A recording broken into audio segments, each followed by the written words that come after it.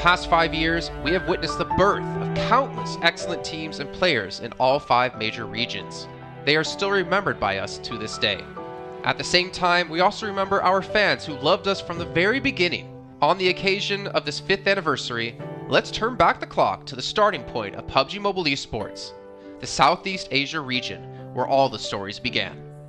As the first world-class event, PUBG Mobile Star Challenge gathered professional players from all over the world. With continuous development, the 2019 PUBG Mobile Club Open Global Finals is undoubtedly the most exciting event.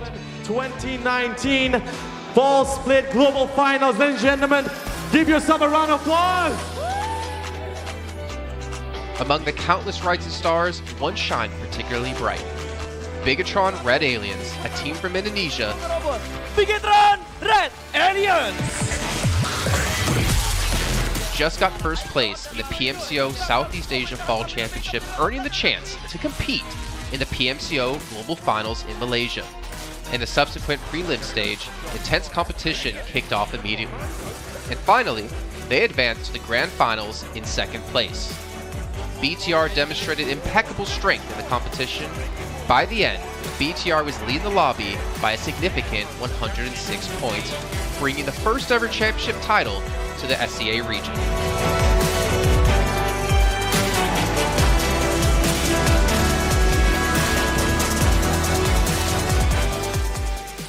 Di saat itu siapa yang gak kenal dengan nama Bigatron gitu? Tim yang punya segudang prestasi, mereka juara dunia di PMCO Global Finals tahun 2019. Mereka banyak banget melahirkan pemain-pemain berbakat, Zuxi, Luxi, Ryzen, Microboy. Terus habis itu Zuxi, Luxi juga saat mereka menjadi juara dunia, mereka berada di masa prime-nya mereka banget. PUBG Mobile Esports always strives to develop and grow year after year. That's why we made sure to continue the support and build the SEA region. In 2020, the improvement of the competitive schedule introduced the World League, which later became the World Invitational. We also launched the PUBG Mobile Pro League, where even more outstanding teams joined the competitive stage. In the 2020 PMWL, BTR once again clinched the championship in the East. This had given Southeast Asia the title of the strongest region in the world. They hoped to continue their legacy at the PUBG Mobile Global Championship, the pinnacle of PUBG Mobile Esports.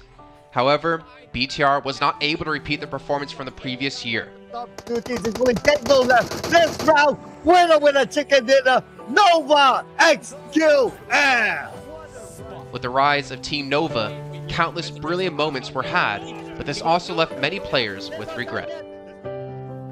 After BTR Red Alien won at the Global Championship in Kuala Lumpur, we thought C region was the best. We thought nobody could beat C region except maybe RRQ Athena, maybe Illuminate the Murder, maybe Mega Conqueror, but C region was the best at the time. And we get to the league. We heard of a team called Nova. We thought maybe this team is not that good. On the contrary, they owned all the teams. They were very good. Let's move forward to the year 2021. With continuous efforts, more teams and players joined the Pro League. For example, Xavier, who placed 3rd in the 2020 PMWI East League, also secured 2nd place in the PMGC East League. FaZe Clan also made their debut on the world stage. Có thể nói 2021 là năm thành công nhất của Dingo Xavier trên đấu trường quốc tế, khẳng định vị thế và tên tuổi của Việt Nam vô cùng mạnh mẽ. Còn với FaZe Clan, đây là năm đầu tiên họ đặt chân đến với giải đấu cao cấp nhất của PUBG Mobile, nhưng lại khiến tất cả những đối thủ khác đều phải dè chừng và e ngại. Undoubtedly, the year 2022 has brought the greatest changes to the SEA region. Vampire Esports emerged, dominating 2022 PMWI, winning both the main and after-party tournaments, while also setting records for most chicken dinners, most eliminations, and more. They were not only facing competitors from the SEA region, but from all over the world. Everyone was talking about VPE and wondering if they can maintain their performance at the Global Championship or if it was just a stroke of good luck. On the last day of the 2022 PMGC Grand Finals, VPE won 3 chicken dinners alone, moving from the bottom of the table to 6th place, achieving the best result for the SEA region. They pulled off another miracle, but sadly, it was not enough to win it all. In 2023, BPE continued their impressive performance. They once again won everything at the 2023 PMWI. 2023 PUBG Mobile World Invitational Champions, Vampire Esports!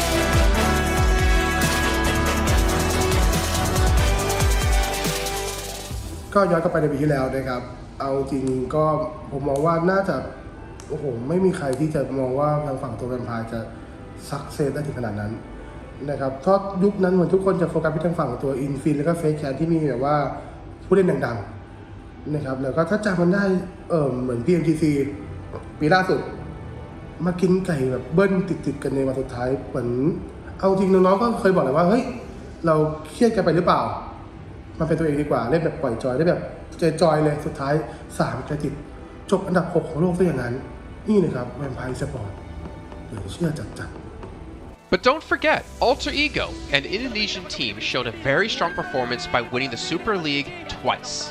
The SEA Super League was an upgrade to the previous championship, which by many is considered to be the most competitive league in PUBG Mobile.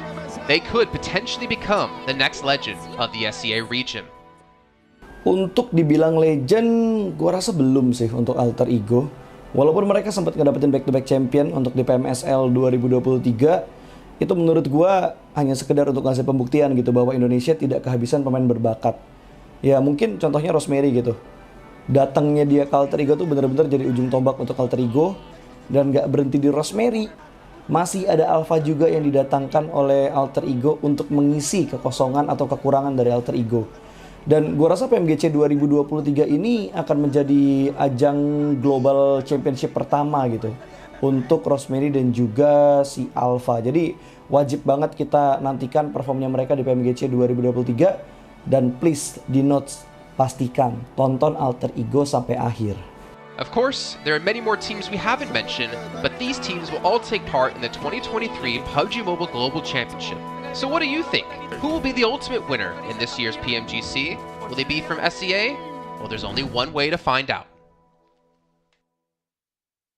Greetings, PUBG Mobile players! The long-awaited Frost Festival is about to commence. In the new version 2.9, we'll be introducing battles filled with a frosty atmosphere. Snow Battle is coming to town. Furthermore, you'll also get to experience updates to World of Wonder and Classic Mode. So let's dive right into it.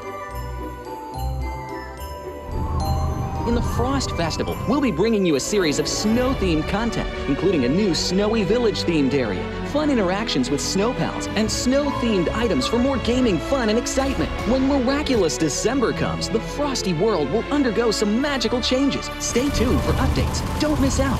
First, let's take a look at the new themed area, Snowy Village. The village covers a wide area of 280 by 150 and has loads of supplies. It's located near Stalber in Erringdale, Iceborg in Livik, and Goroka in Vikendi. In addition to the buildings on the ground, the underground area of the Lucky Ice Tower is also worth exploring. Make use of the two-story layout to experience a completely new battle experience. Sound the bell in the Lucky Ice Tower, and you can even summon rewards. Additionally, the village also has a snow rail, which can help you quickly move around and gather supplies. It allows you to navigate flexibly between different areas of the village and also swiftly relocate to advantageous positions during battles for your team to counterattack more effectively. Of course, you should always remain vigilant to avoid becoming the target of an ambush. What's more, the village also features a special two-seat vehicle, the Reindeer. It's also a great choice for transportation as it allows you to swiftly move all over the map. For intense battles, we've also prepared festive and practical battle equipment for you, the Snowball Blaster and Snowboard. The Snowball Blaster can be used in many ways and has loads of functionality. When you aim it at the ground or a building, it can create a snow pile cover for you. When used on enemies, you can temporarily transform them into lively snow pals to restrict their movement. When facing bodies of water, you can use the Snowball Blaster to freeze the surface so that you can walk on it. It's definitely a practical yet entertaining weapon. After transforming into a lively snow pal, you will be unable to use firearms to do battle. You'll only be able to rely on basic actions such as walking, running, jumping, and swimming to evade enemy pursuit. It takes some time before you can revert to your human form.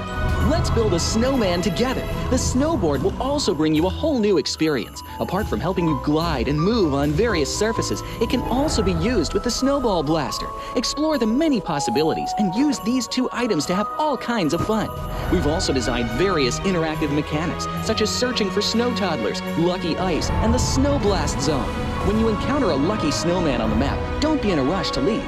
There are 4 lost little snowmen hidden near the lucky snowman. Search for the 4 hidden snow toddlers and bring them back to the large snowman. You'll then receive a token of gratitude.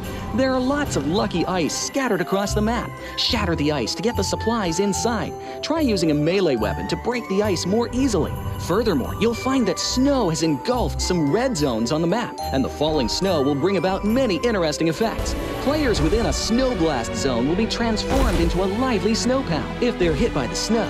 If the snow lands on the ground, a snow pile cover will be created. In this World of Wonder update, we'll be introducing a brand new transformation skill gameplay and a catch me hide and seek gameplay for you to enjoy the transformation skills to the fullest. Of course, you can also use this skill to create more interesting creations. We've also added a Snowy Village map template to celebrate the Frost Festival with creators. Additionally, we've also made some updates and improvements to gameplay devices, game parameter settings, and the editor. For more details, please follow the official PUBG Mobile community. We'll continue introducing the latest WoW content to everyone. As for Classic Mode, we've also made some improvements to vehicles, firearms, creation mode, emotes, settings, and more. First, we've enhanced the designated marksman rifles. Some DMRs can be equipped with the full auto mod to fire in full auto. We've also improved the attributes and handling of some vehicles to enhance your driving experience. We've also added a new garage mechanic. From now on, you can choose your dream ride during matches. Meanwhile, we've also added a custom SFX adjustment feature. You can adjust the volume of some sound effects to whatever best suits you. As for creation mode, we'll be introducing some quick view features for watching the victory dance and fireworks displays and the new Frozen Kingdom themed performance in order to provide players with more possibilities for creative content. Furthermore, we've expanded the emote backpack. Now you can equip more emotes before entering the battleground. That's a wrap for the main content in this new version. In addition, new content will be added to the popularity battle event, Metro Royale, and season rewards. For more details, follow our official PUBG Mobile community. Snow Battle is coming to town. Winner, winner, chicken dinner. In 2020, while the eyes of most PUBG Mobile viewers were focused on Southeast Asia as well as other regions, there was one region in particular that went under the radar, the 2020 EMEA League. Numerous teams from different regions were fighting for a spot in the 2020 PMGC. Among them, the teams from the EU region were the most dazzling. Canina Power, which had previously won 3rd place in the 2020 PMWL West League, managed to break through and eventually won 6th place in the 2020 PMGC. Klastilj Athletics from Turkey also successfully took 8th place. For the entire EU region, this was a great start, and in the future, the EU region would grow into an even stronger region. The EU region seems to have endless potential. They always have a number of astonishingly talented newcomers. In the 2021 PMWI, in addition to the veteran team Canina Power taking 2nd place, the newly reorganized team in 2021, Next Ria, Xenox in the smokes, the solo by themselves, surprisingly won 3rd place. The EU region seems to just have endless potential. There's always a number of astonishingly talented newcomers coming up through the ranks, developing their skills, and in 2021 at the PMWI, you had some of the veterans there for sure. Canina Power taking 2nd place, an incredible performance coming through from them to get that 2nd place. But not only that, you had the reorganized team for Next Ruya in 2021 who won PMPL Turkey. They came 1st in their region and then were invited on the back of that to the PMWI West to take 3rd place. So these new talents working as this new roster at the time, a phenomenal resurgence there, and there's so much more left in the pipeline, I'm sure, for this region. I'm really excited for what the future has, and I can't wait to see what they've got. In the 2021 PMGC, teams from around the world gathered once again. First of all, worth mentioning is that among all the participating countries in the Grand Finals, Turkey had the most with 3. Among them, teams like S2G and Next Ria finished 4th and 6th respectively. This was a massive achievement. The efforts of the EU region are constantly bearing fruit. Now they just needed an opportunity. 2021 yılında Dünya Şampiyonası istediğimiz gibi başlamıştı. Çünkü West aşamasında 3 takımımızı birden ilk 6'ya sokmayı başardık ve büyük finallere 3 takımımızı göndermiştik. S2G 4. olarak buraya katılma hakkı kazanmıştı ve kadrosunda Rip7, Timber, Kalse, Sylas gibi isimler vardı. Büyük finallerde ne yapacağını çok fazla kestiremiyorduk temsilcilerimizin çünkü dünyadaki takımların iyi performansları söz konusuydu. Büyük finallerde temsilcimiz S2G 4. olmayı başardı. Nexu'ya 6. olmayı başardı. Maalesef Fenerbahçe ilk 8'in dışarısında kalmıştı. Ama bu takımın ileride çok iyi şeyler vaat ettiği konusunda herkes hemfikirdi. Next, let's go directly to the 2022 PMGC. At a time when everyone was focusing on whether Nova could win 3 consecutive championships, a team that was not originally a favorite to win was about to become the focus on the stage. S2G performed consistently in the first 2 days of competition, always maintaining a position at the top of the leaderboard. And on the final day, S2G changed its conservative tactical strategy and sought to gain more elimination points in the last few rounds. And in the last round, S2G secured the championship with 15 elimination points. Champion of 2022, it is S2G! They finally broke through and made history for the EU region. 2022 Dünya Şampiyonası bizi büyük zaferler getirdi. Tabii ki Dünya Şampiyonası başlamadan önce bu zaferlerin geleceği konusunda çok bir fikrimiz yoktu. S2G kadrosunda bazı değişiklikler yapmıştı. Takıma yeni katılan oyuncular vardı. Özellikle Reis ile birlikte takımın form seviyesi gerçekten çok yüksekti. 2022 Dünya Şampiyonası finallerine 2 takım göndermeyi başarmıştık. Bir tanesi S2G, bir tanesi Fireflux.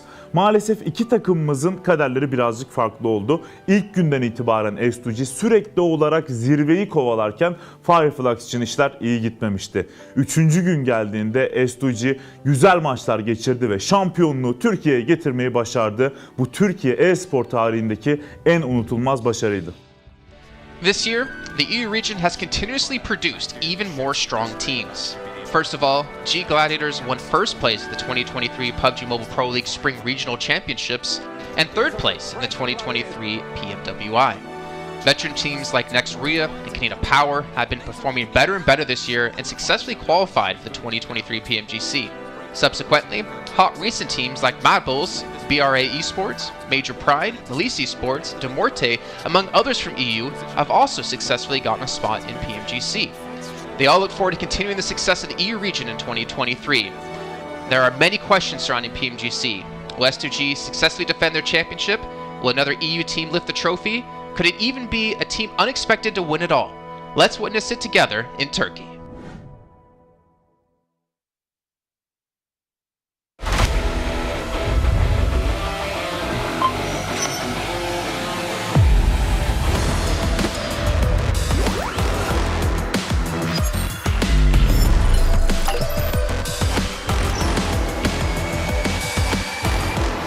Gold Investigator.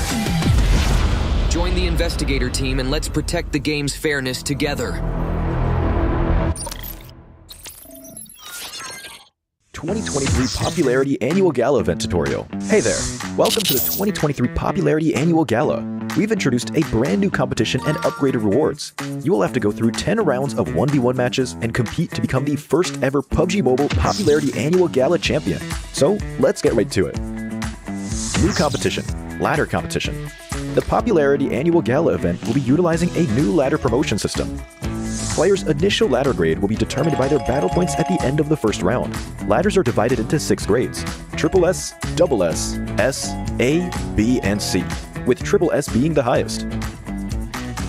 Ladder promotion rules. Players are ranked based on the popularity they gain during the battle period. For rounds 1 to 9, the ladder results are settled at the end of every round's battle. Apart from ladder grade C, each ladder has 100 spots, with the top 20 promoted, the middle 60 retained, and the bottom 20 demoted.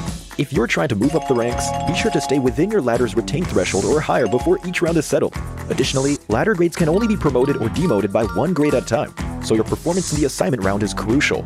Be sure not to miss it. Final Showdown. Based on the rankings from the previous 9 rounds, round 10 will be the decisive showdown to determine the final rank and ladder grade placement, including the champion of the 2023 Popularity Annual Gala, who will emerge as the ultimate winner. New exclusive rewards. At the end of round 10, rewards will be issued based on the player's ladder grade and final rank. For outstanding players, they will receive exclusive rewards that can showcase their supreme honor both in and outside the game. In-game rewards include the honor title, honor name tag, and honor avatar frame. which are sure to make you stand out. Moreover, there are also physical trophies, interviews, custom-made popularity gifts, official social media promotion, game exposure, and other exclusive honorable rewards. Gain global renown both in and outside the game. What are you waiting for? Participate in the 2023 Popularity Annual Gala now.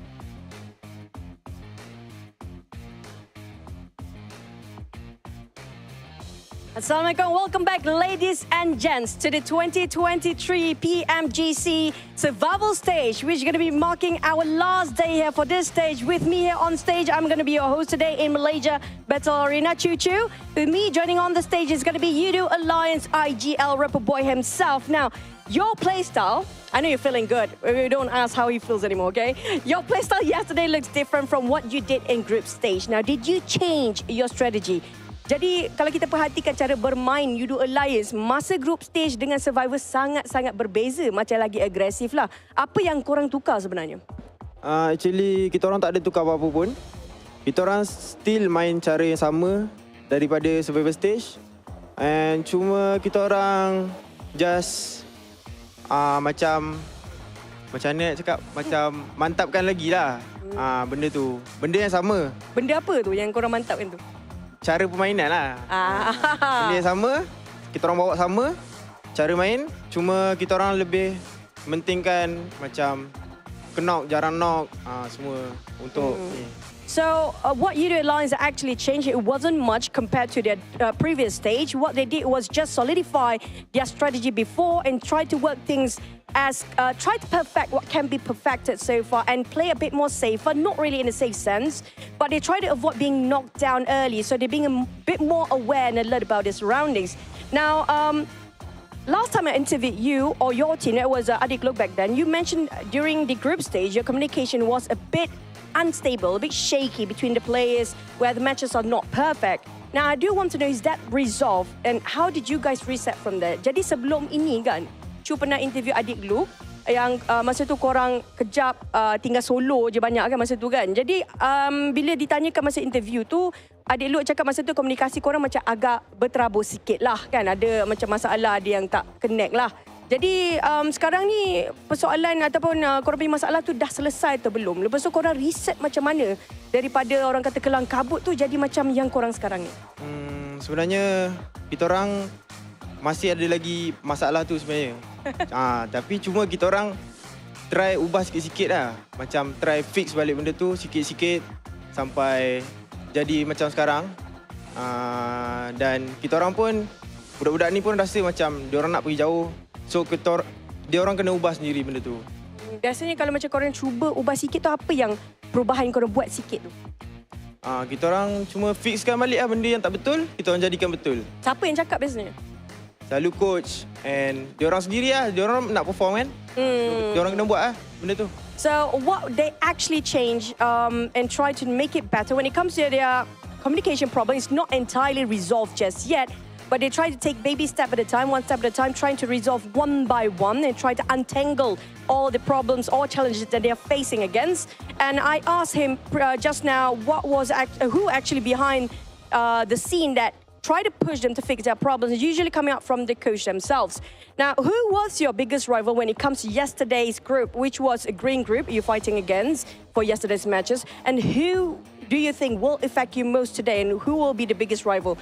Jadi semalam daripada green group, kita tahu group yang berlainan semalam dengan hari ni korang akan lawan dengan red dengan yellow kan. Jadi untuk green group, siapa cabaran paling besar korang? Tapi untuk hari ni punya group pula, siapa orang yang akan korang tengok sikit? Untuk group green, saya rasa Macbull lah. Sebab dia point tinggi kan. Tapi kita orang tak pernah jumpa dia pun. Tu lah. Tapi dia pencabar. Lepas tu untuk hari ni, Mungkin saya rasa INF. Kenapa? Sebab dia first day dia dah dapat 70 berapa point lah, macam something kan. So dia dari ni mungkin dia boleh naik nombor 1 lah untuk hari ni. Dari segi point sajalah. Ya. Kalau daripada segi dalam map, ada So tak? dalam game saya rasa diorang tim yang kuat lawan. Diorang tak kisah apa-apa lah. Memang diorang lawan je. So kalau kita orang jumpa dia, mungkin kita orang boleh bagi fight lah untuk diorang. So, coming out from Udo Alliance, the strongest contender coming out from Green Group possibly was Map Bulls because of how they can just pull up a lot of points within a map and how they can push themselves high up there. When it comes to today's group, it might be High Chance Influence Rage or INF, where they do have a bit of a contender when it comes to fighting, when it comes to team fight, they're pretty strong themselves. And when it comes to placement points and overall point ranking, they might actually have a shot at getting back that number 1 spot.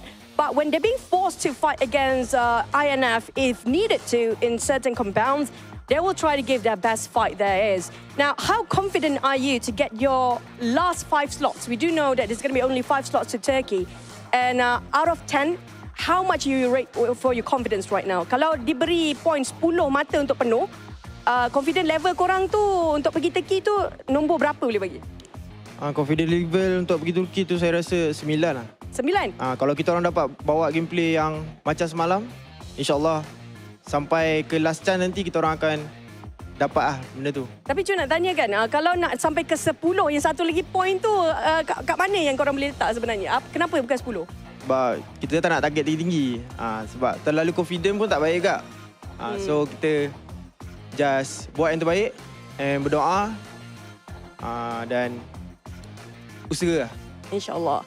So they do have quite a confidence here today when it comes to their confidence level. Out of 10, you will give it a 9. I did ask how to fulfill that 10% confidence. How can you get a 10% confidence? And what was that 1 point that are lacking right now? Is that it's not really lacking that certain aspect. It's just, it's not great to be overconfident as well. That's actually a great insight coming from players. If you get overconfident, you are prone to make mistakes even more. Thank you so much, Ripple, for such an insightful interview.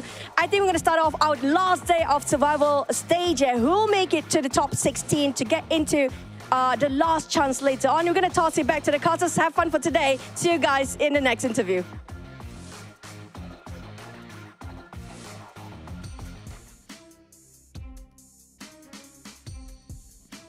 Oh man, we're here for the last day of the survival stage, and we got to hear from Alliance there, and obviously their thoughts on the match. But I think we're kind of thinking they're relatively going to be safe, where our attention is going to be down towards the bottom teams right now, who have only, of course, their 6 matches played, with their final 6 to come up today, to see how things might potentially shake up. Alter Ego, they're going to be looking at this and watching with a bated breath, hoping that they can hold on. But we'll see what's going to happen today. I'm your host, Jason Kaplan, joined by Max Van and Kalaris, and honestly, yesterday it was tough. Malise getting a victory at the very end of the day to catapult themselves up the leaderboard. For them, it might have been just enough to get themselves through to the next stage. Maybe. We will see. I'm worried for them as well, Jason. Obviously, yes, you mentioned Alter Ego. They're extremely in the danger zone. But I do also think Malise might be as well. I think that there's a lot of teams below them that have extreme capability of jumping out of that bottom 8 and being able to overtake that 46-point mark that Malise has put themselves in. The fact that they got a win at the end was a lifeline here. But it might be absolutely down to the wire for them. I don't know if it's going to be enough. There's so many teams that are going to be racing up there. Maybe they're going to be held by Influence Rage. They're just going to steal points of every other bottom team, apparently. But no, at the bottom is going to be tough. You got a lot of competition here. And pretty much out of all the teams competing for one of those bottom spots to make in top 16, half of them are going to be completely sent back. Well, they're going to be completely eradicated after these matches. It's a bit dark, but yeah, so it's going to be tough competition here. But one single win, because it's such a small gap here, Jason, could be enough between you going home or making it into last chance. I'm honestly getting a feeling we're going to have that bubble be a tiebreaker between 2 teams, and it's going to come down to dinners potentially, or placements, or obviously eliminations later on. But we'll get to that in just a few. You guys at home who are watching, all of our players are participating on the Infinix GT10 Pro official smartphone here at PMGC, and you guys can pick one up because it was born for professional esports athletes like you at home and maybe we'll see you next year at PMGC. And of course, while you're on that lovely device, make sure you check out TikTok with the tag PMGC 2023 to find out everything happening behind the scene. Hopefully some interviews, maybe Chuchi's been running around throwing up some stuff for you guys to see. And of course, if you're going to post about PMGC, make sure you use the hashtag as well so we can see what you guys are up to. And speaking of what we're up to here, it's really breaking down what's all happened yesterday, what's to come today. Group Green, if you guys haven't tuned in, they are now done. They have to sit back and watch the last two groups, which honestly for Group Red is going to be very difficult considering, as we said before, Claris, Group Yellow seems to have been the strongest group by far. Yeah, I mean, you started things off right with... it's a ridiculous notion to think about it, but Influence Rage is still in third place after only 1 day's worth of games. That's crazy. 77 points to their name. If you are a team like Melise and Alter Ego here in a position where you've got no more games to play, you're hoping that Group Yellow can just continue to do what they did prior, right? Which is sponge up huge points that are already above you and really give not much to those bottom teams. So Influence Rage, BTR, even, you know, Alliance that we've just actually been speaking to. Technically, if they continue to sponge up points, that would be excellent for some of these teams to try and survive. I just don't know whether that's going to materialize here today. Look, you just reach out to the analysts or the coaches of these two teams, like you talk Alter Ego reaching out to other teams like, oh, I heard that someone's going to hot drop you. Maybe you should go drop in Zaki. Oh, that would be really good. Should definitely do that. Just try and mess up with their mental game. But yeah, it's going to be down to, as you said, Jason, maybe a tiebreaker also, as we're going to be now having Group Red and Group Yellow against one another. But I'm looking, especially here, and I think Kalash, you might agree, at D+ Kia, I want to see them qualify. Currently in 15th position with 35 points. We know this team can do better. So I'm hoping we can see D+ Kia at least advance in the last chance of this stage. And what's important to note as well, only one team right now is officially out of this entire event. It's going to be Quest, because unfortunately they played all their matches and they're in 21st place. So there's no chance for them. But I still want to kind of poke at this, even though I don't think it's going to happen. Like, Influence Rage technically have the ability to be like, you know what? Why don't we just drop on BTR every single time, because there is a world where they can prevent BTR from qualifying if they can force them to have these bad games. Oh, BTR? Why BTR, Jason? Is that just well, I'm just looking on the list in the sense of like who potentially could be one of their biggest competitors to get one of those only 5 spots available in the last chance event. I don't know. You're gonna get a few DMs. We'll see. But yeah, of course they could do that. I think doing it on the first half of the day, Jason, might not be the best course of action. But I think if you do it later on down the line, if you see, for example, I'm looking at D+ Kia, I'm looking at your Nigma Galaxy, maybe also, as you said, BTR or Procedure Evos, if they are lower on the rankings at the middle point of today, it could be a good idea, especially if they drop next to you or they have a very similar rotation path. I think that's something you really need to look towards to try and clear that for the last chance if you really want to make it that far. So yeah, it could be something interesting for Influence Rage, even teams at the top that are going to be looking comfortable after these first few matches, but hot drops could be happening later on if they really want to clean up some competition.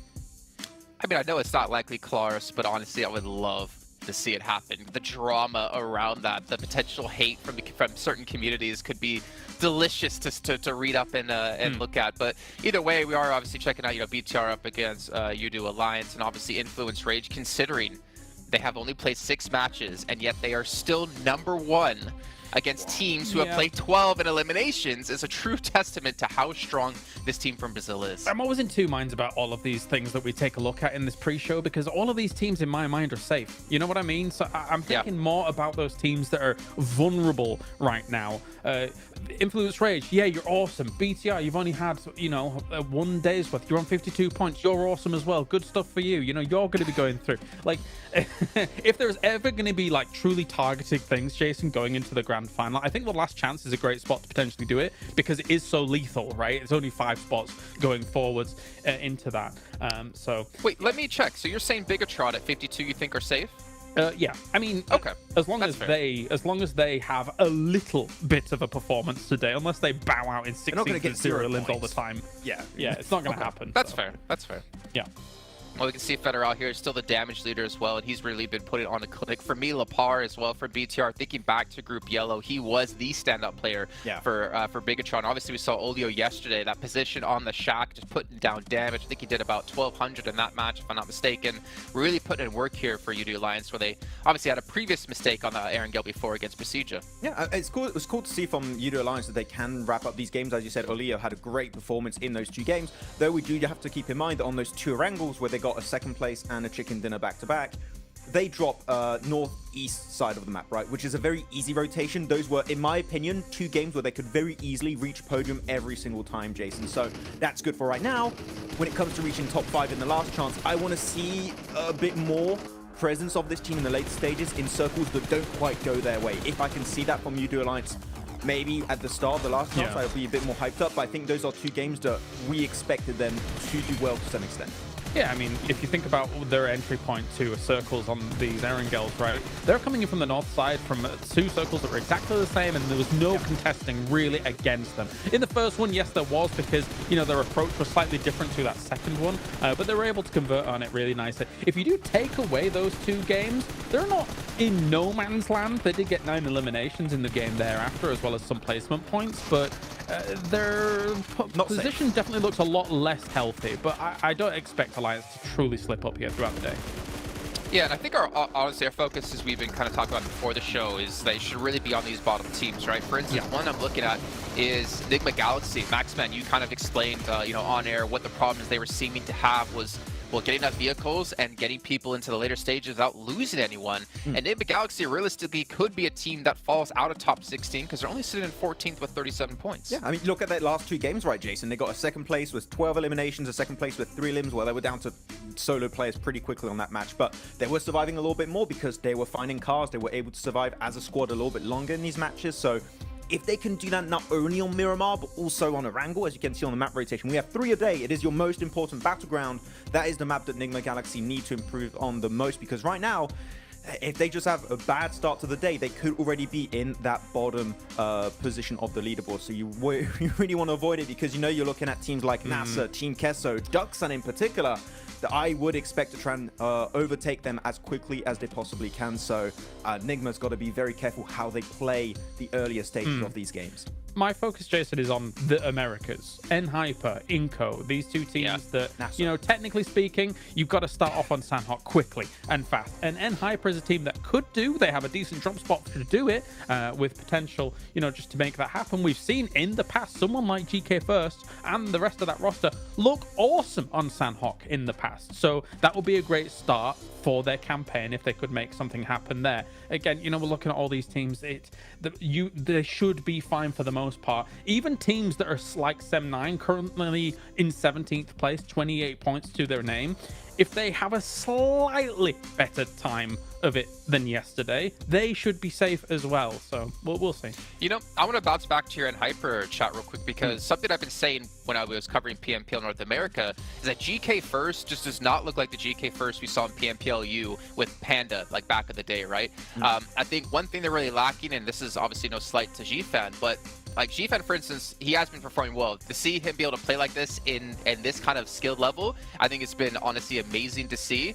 But if you compare him to Kindness, to Rin, obviously FS playing in the team at the moment, there is a night and day between how powerful the roster can be. So it's kind of unfortunate they're not really fielding that full squad. I think when GK First looked at his absolute peak in our region, I feel like Panda was ahead of the meta in the region at the time, and they were enabling GK First to look absolutely spectacular. But as time went on, even in our region, they slowly kind of dissipated a little bit in terms of power. That was the rest of the meta catching up with them. So for them to go over to the Americas and try things out over there as well, the Americas is no slouch either, let's be real, especially when you include Brazil in that mix. Yeah, I was gonna say North America maybe. When you do Americas, it's a little bit different. But even then, right? I thought GK First would have dominated North America. And he didn't. It was actually like his teammates were to be the one to do so. So maybe a change in position for him and his team. But it's been rough for N-Hyper, honestly, this year, I'd say, Max. I mean, sometimes you're going to be also rotating the role internally, right? Maybe sometimes you could just play as the off-angle play, etc. But I think that when he was playing with Panda back in the day, or like TJB also back in Europe, you have your very core roster, which is all formed around that fragger, right? And of course, you're going to be set up in a specific way, which enables a specific playstyle for you. When you start changing that roster, you can't get away with the same kind of plays. You can't play the exact same comfortable fragging role that you used to do. So I think the big changes like that are going to maybe not hurt you. Sometimes it can be a positive change. In that case, it didn't quite work out. And when you have this roster change again in PMGC, GK First, well, he's not first now. He's like, what, 1,701st now? Some silly number. Yeah. Some weird number. GK first was really good, but it does change the whole dynamic of how you are used to playing the game. So, of course, you just don't have the same communications. The angles taken maybe are different also in the fight. So he just doesn't seem as comfortable as he used to be. But we know he has that potential. Just needs to get back to that, like, glory day kind of. That's the unfortunate part, and I swear this isn't the Hyper show. It's just we have so much information on them from back in the day. Is he wasn't the fragger for the team in PMPL Americas or in PMPL North America. He was more, I guess, supporty. It was kindness to be the real star of the team. And now for GK First, he has to go from being a little bit more supporty to potentially being the star for the team, which is really hard to switch up, especially when you're asked to do so in an event of this caliber. But maybe look at some other teams like Inco. If we look at all the Brazilian teams and the success they've had, obviously Alpha 7, Loops, Influence, Rage, Inco has been a little bit underwhelming. However, I will say one thing. Nenebetcha yesterday, we saw that like 1v whatever out of him.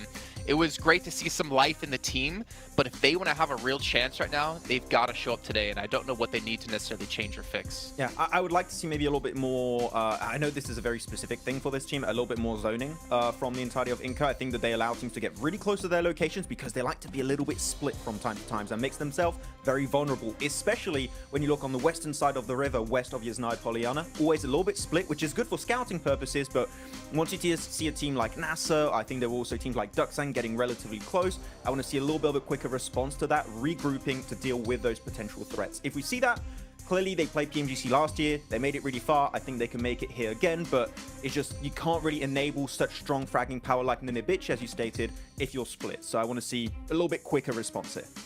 Okay, obviously there's so much more we could chat about here, but it's time to kick off our very first match here of our final day of the survival stage. It's Group Red up against Group Yellow. And we're going to kick things off by throwing over to our casters of Jackie and Blake. I've caught it. It's all right. Thanks, Jason. Thanks for throwing that over. As we're in position blank for, hopefully, a day that continues on with the trend we've been seeing. Because every day feels more explosive. It feels like the quality of games we've been getting has been really, really good. So I'm hoping that carries on now into what will be the last day of the survival stage here. Yeah, we've kind of been on that next hype coming into day 3. And it's pretty crazy, the amount of differences and changes that has been coming through. Obviously, we're trying to focus a lot more on those bottom side teams who are in danger, right, of not going through. Malise Esports was a big one yesterday. What an incredible win they had right at the end of the day, but has it been enough? That's the question. Alter Ego similarly in a struggle position just behind them, 44 points to Malise's 46. So we'll see what they can do if they can remain in the lead here. It's all very stressful. Enigma Galaxy didn't have the most amazing day yesterday, definitely stepped it up towards the end, but their rotations coming off the rip were catastrophic. It was a little bit stinky, I will say that. Yeah, a bit smelly. A little bit stinky. So hopefully there's improvements there, man, because it would be a shame to see him kind of like limping through it again. Because, yeah, I don't know what it was. It felt like they had an allergy to vehicles yesterday. Only one between the 4 of them most of the time. And a lot of kind of, I don't know, silly moments of shenanigans, really, where it felt like they could have just stayed pretty, sat where they were and been content. And instead, blank, they were roaming so heavily, they were just getting picked to pieces. But we'll put a pin in that. It's a thought for another time. We'll see if they reflect changes today. And we'll see what we get here as we go into Sandhawk. Yeah, straight off the go on this one into our day 3s, where we'll decide our bottom 8 teams and the top 16 that'll be heading through to the last chance, battling out for those top 5 spots. Obviously, we're already getting teams dropping down into the map. D plus Kia up towards Paradise Resort. They don't have to contend themselves with a hot drop, it would seem, in this position, with Brute Force heading up towards that northern side of the map in Tap Mok. Very much open now with Alter Ego no longer playing up towards the position. Team Keizo takes up residence in Gladiator's spot. They get a lot of space over on that northwest island now. Alongside, we're playing Camp Alpha. They get to spread across the north side to BTR, starting things off strong. This is down towards that southern side, finding a pick off over towards N-Hyper, who consistently keep losing players at the start of the game. This is not what you want to see here, Jackie. No, very unlucky start for N-Hyper. For BTR, Shu being on the other foot, this is a great opening storyline for them in the sense where, hello. Everyone's on a move. They might be taking a few shots here as IHC have caught whiff of Udo Alliance barreling their way down through the sky. But I say, man, for BTR, at least it's the fact that if you can come out, flex the muscles a little bit early, kind of put the pressure back on, I think that bodes well. Because we were saying on the desk, you know, there's chance that potentially some of our teams will want to target them a little bit. Similar story with Influence Rage, just because the sheer buffer of points they've already built.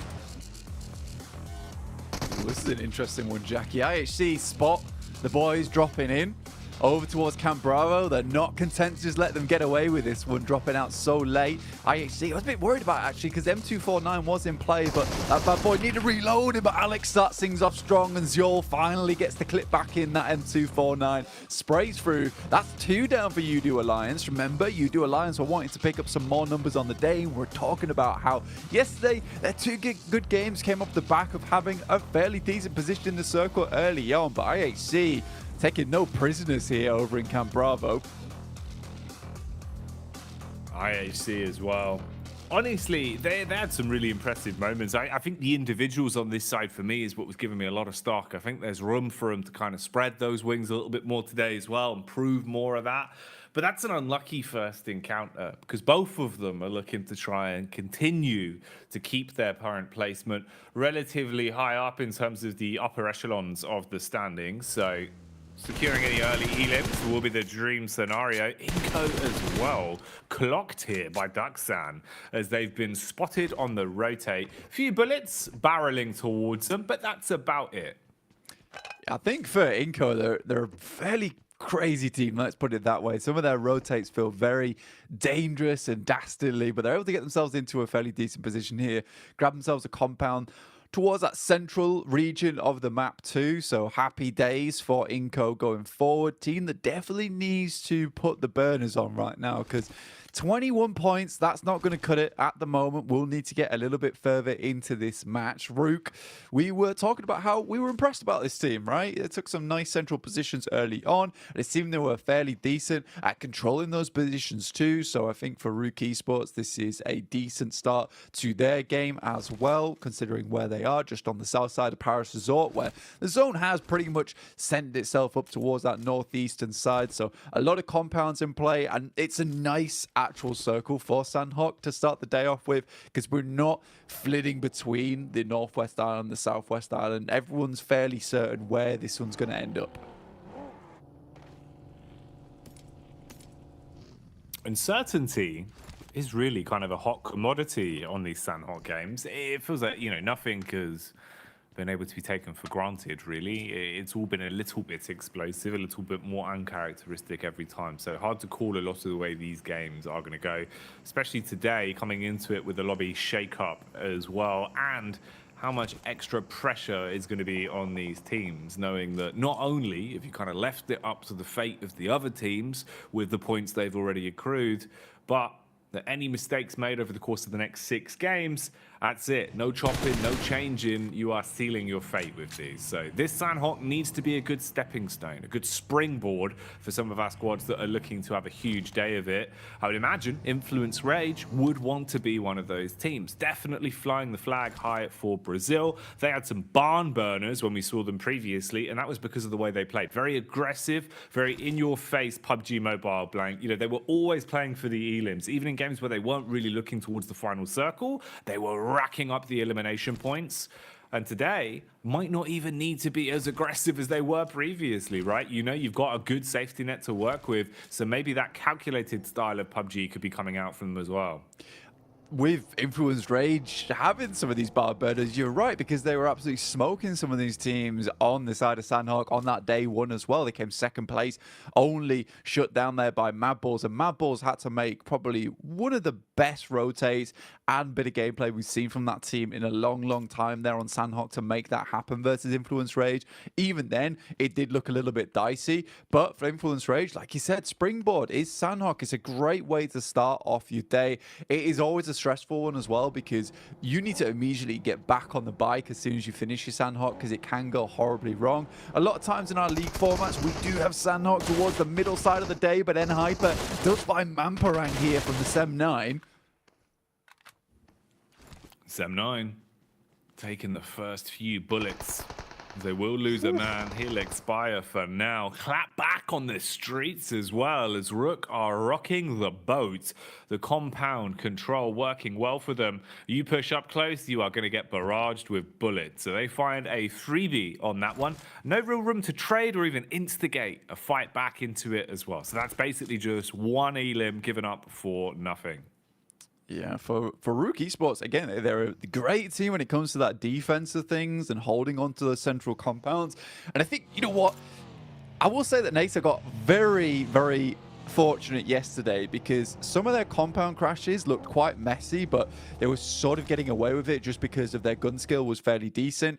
But rocking up to a compound like that, you're not going to find an easy access, easy entry point, especially with some of these teams coming in from Group Yellow, who we know are absolute powerhouses. So for NASA, sort of an unexpected approach for them.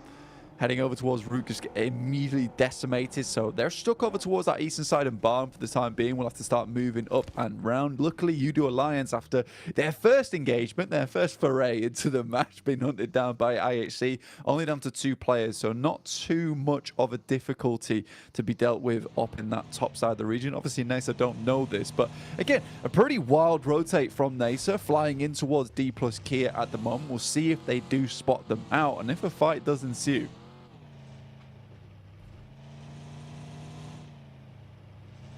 Sem9 on screens now as well. The rotate here. Obviously a man down with Mang Parang being finished off into that previous encounter we saw. Okay, D plus getting stuck into the thick of it here. They've actually found the open back door onto NASA. So not only do they have to worry about the potential of being caught by Rook on the getaway, but you know you're being chased in as well. And this has really fragmented them quite heavily. There was already 1 player removed. So now with the follow-up knock, you're down to just 2. They cannot at all contest this. They have to give it up for free. So that one will be hard firsted onto, and the elimination will be secured. So they kind of breeze out, just looking to instead make a bit of space and distance between the squads that were starting to pen them in. BTR here, though, they've got their ears open, listening for the audio cues, and it seems that they've caught whiff of where Sem9 are, a few steps ahead towards the compound. They might want to see if they can sneak up on this, make a bit of a fight out of it, Blank. Yeah, this is a cheeky 4v3 coming in, and remember, it was BTR that took down Mang Parang earlier on, so this is a full-on hunt coming through. The silver bullets have been loaded in, and they're looking to take down the werewolves of Sem9 off in the distance, the hunters on the prowl here. So for BTR, I'm pretty excited about this prospect, right? You know, they realize that they have to move forward, but what better way to do it than to let Sem9 get a little bit further ahead, then understand that their fight to push into the circle, not only do they have that buffer in front of them with Sem9 sort of been that guarding block, but they also know that if they eventually want to, they can make a really strong crash onto them. NASA, I will say they look a little bit lost there. You know, I even talked about earlier on saying it was a bit of a bold push to head underneath Paris Resort. Again, sort of feels like what we saw from Nigma Galaxy yesterday with some of these greedy rotations, trying to hit central. Sometimes it's just not possible to go for whatsoever. You just have to play it on the edge. And I think for NASA, that should have been a realization that came through a lot sooner. Influence Rage over towards the center of the circle now, just hovering around the side of D plus Kia, but they're set up in a very, very strong spot, and it looks like no one's wanting to challenge them, and you can sort of understand why.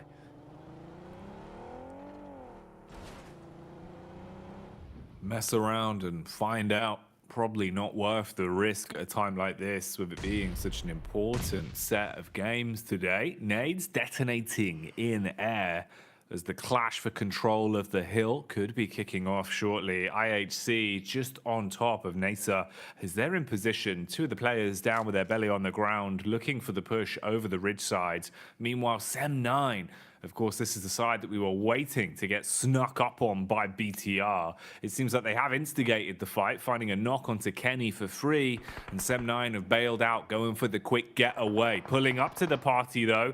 That's what we're seeing here. Influence Rage get a chance in the limelight. A clash between the 2 teams as they go back and forth. First man falls as Lil Boy takes a heavy hit. Will at least trade onto it. So you're looking at a raw 3v3, but the DBSs are singing, Blank, and the compound is looking a little bit iffy now. Nice plays from Team Queso so far. Some really good nade usage. Federal as well as Law last remaining, looking to push onto the building. Law comes in with the DBS from the side, looks to maybe pick up his teammate. Molotov out the window, prevent the run out, and there's a nice shot there from Federal, which will finish it up. And at least Influence Rage get away from this fight with 3 players. Looked messy at the start, but a really good comeback there. Nice bounce back coming through from Influence Rage, being very elastic in their engagement there. Good stuff indeed. Love to see it. I'm also happy with the fact that Team Queso decided that they take the fight on that one, Jackie. You know, I don't think a lot of other teams would have the balls to do something like that. And it started off fairly decently, but the amount of pressure that Influence Rage is able to put on like a switch, it's really difficult to deal with.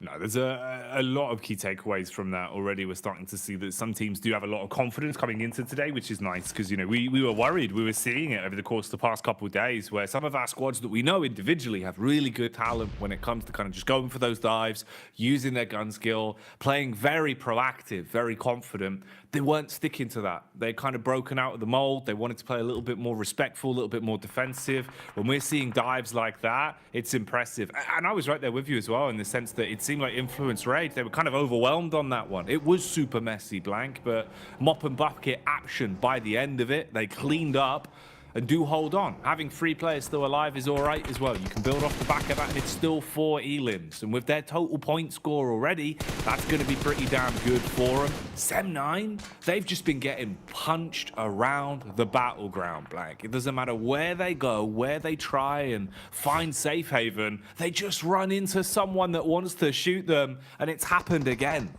Yeah, unfortunately for Sem9, it's just really not a really bad situation for them at the moment. I mean, 90 Depp is 90 feet deep at this point in time into the ground with Inco taking him out there. But BTR, I think, have just caused them so many issues from that get-go. And I love teams that, you know, you find one pick-off and then you just follow a team into the circle, right? Because eventually you're going to find a way in. As long as you keep tabs on that team, it's very, very nicely done from the Indonesian squad. So very much happy with the way BTR played that one out. We do get another circle shift. And to be honest with you, these circles have been pretty hectic, right, all over the place. We started over towards this western side, moved a little bit further towards the east, and now we're heading southeast again. So in this situation, you're looking at N-Hyper to have a decent spot, which it would be if they hadn't have once again lost a player early to BTR. It's just this carelessness in the early game that seems to be coming back to bite them a lot of times. And with a big old set of teeth as well. No nibbling, big bites are what we're seeing. Awful lot to get done into this one. Then FaZe seem to be taking a couple of pot shots from Duxan as well. Duxan have actually looked a little bit more proactive. Similar kind of story for them. They've been getting thrown into a few of the fights. Fighting is all that we've seen from Udo Alliance. Even from the moment they tried to drop into the action, they were losing players. And again here, they will finally go down as they fall out of favor towards the end, being finished off. And in the fashion of feeding points to the last place team as well, giving over those 2 elims. D-Plant's back on screens here. They've also been roaming quite a bit, looking to put the pressure on where possible. Influence Rage, in the meantime, seem to have found FaZe and just wiped them off the face of the earth, Blank. They're gone.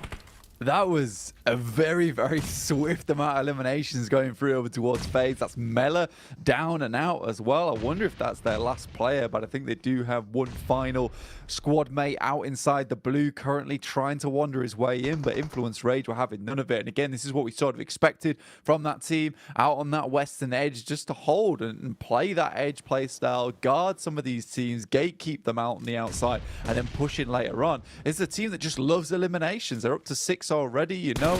Again, that was one of their main MOs on that day one, which was picking up eliminations every single match. It was very hard to keep up with them in that, right? Nice shots here from Nigma Galaxy. Again, we said that some of their rotations were catastrophic on that first day. However, they did bring things back somewhat in a fairly safe position if they keep putting up these points. Right now, they're holding their own versus Nigma Galaxy with Coops on the outside, taking down many of the members here from D+ Kia. back and forth affair. Bullets being thrown all over the shop with IHC on the outer edge, even finding opportunity to punish towards NBE Sports. DK Plus trying to back off somewhat here as well. They've got a nice amount of map geometry, at least, with some of the rocks providing cover from the fight down towards the hillside where Namiga are pushing from. Duxan go out in the meantime as BTR have won the battle there. It seems like nades were the real big payoff as they blow them away. And this is just so much utility that's being drawn out from our teams as well. Constantly bullets firing overhead as you're so closely grouped and you're looking to at least contest, basically trying to weather the storm on this one and survive with the amount of infighting we're seeing from different teams. Third party alarm is ringing for DK as they see the opportunity to strike. Running away as quick as you can. I don't know if G-Fan's going to be able to make moves quick enough to get out of it, Blank, as they are hot on his tail. Yeah, just about makes his way out of there. FS looking to deal with Brute Force now, who wants some more points on the game. Tries to get the quick flick off with the DBS, but flies around the corner. Wings sprouting out the back of his back there. Looked really, really good. And it will be YDD to make himself into a little compound, keep himself safe for a little while. We get a northeast shift on the circle. Does support IHC somewhat, but Influence Rage still gathering the storm on that western side, starting to push their way in, getting shot at by 3 different teams, yet they're about in the circle now. Oh, the last second heal here coming in. One that was direly needed. Fist Boy, he had to get the bandages on that bloody fist as he was quite low on the old health, but been able to reset himself and at least get back in the fight for now. Rook are all around though, but Rook are getting rocked again. Default falls over as he'll take a hit from Namiga, now making their move down the hill as well in the vehicles. Bit of a split from them, so they've got a nice setup to work with here. Fistboy could always backstab in the rear as well, depending on how this encounter actually goes. And there's so many fights all occurring at the same time. The fact 7-9 are even still in this lobby is quite interesting. They were just getting absolutely bullied. They're trapped up there, just lurking towards where BTR are, and they're going to finish them off now. Zone's going to start to encroach further in as well, so pressure starting to mount on all of our squads. The few compounds that are up for grabs, Blank, you got to fight tooth and nail for. There's no freebies now. Influence Rage leave the game, but with 7 eliminations, feeling pretty happy about this one. Similarly, BTR have been doing fairly decently in this match, and you got to love the way they've been pushing in, slowly taking out teams, more of like this an assassination playstyle. Nigma Galaxy up to 5 eliminations now for themselves. Coops and Co on the top side of things over towards that western edge. They still have to push in towards a lot of compounds. I would say this is one of our more heavily compound-focused Sandhawks, even there's only 2 in it, with maybe a shed towards the center. But this is big news for IHC on that north side. We talked about how they wanted to pick themselves up some more points coming in towards day 3 here. Keep pumping it up. Rook finally falls around me. Only 1 point found. That was from what was a very central position early on there, Jackie. Oh my. And this might expand quite quickly, Blank, because the damage is not stopping. Constantly berating each other here with the bullets. And they're going to be slowed down somewhat. A couple of knocks on either side. Whoa. Here's the aggressive play, though. Just peeks up into it over the top of the hill. Absolutely assaults them. Cuts his way through them like a handsaw, Blank. And fragments the numbers. The zone's now coming in as well. Coops has the DPS pulled out. He's worried about the up-close push, but it's the nades that are going to secure the bag on this one. If you can get it just over the back of the rocks, with how low they are, you're going to go down to the zone. Finishes off the first man and just leaves them in a world of pain. Coops has got nothing he can keep here. Yeah, just pushing the points a little bit further. I really like that grenade as well. Doesn't go for the risky one that hits behind the rock there. Instead, just tries to get the splash damage through to at least confirm the player that was attempting to be rezzed on the backside. And it keeps Coops in a position where he has to keep healing as well. So, very nice play there from IHC. Up to 7 eliminations themselves. BTR in a similar story. Nigma Galaxy did get 5 eliminations on the map, but I do believe this is probably going to be a 7th place for them on the game. D plus Kia. Goodness me, Inco tear them apart, shred them with the claws. Meantime, they slowly walk their way in, but IHC is absolutely giving it this game. IHC is just roaming, fighting, and absolutely bopping 9 elims already. Great position as well in terms of where they're situated. Coops finally goes down to the zone, so he's taken out of commission, and we know that they're removed, leaving us with the final 4 squads that we have to fight it out here. This is not going to DBS inside of the trees. Straight Hunger Games level plays to be made as he wants to keep himself out of trouble for now. Pretend he's a rock blank, because they rotate in, get involved with the fight where possible, and aim for the placements. IHC, from going from such a position where they were on a tear, they've just lost so much here, losing the grip on the game and going down. Just tons of info being gathered from this as well. And BTR not realizing his position could be critical. They're just focusing on the raw fight versus Inco. Yeah, set up for this fight as well. Currently they've got high ground. They don't want to let Inco get too close. They understand that only 3 players, they don't have the most amount of sightlines in the world, and pre-pod could be very much that hidden factor which is going to cause some steps up into Sitar. Will flush him out here as well. He's dodging and diving even whilst he's on his 2 legs there on the ground, but that will leave BTR down to 2 players, and Prepod might have just secured himself a bit more time to this game, maybe even get himself a 2nd place. And you were talking about it earlier, as the lowest placing team right now, Brute Force desperately need these points. When an event J comes in, will take him out, and it's a big test here for BTR now. For BTR, how well can you perform as just a duo? It might be the flank that makes the difference though, Blank. Look at the setup. Oh, he's got himself in position, but they've got their wits about them, spotting him out with the eagle eyes and deny the surprise. BTR go down in 2nd as the chicken dinner is claimed. I love that from BTR though. All things considered, Inco did a good job to get themselves some much needed points here on the day. Even though they failed at pretty much every single high five here, I would say they've not failed in the game there. That was really, really well done. And I think being able to spot out that player from GemForce was very, very important in that late game, because it could have been a very different story otherwise. But for BTR, you love how much effort they're putting into these games, because even that situation, you would see teams falter and just kind of squabble and run around towards that top side on the hill. BTR realizes in this 2v4, realistically, we need some sort of edge. We're going to need to send GemForce downwards while Sitar holds on that northern edge. So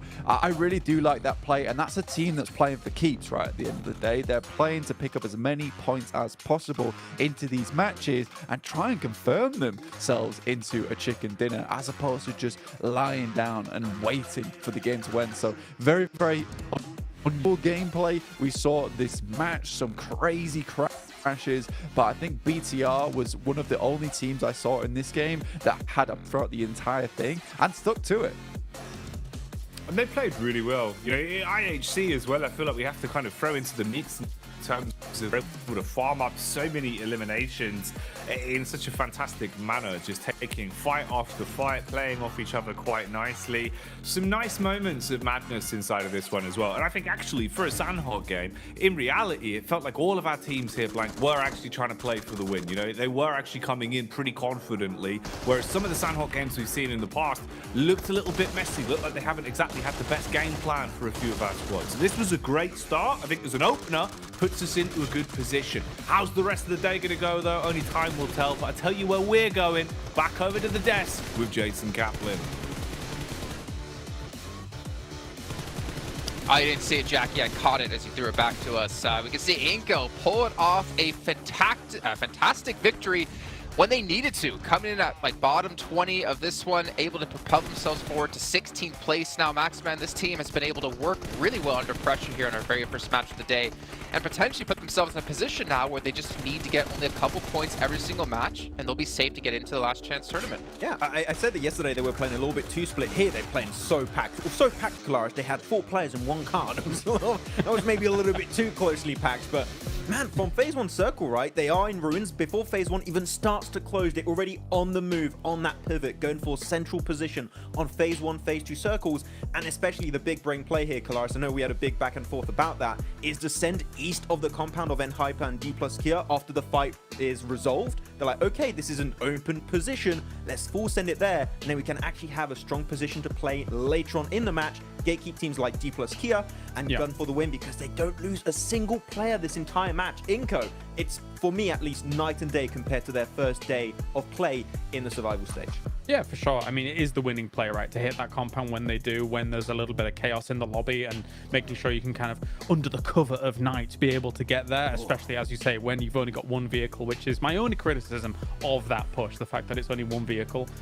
But yeah, I'm looking at my watch now, Jason, and it seems like it's Brazil o'clock once again for them to start dominating another tournament, potentially, because we've got yet another Brazilian team looking excellent here on this stage. I mean, of course, with the kind of pedigree and history of Inco, it's not too surprising, although they've floundered a little bit in some of the prior stages.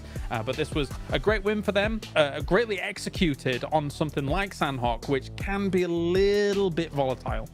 I mean, it was a very important win, an important position out of 3 teams in particular, Brute Force, Daybreak Galaxy, and obviously Inco, right? Because the other 3 teams in the top 6 were BTR, who were relatively safe, IHC, who are already relatively safe, and Influence Rage, who are going to be safe. So for them to soak those points up when the people above them got knocked out early just makes it possible for moves like this. Enigma Galaxy in 12th place, you can see Inco up to 16, D Plus able to get themselves up to 14th place, Brute Force as well 19th place.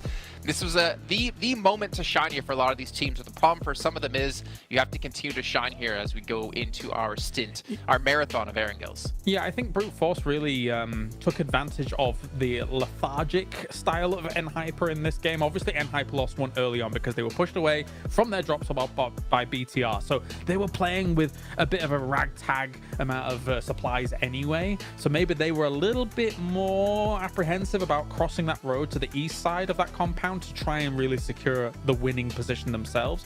But Brute Force exploited that. They came in zooming whilst Enhyper wasn't really willing to move whilst that's going on. And that benefits Brute Force, especially since they also had one up in the fields in the middle of nowhere that was able to take one from BTR at the end. So, I mean, that's an extra little point on their shoulders as well. It's something that James actually said, Max, while we were watching that match, is just how deadly and how much of a different mindset Influence Rage can play knowing they are safe, because they have no pressure on them, which means all the other teams out there need to be definitely aware of this team and maybe a little bit afraid of this team. Yeah, everyone is just stressed out at the bottom, like, oh, we got to qualify to survive to last chance and make it in. They're like, these are scrims? We're very chill right now, and we're having a good time, yes, and then maybe they can have an impact in the lobby later on if they want. But and even though they were not really maybe trying hard, right, they still got 7 eliminations. They are, I believe, going to be first place at the end of the day. I don't think a lot of people are doubting that for Influence Rage, so they're going to be chilling at the top. But I'm looking especially at the bottom teams because, again, that's the big storyline for today. I don't know what was happening for NASA. In particular, they're going from bad position from Barn to then Southern Paradise Resort fighting D plus Kia, losing 2 players, going back to Barn, fighting IHC. I want to see a little bit more structure for NASA because it seems like they don't have a clear game plan in mind, which you're going to need if you want to be able to deal with teams like Inco because, again, that limit at the bottom is going to be very rough to overtake. It's going to be a rough to overtake. We're going to continue to see some shakeups happen as we head back into our second match of the day. It's going to be Erangel with Jack and Blink once again.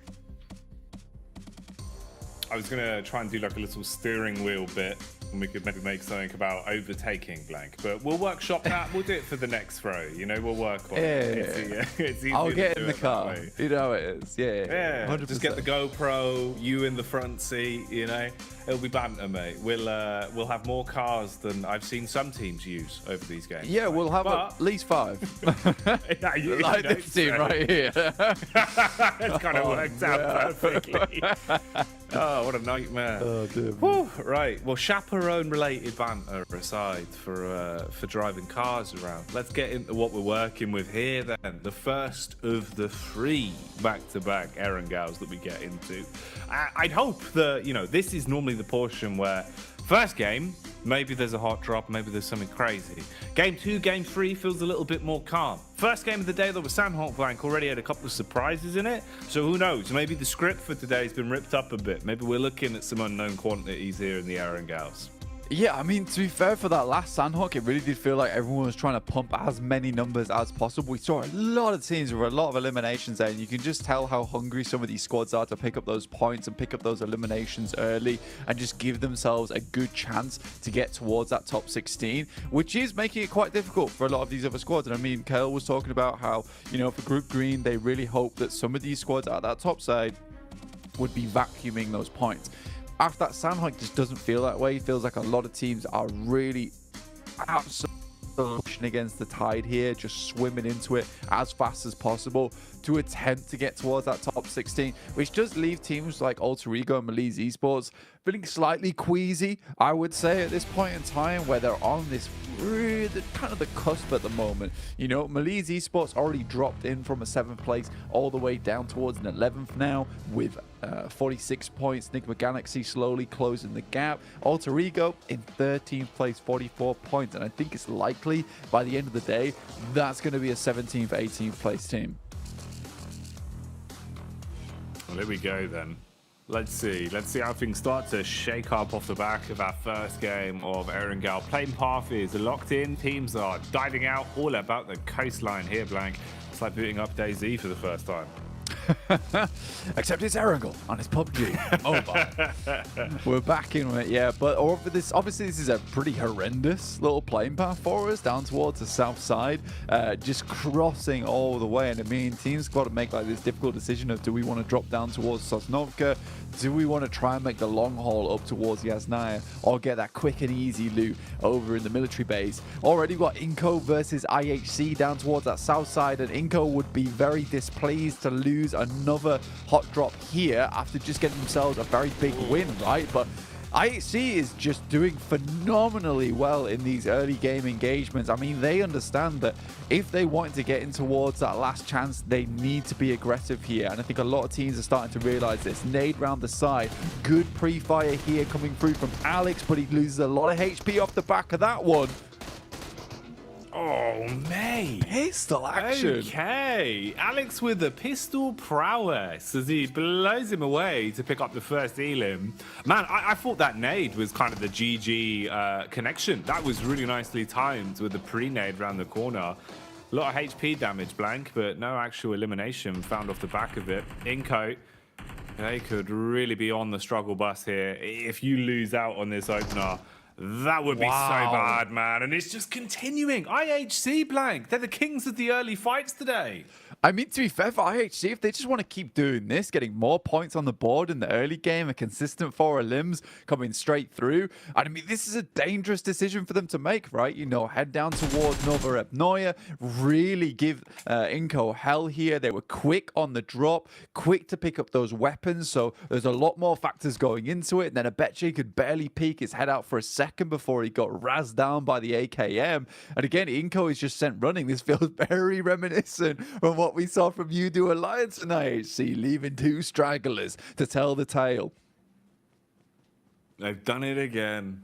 Man, okay, IHC, this is cool. This is really nice to see him playing so aggressively as well, because someone's got to take those points. And it seems like, you know, that mindset of playing a little bit more calm for a few of our teams is there, whereas others, they've gone the complete opposite direction, really putting the pedal down to the metal and looking for those early fights. IHC happy with 2 elims. They can now play out the longevity of the game. We'll see what more they get done as we tune in for them throughout the course of this one. Overall, though, seems like other than that, it's been calm at least. No one just throwing their lives away for no reason. Relatively clean, other than the fact it does seem like we have at least suffered 1 elimination there on Brute Force, as they've gone down a man early. Brute Force, of course, going from last place up the standing somewhat off the back of finding a few elims in the last game, Blank. You know, getting a little bit of momentum for themselves, because they hadn't really had too much of a chance of it. Kind of felt like, you know, they were just sort of in the background for a few of the games we'd seen from them previously. Yeah, for Brute Force, they did pretty decently on that last match, right? And Hyper similarly been able to get up that first elimination over towards them on Mine, just running them down, which is that flip-flop almost in the sense of Hyper just constantly losing members in the early game, able to finally get themselves a little bit of retribution. I would say it's sort of mean, right? You picking on the squad that was 24th place just to make yourself feel a little bit better off the back of that one. But for Brute Force, they'll have to continue onwards. I think that last game they were able to rack themselves up some nice points, especially with pre-pod surviving up until that 3rd place last game. So that works out well for them there, Jackie. Ooh, are we going to see more combat going on here? Waiting inside of the building. Team Queso, what have you got for us here? DBS peeks in. Oh, bullets coming all over the shop, though. He knew his days were numbered on that one. Had nowhere to go, Blank, and gives up the ghost pretty damn quickly. Yeah, I think for Team Queso, that Arthur is really, really quite good at holding down as the first man available to really lock the gate on the stronghold, right? But there was a little bit too much men in Hyper where they were able to take a three-pronged attack against him. I mean, that no matter what happened, he wasn't getting away with it. Even if he got one knock, I doubt that it would have resulted in elimination. So Team Queso just send away. And it is sort of surprising that we do see such a quiet start to this game, especially with basically one of the most horrendous playing paths we've seen so far, all the way on this south side. Makes things very difficult for a lot of separate teams. I mean, we're just looking at the map right now, and it's super, super fragmented in terms of the teams are across the board, right? You've got a couple of teams over on that western side, but most have made their home towards the central side of the lobby at the moment. We got D plus Kia, MBE Sports, as well as NASA, who have found themselves a position this time around, not desperately searching for something this time around. And I think for NASA yesterday, what we saw from this team was just that ability to quickly take some of these team fights that were quite good on the third parties. And I hope that continues today. And Sandhawk is more, just a wishy-washy game for them.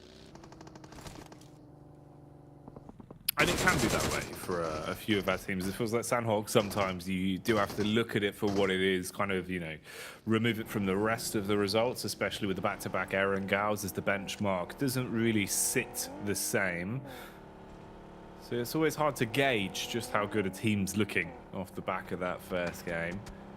Into this one, though, Influence Rage still on the move, rotating off after being a little bit wary about the position from N Hyper, but not looking to hunt overly aggressive, just sticking on the rotate path and getting themselves into a better position here. Do wonder how well we're going to see him play today, man. You know, even into the last game, you could see that willing to just go into fights is still there for them. And with the sheer build-up of points they had, you still got so many games to play. You know, this game included means that you've got 5 games left to accumulate points on top of the 84 they've already got as a buffer. So Influence Rage might be looking for some chart toppers the longer this goes on. I think for them, like the main caveat to Influence Rage at the moment is that you sort of hope that if you're in Group Green that they do really, really well today and they continue just showing teams what they've got, what they have to offer, just blazing through the lobby because they're safe, right? There's no way that they don't make it the last chance at this point in time with the points that they've already accumulated. But what they can do is certainly make it easier for some of the teams that already are in that top 16 by just taking away many, many points.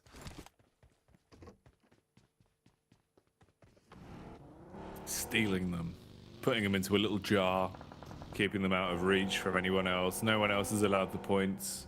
They're inside the point jar. FaZe, ooh, on the drive-by, passing like ships in the night or cars in the day on the field, as Influence Rage will be spotted by Mela. No overall combat to it though, still just driving around and getting an overall assessed situation of where squads potentially are. So just scouting maneuvers here. They basically lapped each other though, and then Hyper followed the trail that was left from Influence Rage. So you've got those 3 squads all up towards one side. The late rotate coming in from Inco down towards Prison as well. Zone centers up, and it looks pretty good for some of our squads here. A lot of early center that you've got to fight for. FaZe in a pretty prime time position. D+, similar story for them as well. But everyone's going to be bustling their way to get closer in now, like atoms being sucked together. Oh yeah, I mean, it's going to get very hairy soon. We might see ourselves a bit of an explosion towards the end of it because we're heading towards Pachinki right now as our central point, right? We've got teams that might want to shift their position, shift their way over towards Potato Hill, try and take control of some high ground, get some scouting done early on. But I would say some of these teams on that southeast side will have a bit of an advantage here, being able to just pass through Pachinki, just slowly shove their way in. Get themselves a bit of an urban location to play around with, maybe even head up towards some of those storm drains as well, play off the back of them. But again, it's a difficult circle, and with the way the playing paths set themselves up, a lot of teams are in this location to take precedent within this. So I think we're likely to see some early fights going on here. Some teams might want to avoid it, get themselves some consistent points on the game. I think for Udo Alliance, IHC, BTR, consistent points will be absolutely essential for them going forward. They know that they're in a strong position right now in terms of point scoring.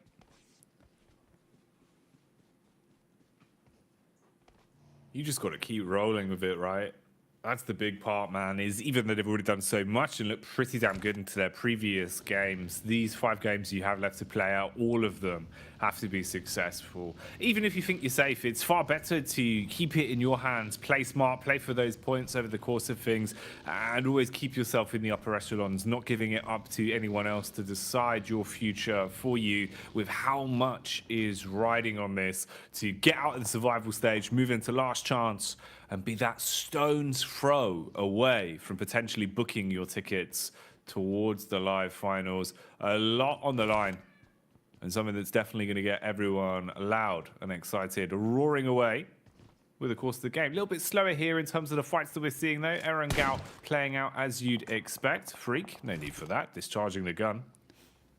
Despop in the game. Love to see it. Obviously 7-9 our last game. We're getting a little bit trounced there by BTR, who are very close once again. Seem to have a bit of a rivalry going on here, or at least, you know, a target on the back of 7-9's back here, been painted on by BTR earlier on today. Searching for him. You can see here the circle. Although we're in stage 2, it's quite large still. Stage 3, we're going to lock ourselves into one of these urban locations, because this still could head up towards Rozhok. I think Brute Force would love for that to happen. A strong position up here already, but it is definitely Pachinki. It's been a long time since we've seen a Pachinki finish, and this is going to be very, very hectic for some of these teams. FaZe, like you were saying earlier, strong position, great chance to get in. They might head over towards Church on that western side, play off the high ground there, but Big Galaxy, we know it's a team that a lot of times in the past, even a few years ago, were playing Pachinki quite consistently here. They're good at it. Oh, man. What is this? Watching this going down, Blank. Just watching all 3 of the individuals driving by one another for everyone to then finally bombard their way in.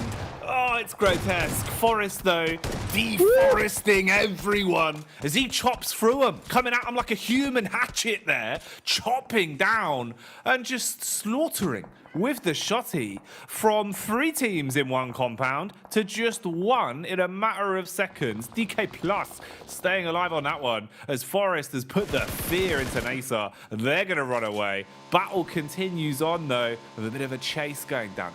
That was gross, Blank. That was really quite disgusting, and it was the fact that Nasa, D plus Gear all had the same idea at the same time to crash that compound that Team Queso were holding.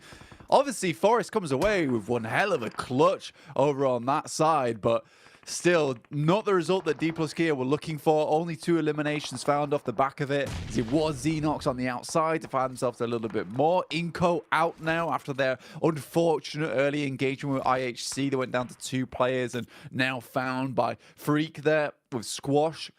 A bad feeling considering they've just hit themselves up towards 16th place. A safe position as it were at the end of the day, but we're not there yet. Still got a fair few more games to play before we fully decide who's in our last chance. Nasa is J7 on the top side. A veteran of the American esports, but we'll see what he can get done. Right now, just pot shots being exchanged from one another. NB Esports are here as well. Nasa are setting their focus towards them. A little bit timid, a little bit scared about what could be coming up from the bottom of the hill, though, as they know they're basically dead center between 2 squads and have to try and play smart about this, with even Udo Alliance pulling up to the party and thinking maybe there's a spare piece of cake, maybe there's a slice that they can steal and no one will notice. Sek with the early contact as well as Xenox is forced to fall further back. Fist Boys in position, just waiting for this one to kick off. And you can see they're trying to instigate it. MBEs with a nade, they're going to push a little bit further up. Hope that the arc on that is clean enough to deal some damage. Little tag, Blank, but no frag. Yeah, little tag, and it felt like it could have been a lot more, but it's a good throw there coming through from Fistboy. tries to get it over the top there towards him. Circle heads hard towards that northern edge. So teams that were trying to confirm themselves over towards Pachinki feeling a little bit rough about it. In the meantime, FaZe is able to pick themselves up the compounds up towards that northern edge. And again, we've seen this before. We saw this yesterday. FaZe were able to get themselves a fantastic compound, but were unable to clean out the game. It's a big test for them. They had a great day yesterday. Mela was looking absolutely phenomenal, but the rest of the team needs to rise up around him.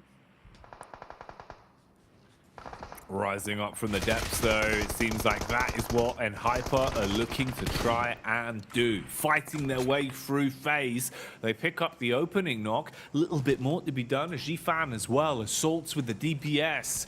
And starts to bite down on the FaZe, forcing them to fall back towards the lower compounds. The hillside control for the duo, completely gone. They've crumbled here, whereas Mormon and Mela, at least they're still alive. In a compound apiece down towards the road, you've got protection here from Mormon that can kind of provide overwatch, at least looking towards the hill and try and deal chip damage onto the players. First thing on the FaZe players that are already knocked. They're going to get those for free, though, so just stealing the loot now with not too much of a response. FaZe's day is getting a lot harder here. Yeah, I mean, honestly, I feel like those two players were phased out over on that northern edge. They were really looking quite spaced. And in terms of the fact that, you know, you get a circle like this, heads up towards the northern side, you have one of the few good compounds in this area that you can play out for the rest of the game. You sort of understand that you need to hold on to that ridge side, right? Because life becomes very hard when a team could look down towards you. But at the same time, you could also just play safe, right? Send all 4 players in towards that compound, hold on the 3-story, hold over towards the 2 stories. But FaZe instead opted to leave 2 players above, and there was just no support coming through from the players in the compounds below. You lose 2 off the back of it. And again, like I said, we saw this yesterday. In the meantime, Nasa coming against MBE Sports. This has been brewing for a while here, Jackie. Yeah, they've been wanting to kick this fight off for so long, and Nasa have been the one playing defensive. Instead now, though, they're aggressive, peering out through the smoke. Oh, it's like a horror game at the minute. Silent Hill level plays as they just keep peeking out and jump scaring everyone from MBE Sports one by one, securing a bag on those knocks. Sem9 as well thrown into the chaos as BTR show up and deliver. That is grotesque. You love to see it as well. BTR are just making a name for themselves and also making a team like Sem9 absolutely hate them. This is cruelty. Udo Alliance, though, are in the wings, swinging around. 4 eliminations for them. Olio, after having such a fantastic day yesterday, seems to be continuing the trend here, up to 3 eliminations. Cluck hits the handbrake, swings around stylish, and will just roll back down the hill whilst he gathers information. The 2 Korean squads going up against one another. But Forrest, he's coming through on that big news, but luckily it will be finished off there by Biddy, but not before he absolutely decimates at least 2 of them. Oh, man. They're out. Short-lived victory, Blank. BTR were just waiting. They were watching on that one, eagle-eyed, and then they striked, shutting them down after they finished off D+, so done a good job for the rest of the lobby. You gotta love the fact that Nasa tried to get in this compound twice, and then immediately after they see the squad wipe that come through, oh, finally it's free. At least Xenox can get there. Mission accomplished. Feels bad, but, you know, at least he finally found the real estate that he was been trying to purchase for quite some time. It became available. Forrest, though, able to pick up 2 eliminations off the back of that, with the immediate squad wipe coming in through not too shortly afterwards. So, honestly, I think the team can be very pleased with him. I mean, Forrest has been consistently such a strong player for DK. And honestly, that will take them up to, I think that's 43 points now off the back of this game. All basically just down to Forrest. Really big clutches. Almost felt like he was going to go for a 1v4 there as well. At the minute, with how a lot of these squads are playing, it feels like that's a possibility. Ooh, everyone's really trying to give it the big one today, so clutch potential through the roof. Right now, though, it's all about the aggression on the compound here. FaZe, you might remember it was a little while ago when they got picked to pieces. Since then, they've just been looking to keep their noses clean. Here, it's aggravated as they're getting pushed up on. N-Hyper looking to try and crack down on FaZe. They get a tag off at least, but there's a third party on the scene as well. As Influence Rage, they smell the blood in the water, Blank. They know there's room to try and get stuck into this one. See if they can steal away a few of the elims. Low HP. Oh, this isn't going to end too well. You've taken so much damage, but at least you finished off the players that were alive on FaZe. It's not going to be very easy, though, for Hyper. Influence Rage looking to get the fight going as well, but this is up against IHC, so they take on the Mongolian side, and it's the shotguns that are delivering.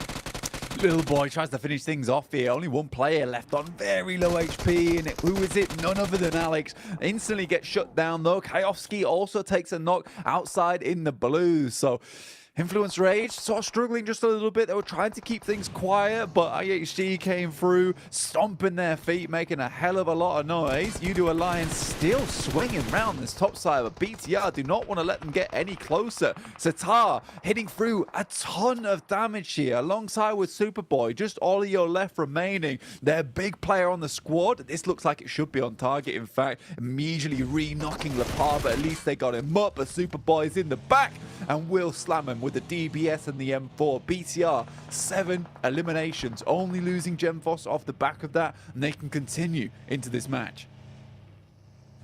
And Superboy, he's already playing for Info Blank. Oh, gets in behind the rock as well, just as he takes a burst of damage from that M4. DBS in his hands, so close range action could be happening. Meanwhile, we hone in on what's occurring in front of us here. Compound crash again as they start swinging on Rook. Normally, Rook have been good on the defense, but it seems like at the minute it's too much of a tall task. One by one, we're seeing Rook fall as they are eating those nades. And I tell you what, Blank, a grenade is not a well-balanced breakfast. Mate, it's the Koopsonator once again coming through with the 3-piece on the nade. This is unbelievable stuff. Basically single-handedly taking down Rook outside of their compound. Enigma Galaxy have been playing out this game very consistently. Like I said before, you know, it's a team that knows this area of the map very, very well from playing it time and time again in the past. Koops finally starting to find its groove here in the survival stage, really raising the roof in terms of numbers over on Enigma Galaxy, up to 9 eliminations on this map. It is looking good for them. And with the 4 players they still have hold of, the cleanup crew is in. It's way better as well, because for Enigma Galaxy, it feels like they're actually playing PUBG Mobile now, Blank, rather than some of the roaming and the rotating we were seeing before, right? Where they were just leaving themselves out in the open or kind of carelessly roaming into the fights they didn't need to take. Now it's a lot more definite. It's a lot more set from the get-go. They know what they want to do. They execute off the back of that plan, and they're hitting their shots today. That always helps. Yeah, man, you know, they took out the CD, they blew on it, they gave it a quick rub with the old t-shirt, slipped that bad boy back in for day 2 and went for a full reset, and it looks like it's worked out really, really well for them. Koops is looking like a whole new man coming into this, much more akin to how we've seen him playing in the past alongside with the rest of his squad here. Everyone loves this compound, and Pusher moves in to try and take down the final player. Xenox goes for a pre-fire, and I think Pusher understands now there's a player within the building. The DPS doesn't strike out first, but trying to go for the confusion tactics. Playing on either side. This is not a semi-detached. Only one can own this one.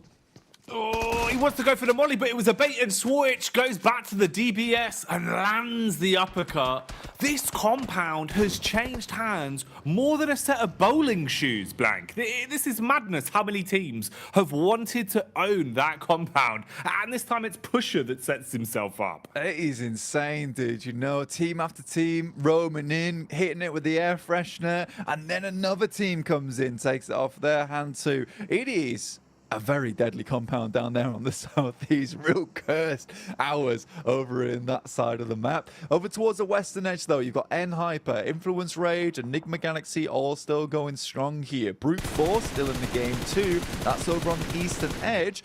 They're a team that certainly needs to do well in this game, but it's N-Hyper. A lot of the eyes are on currently. 23rd place with 5 eliminations found on this map. This needs to be a big one for them. They've lost a player in the process, but Chicken Dinner almost certainly would be very much desired at this point in time, you know, to give them, take a lot of the pressure off, allowing them to play a little bit more loose in their coming games. But I don't know, man, with Enigma Galaxy looking how strong they are here, alongside with Influence Rage, just down towards your south side, N-Hyper is a big task ahead of them here. They really do. Tall order here, Blank. Such an aggressive game as well. We've seen so many firefights, so many crashes, and this has actually been fantastic. I was thinking maybe teams would play a little bit more respectful today, be a bit more timid, right? Instead, it's kind of gone the other way. Everyone's just scrapping, game in, game out, knowing that they need those elims, and we're seeing big elims. Look at the way Enigma Galaxy have been able to play this. Look at them now, though, taking bullets potentially here, as they are looking to edge a little bit further forward. All four still alive. Some of the squads can't say the same, as they're down to at least 3 across Influence Rage. And the rest of the remaining teams, one of them being N-Hyper, that here look to instigate the pickup versus Influence Rage. They're taking a ton of damage now. You're looking at about 5 HP between them, as those nades are just barreling onto them. They reply in kind, throwing some back over. But I don't know if that's going to connect on Enigma just yet. Yeah, I think for Enigma Galaxy, they couldn't really let up there on the nade barrage, but great nade from Kioski certainly does slow down the team of Enigma Galaxy, and they just send it in here. Good shots, but not quite enough just yet. Enigma Galaxy down to 2, but there are shots coming through from the side, and Coops will finish off the final player. Now it's time for Enigma Galaxy to get these 2 players back up on their feet before N-Hyper knew what hit them, and can start to move up towards their position on the map. Coops, though, holding behind the tree. He is the sentry here for the rest of the squad from the Galactic team themselves. The Galactic Rangers controlling the space at the minute. N-Hyper, what can they do? Can they upset the balance on this one?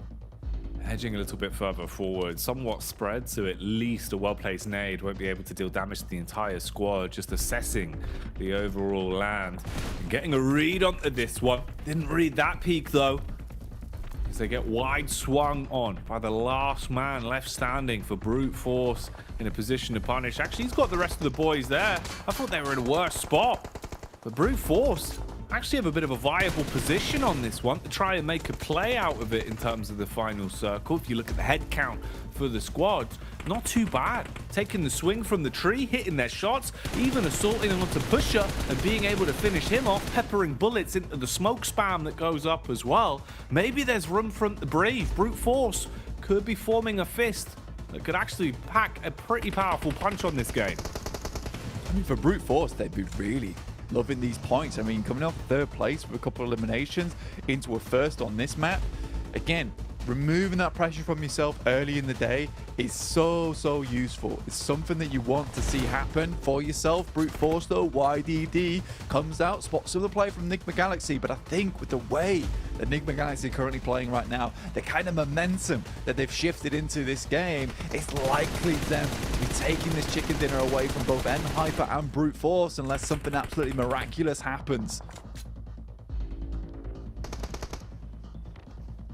They're looking confident with the way they're playing it at the minute. For Enigma, what's the call? Oh, nade starting to detonate. Quite close. Response in. Koi, he gets slapped in the face. Shifan's down to his back as well. So N-Hyper slowly losing their last legs, slowly falling into a position where they might not be able to clamber back up again. And that would leave us with a head-to-head, the 2 duos of Brute Force and Enigma. Ooh, there's the connection to finally finish them off then, so it seems like they will expire over the course of this one. Lord de Blanc, he's had his crown knocked off his head. That was a great pickup from YDD. I think he understands exactly where Enigma Galaxy is currently playing. They had that player up towards that top side to prevent them from peeking over on the top. And I think Enigma Galaxy got a little bit too loose with it there. Ralph and Coops, though, they do pick up Lord. And now Ralph is going to be trying to hold down this angle. N-Hyper, Koi slowly edges his way down. Currently playing alongside with the ghillie suit, keeping himself nice and protected, camouflaged away, which is not what you can say for Enigma Galaxy, who have been loud and proud in this match. Koi. Oh, eats the nade. Fishing with dynamite. as they're able to get that one right on target, and this has instigated the final fight, knowing that at worst it's a guaranteed second place. So they start to put the pressure on, charging further forward. Coops takes a heavy hit, backs up, nice throw on it, good lift on the nade. We'll see if that one's able to decimate, because the bullets certainly are. Blank, they're losing their grip on this. Brute Force looking like maybe they've got brains to back up the Brawn.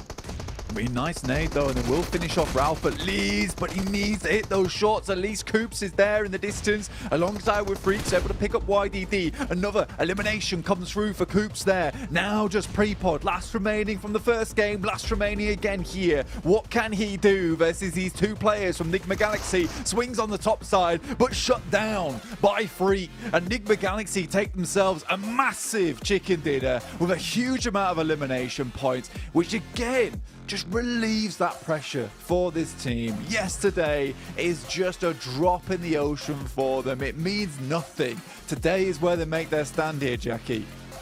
It's beautiful to see as well, Blank, because it's not about the bad things in life, right? It's not about what goes wrong. It's about how you react and adapt going forward. And that's what they've shown us. Even with the rough games they had, 6 of the 12 total, not really being anything for them. Today, it's a whole different story. A lot better to see him smiling as well, looking less deflated. That was one of the other things. And we saw them on the player cams yesterday, Blank. Didn't really look that lively. Today, it feels like, again, the mindset has changed and the results are changing because of it. Yeah, Killer Coops is back in there as well. I mean, this guy is such a great addition to the team. I mean, Ralph, Lord, Freak been playing together for a very, very long time now. And I mean, they've had to make some significant adjustments from the past where, like, pretty much a lot of their points just came from placements. They played the heal off over in Sandhawk, but they have really rallied around Coops. And you're right, it's so nice to see them looking less deflated today, much happier with themselves. And I think that they've sort of locked in on the problems that we saw from them yesterday and really cleaned it all up. For Nigma Galaxy, this is the type of game that sort of sees you into last chance. For N-Hyper and Brute Force, though, really quite bad time for both of them to start stepping up in this match to come up against Nigma Galaxy, who are looking so fresh into this one, because you know that N-Hyper and Brute Force are just desperate for points at this point in time. They're just trying to get something out of it. At the very least, it was a better game for them, but in reality, if you're going to be able to get enough points, you've got to do it consistently, time in, time out. And there's only one man I know that's consistently good looking. It's Jason Kaplan over on the desk. I'm not gonna lie, I was very confused there if you're actually gonna say me or say someone else. You just keep toying with me, but look, they came out the good way this time. I'm so happy to hear that, Jackie. And as Blank was saying, Nigma Galaxy, the performance they put on in this match pretty much just secured them a place into the last chance kicking off tomorrow. A really well played out match for Nigma Galaxy, a ton of eliminations, securing the victory as well. They have to be very proud about this considering how they really went about their first 6 matches. Yeah, this is, as you said, right, it's going to be the game that qualifies them into the last chance. And this fight in particular, seen on the replay, I would say a big mistake from Rook going for that fight, but it picks up more elimination for Nigma. And off the back of that, right, they are the only team that has to exit outside of Pachinki, which means no one's going to stop that rotation. You can make into that dip. We saw them play in the late game, which is just the strongest position by far in that kind of circle. And then you can just start blasting against your N-Hypers, your Brute Force, even the remaining player of Rook Esport trying to cross in the field. 26 points here. An absolute banger for them. And yeah, they're in the last chance. They can start scrimming now. Yeah. But this is so dangerous, right, Colors? Because again, Brute Force, a team who needed to breach top 16, they get 15 points, and Hyper get 10 points. And you look at BTR, Influence, Rook, you do Alliance, like these teams are already qualified through pretty much, or most likely qualified through into the last chance. These teams are starting to make some moves here, in particular Brute Force.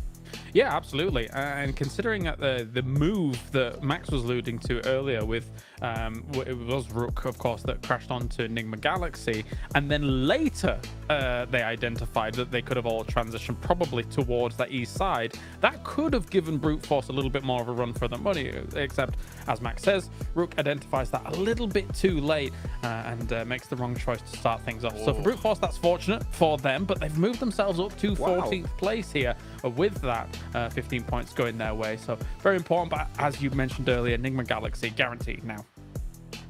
And then Inco falling out of top 16. Again, they cannot just depend on that one match they had prior. They have to continue to perform here. But they are tied up. Obviously losing the tiebreaker when it comes to placement points here up against FaZe, but they still have a chance to continue through.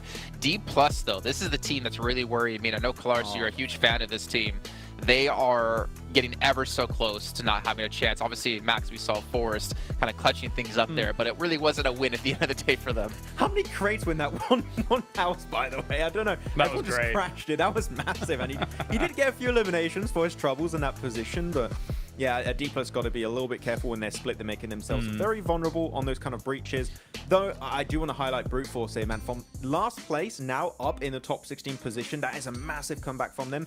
Not getting contested too heavily, but they're just going for very smooth rotational paths and just making sure to avoid all the early skirmishes they can and just pick up some eliminations at the end. In particular, Prepod has been hitting 6 shots these matches. So, man, Rook are going to make it in, it seems. And it seemed like maybe Brute Force, the second African team, might qualify into Last Chance. That is a big surprise to me. What you're saying, Jason, though, about D+, I'm not so worried about them just yet, but I am worried about Duksan, right? Like, which is another of the South Korean teams that I really like. South Korea, it's kind of cool.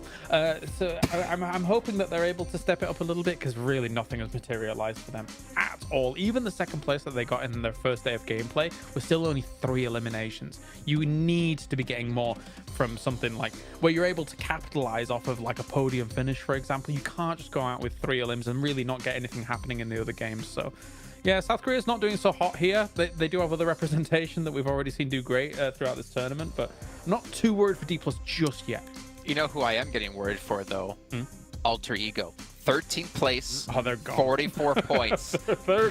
Brute Force, 43. D+, 43. FaZe, 38. Inco, 38. Nbes, 34. Nazar, 34. Yeah, I don't think they're going to have a chance here unless somehow the top teams just start soaking up every single point possible. The worry for Melise becomes even more compounded by the fact that all of these little teams are doing well to start off the day, right? Yeah. So them only, 2 points ahead of where Alter Ego was as well. You had a win as well as 11 limbs at the end of your last game, but it was a little bit too late potentially here considering how well these lower teams are doing. No, they're done. I'm going a bit early on the limb here, but there's only 2 matches in. You still have 4 matches remaining. Teams at the bottom are looking really, really hyper to get those eliminations, reach the late game every single match. I think Alter Ego are out. I think Melise are going to be out by the end of the day, so which opens up 2 extra slots for these bottom teams, which makes it even more competitive. So these 4 next matches are going to be really, really hard for these teams to deal with because there's going to be a lot of pressure on their shoulders. I'm just hoping for that reverse Maxman curse where we start to see Influence pick up like 30 eliminations every match, or BTR doing so, and none of the bottom teams get anything. But we are going to head to a short break in just a moment, but not before reminding you guys about the Frost Festival. It's currently now live within PUBG Mobile. Make sure you guys pick up your device and you guys download the new updates so you can play with not only snowball mounds, not only snowmen, but also snowboards, everything cool related, because things are, well, because it's almost winter, or it is winter, I guess we could technically say. Not to mention we have the Popularity Annual Gala happening, the 2023 one. We have from the November 15th to December 19th, people can play in 10 1v1 to potentially earn themselves some exclusive rewards that they can show off to their friends, so make sure you guys check that out as well. Not to mention, while you're doing that, the Gandhi collaboration is now live in PUBG Mobile as well. You can pick yourself up the Imola or the Zonda R model, which Kalaris, I won't have you do the shout out this time about it and how much horsepower and brake power and torque it potentially has. It has enough to run people over. That's all you need to know in PUBG Mobile, and it makes you look fly as well. And beyond that, last but not least, you guys can pick up the new PMGC dance. It's the victory dance, and it can show off and root for your favorite teams here participating in PMGC. Maybe it's going to be D+, maybe they need your support as well. They need to channel that Spirit Bomb because they need to rise up in the rankings to look to be a little bit more secure as the day goes on. But we'll head to that break and we'll come back with our second Aaron Gill, third match overall in the day.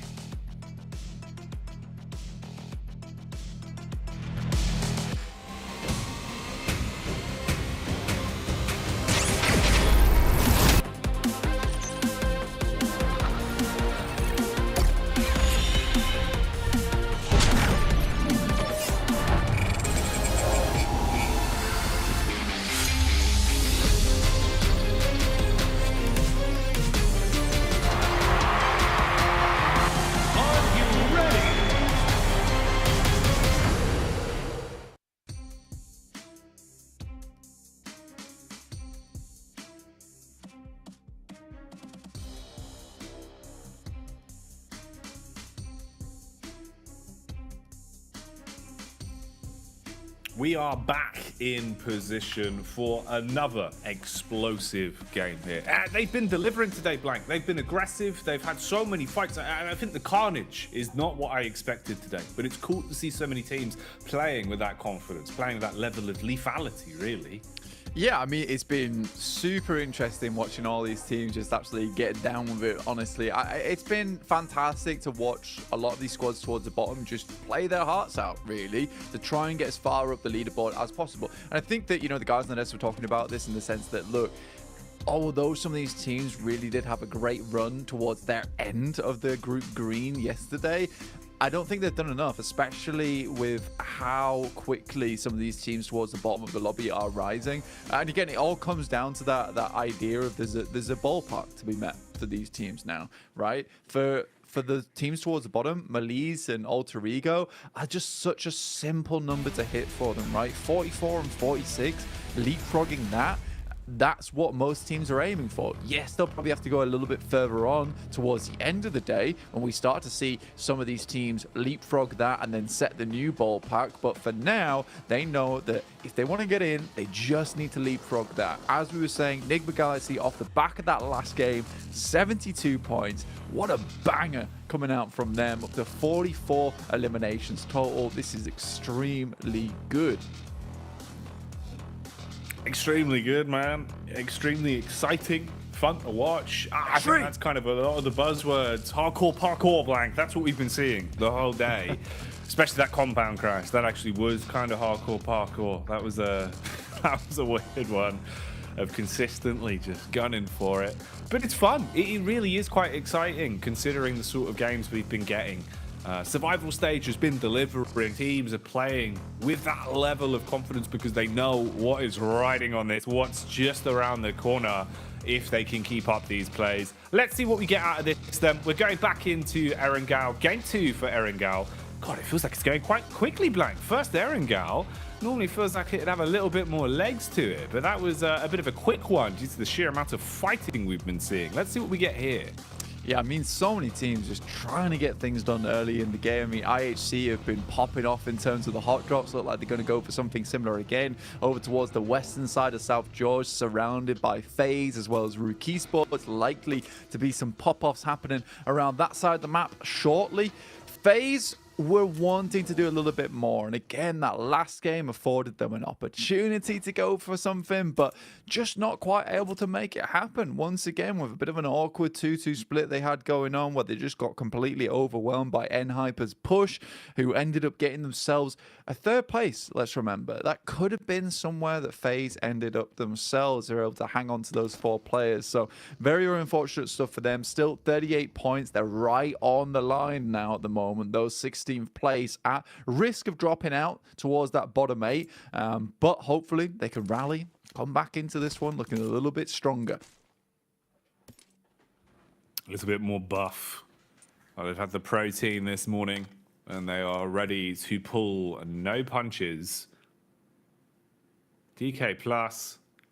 It's been pretty fun watching some of the compound crashes they've been going for today as well. They've been very, very aggressive. When it feels like they see an opportunity to command some respect, to go in for a bit of a point swoop, they will stick to it. They've had some run-ins with their brothers in arms as well in Ducksound a few times today. It is quite fun, actually, how with this mix of the two groups, you get a pretty good nationality clash in terms of, you know, a lot of our regions doubling up and kind of having a bit of infighting, which results in some cool storylines, especially, I'd say, with the Brazilian region as well, with how much we've seen them going for strength to strength over the course of PMGC so far.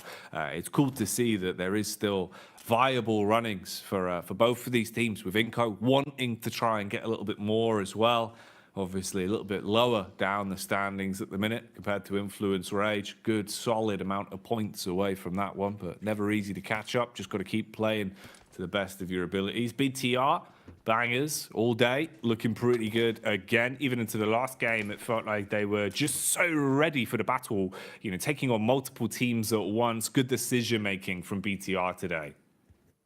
Yeah, very good decision making. I think I love some of the plays that they've been coming out with. They've been just consistently harassing some of the teams around them, making some good plans, I would say. I think they're one of the more intelligent looking teams, I would say, in the lobby, just in terms of their rotations, how they play it out. I think you see some of these other teams who are just absolutely blasting other squads out of the water with firepower alone. But I think BTR, although they're not exactly known for just having that absolute killer instinct in them, I do think that the moves that they're making, the plays that they're going for, some of these rotates is just leading more and more to success for this squad, and I think that can go a very, very long way. At the end of the day, this game is just a lot about the macro, about those rotations, about how you want to take a fight, the splits that you go for later on, the positions you end up, and I think BTR looks like a team that they're handling that quite well indeed.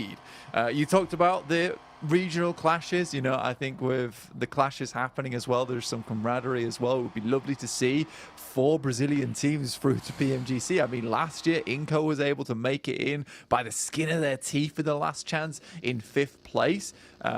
If we see this continue, again, it might be likely we see another day where Inco is able to just go for those central positions in last chance, pull themselves up a lot of points off the back of it. They've done it before. They could probably do it again. And we have 4 Brazilian squads through to the PMGC, which will be crazy.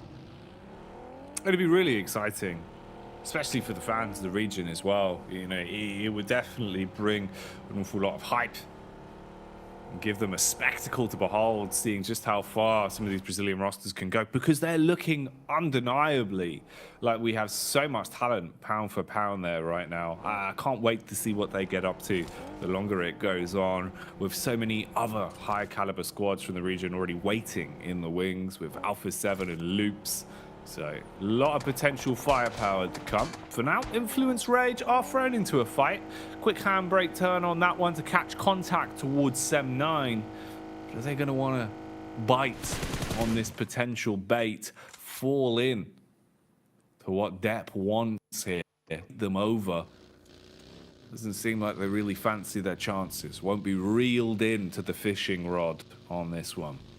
Yeah, kind of pulled away at this point in time. Influence Rage realizes that they need to get a little bit further in here. We're getting a very eastern shift on the circle. Most teams really barreling themselves in towards this eastern side and cramming themselves as much as possible into a lot of the compounds in this area, which is fair enough. You know, this is a position you want to take early on. You don't want to head up too far over towards that western side and get cramped in, because you know there's going to be a lot of teams heading in from that west side where they're going to be stuck on those outer edges. So the further you can be in, the more you can manipulate that center of the circle anyway. Influence Rage do take a little bit of a knock here, though. It is quickly brought back up to speed, and they're going to be picking up over towards Heaven's side of things. Really trying to take control of this high ground early on. Nice to see from Influence Rage, a position that I'm assuming they'll be able to hang on to for quite some time. A little bit of a scout out, perhaps holding over towards the outer edges of Yasnaya Fields, just in case they have to move into there later. But we'll wait and see. We can speculate all we want about that team. Sometimes they just make some crazy maneuvers and it works out. Works out far more than it doesn't. Honestly, it feels like those wild maneuvers are what kind of sets them apart a little bit and gives them a bit of that extra edge to play with. It's one of the few times today where it feels like Sem9 kind of haven't instantly been backhanded by someone from the opening drops as well. And one of the few games, interestingly enough, where, you know, we haven't really seen too much necessary aggression in the opening moments from IHC.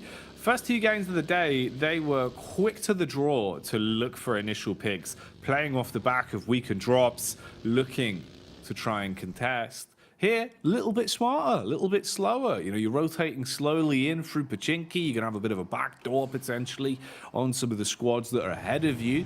Zone's going to start to clamp on down as well. So we'll see just how badly this betrays some of our teams.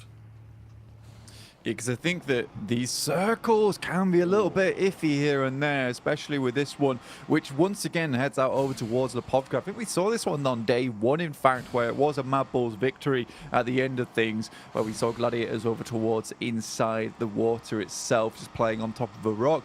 But this is very much a difficult circle to play in, you know, with the amount of water that's still in play, just purely with the way that the coast lines up.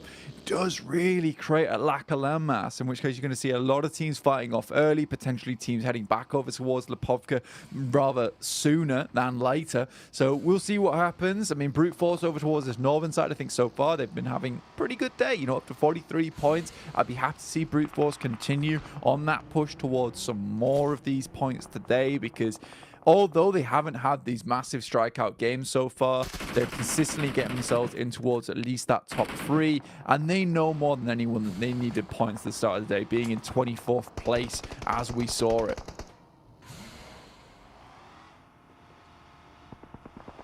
It's good that some of our squads that were further down have actually really had that little bit of extra oomph today, realizing that if you're so far down a pack, you've got to get things done quickly being the key word here for you to Alliance.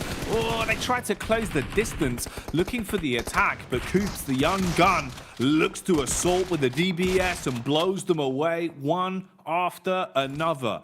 Ice cold in his veins, Blank. That's a cleanup. Ah, it's fantastic stuff from Coops there. He even tried to get in the vehicle, did Iftar, to try and clean up versus one of the players there on Enigma Galaxy, Nasa. That's just a straight execution of Cluck there, honestly. Another fight. BTR coming in versus Enigma Galaxy. I didn't expect this one. I thought it all died down. And once again, Coops has to hold the line. Oh boy, oh boy. No easy ones. No calm moments here, it seems, as everyone is just swinging into the fight. It's like a metronome with how back and forth it's been. Another connection across BTR with 2 players knocked, looking to hold from the angles they've got. MB Esports a little bit further back as well. They've been hearing all this and they want to line up the nades. That one was almost right on the money as Mondo dashes a follow-up, hoping that the second will be able to inflict the necessary damage, wiping half HP off of him. Tries to go for the getaway, but he's connected onto, and they're going to shut them down. So BTR looking to make a quick buck on the points, instead give up everything on the second Erangel. Yeah, I mean, for BTR, they tend to get back in towards that little shack there. Like you said, go for a third party. But I think that's one of the more questionable plays we've seen from BTR so far. I think when you see this circle, you realize there's going to be a huge amount of teams in this area. You can't really afford to be going for those third parties. You've sort of got to leave Sleeping Dogs, let Sleeping Dogs lie in this situation. So for BTR, maybe it was a case of just trying to play a little bit more quietly on this south side, but eventually they would have to push in anyway. It's a difficult decision to make. It's a very, very difficult decision to make, but I don't think that that was the right one in the moment, or at least not the best execution of it. Team Queso, zooming on past, they lost Big Milo earlier on, which is always a big dent to the old morale. You need Big Milo, man. He could be the difference maker at times, and his name is fun to say as well. Nasa, though, here, looking to do something fun with the guns as they start to obliterate and clear out inside of the building. Buckshot after buckshot, they obliterate the Brazilian team in Inco quite cleanly there, actually. So Nasa looking good to get some extra points, Blank, because that is now their 6th elimination of the game this far. I think as well, it plays into a big part of the storyline, which is a case of Inco can't just rely on that big game on Sandhawk to give themselves the points they need. And that's twice in a row that they've gone down with very little points, basically 0-0 on this match, definitely. 38 points down to 18th place now as more and more teams start to rise up above them. MB Esports only 1 point behind with the 3 eliminations they've currently found. They're looking for a little bit more over towards IHC as they zoom on past. Fist Boy comes up against Yol. A lot of damage taken, but no knock there, and that feels really bad. Tries to finish it up with a Molotov. The little bit of spread there will be good enough to get him back up on his feet, and Yol immediately takes him down. Very nice plays. Big moves. You got to maintain this. You've got to see what else could be done. IHC collapsing down a hill and looking to attack the man on the getaway mission. Barely getting out of there. Leaving some marks on the ground as he burns the rubber, getting back onto the road and trying to find a pathway towards his teammate. Quick pit stop to grab him, and that duo can now look to just clear the gap, make distance between themselves and IHC, and hopefully find somewhere to rest, as you have just had to fight through hell and back on that one. Yeah, for MB Esports, down to just 3 players now. 3 eliminations on the side of Mondo so far. Duxan off the distance, pretty open to a bit of a spray there.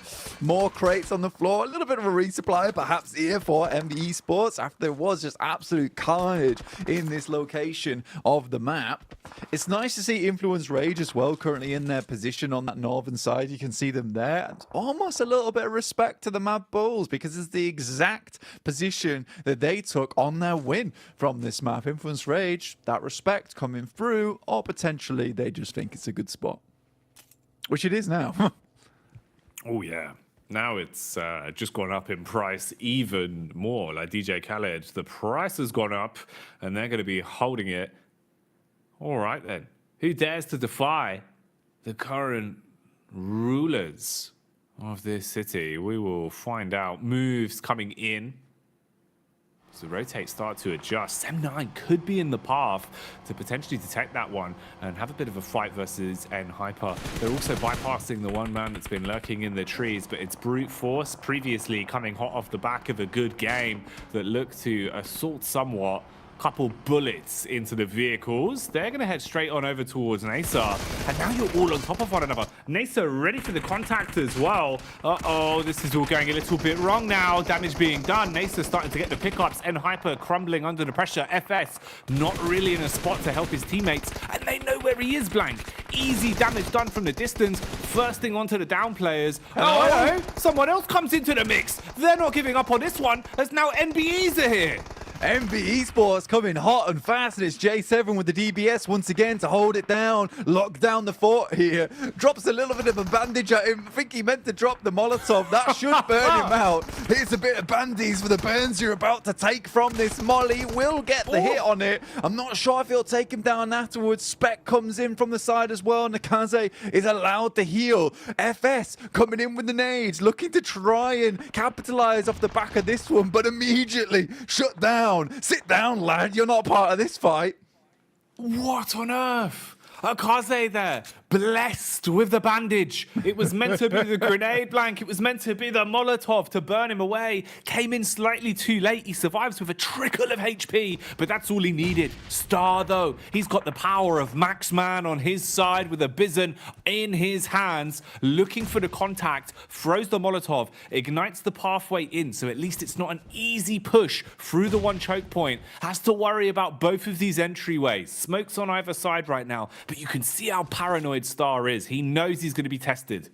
He's going to need some star power if he wants to actually finish out this engagement between them and MB Esports. Feel bad for Nasa in a way. They keep getting themselves into these horrible conundrums when it comes to the constant crashes or them crashing onto compounds, followed up very shortly by another team. That look just is drawing very thin for them at the moment. But what a great play from J7 into a bit of a whiff, like you said. It felt like a friendly unit on the other side. Have this bandage. There you go.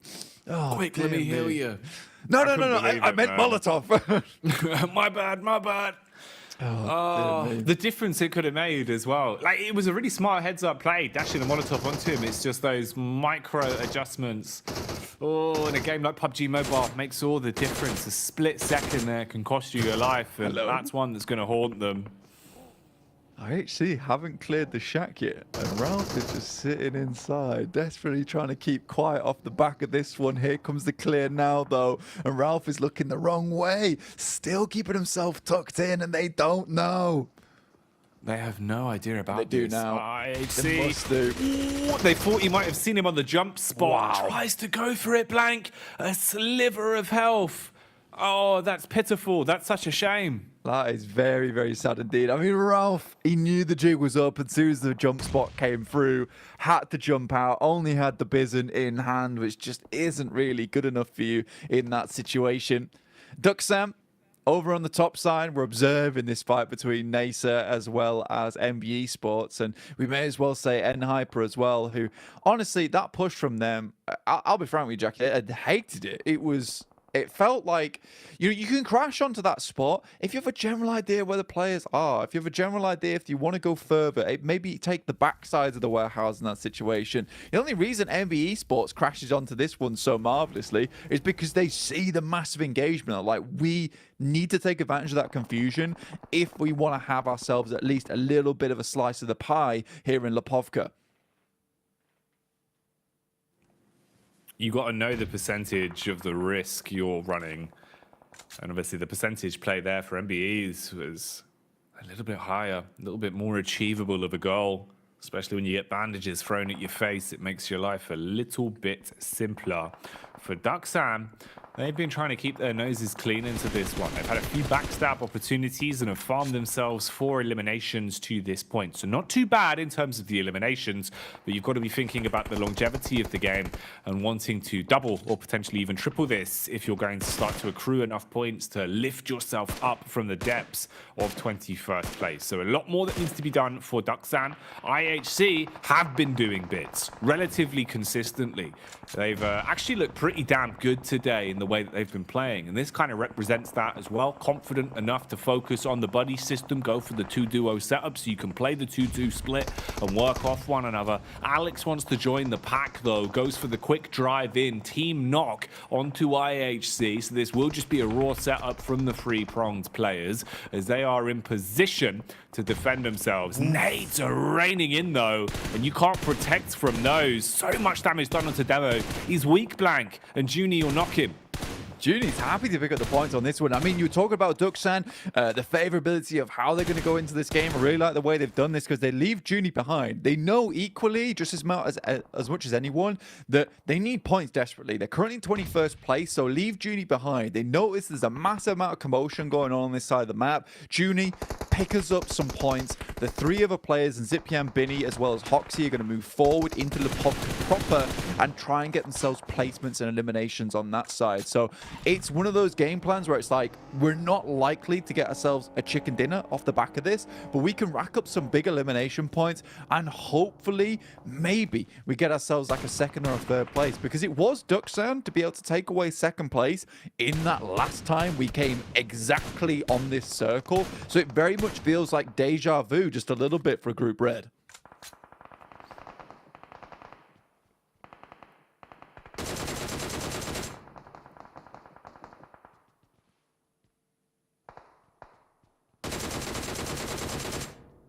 Duxan now, still looking on this one with DK plus over towards that northern edge, Jackie. Taking some pot shots over towards Sem9.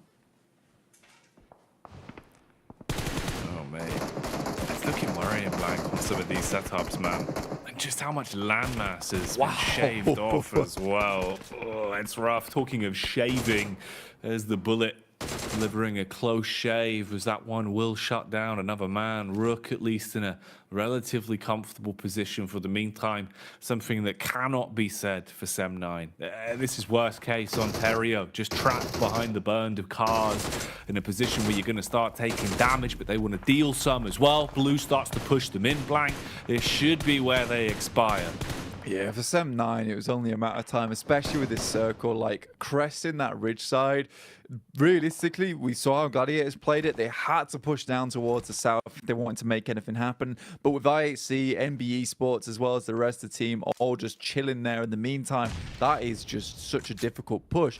This was an amazing little play coming through from Duxan. With Junie over towards that southern side, I thought he was basically lost in the sauce as soon as the circle came in, but they kept hold of a boat. They boated it back into the mix with the rest of the team, so they had a game plan. Maybe I was wrong in terms of the way they were playing this out, looking for more and more eliminations and then maybe not looking for that chicken dinner, but great little maneuver there coming through from Duxan to keep all 4 players still in the game. And MBE Sports, they're going to make a mad dash in, but it will be Zipian to pick that one up, but Akaze keeps on moving.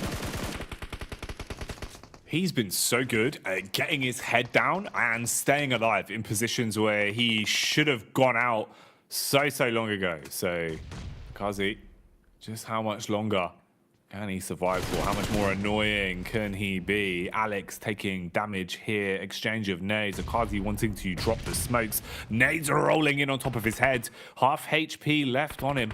Has one of his own to reply back towards Duxan. Pretty good arc on it, but not going to be enough to find a heavy hit. Looked like it did tag onto Juni though and leave him relatively low. There's the repeak onto Alex, who thought he finally had a window of opportunity to make the dash. Instead, he's knocked. IHC losing numbers now. Backstab onto this could mean everything though, Blank. Basically a 1v2 compound clear that's got to happen. Breaks the door for the audio queue. He's tucked into the corner with a DBS. You're going to have a teammate to work off as well. This is going to be so hard to clear. And as he goes running into the doorway, he eats the buckshot and IHC are gone.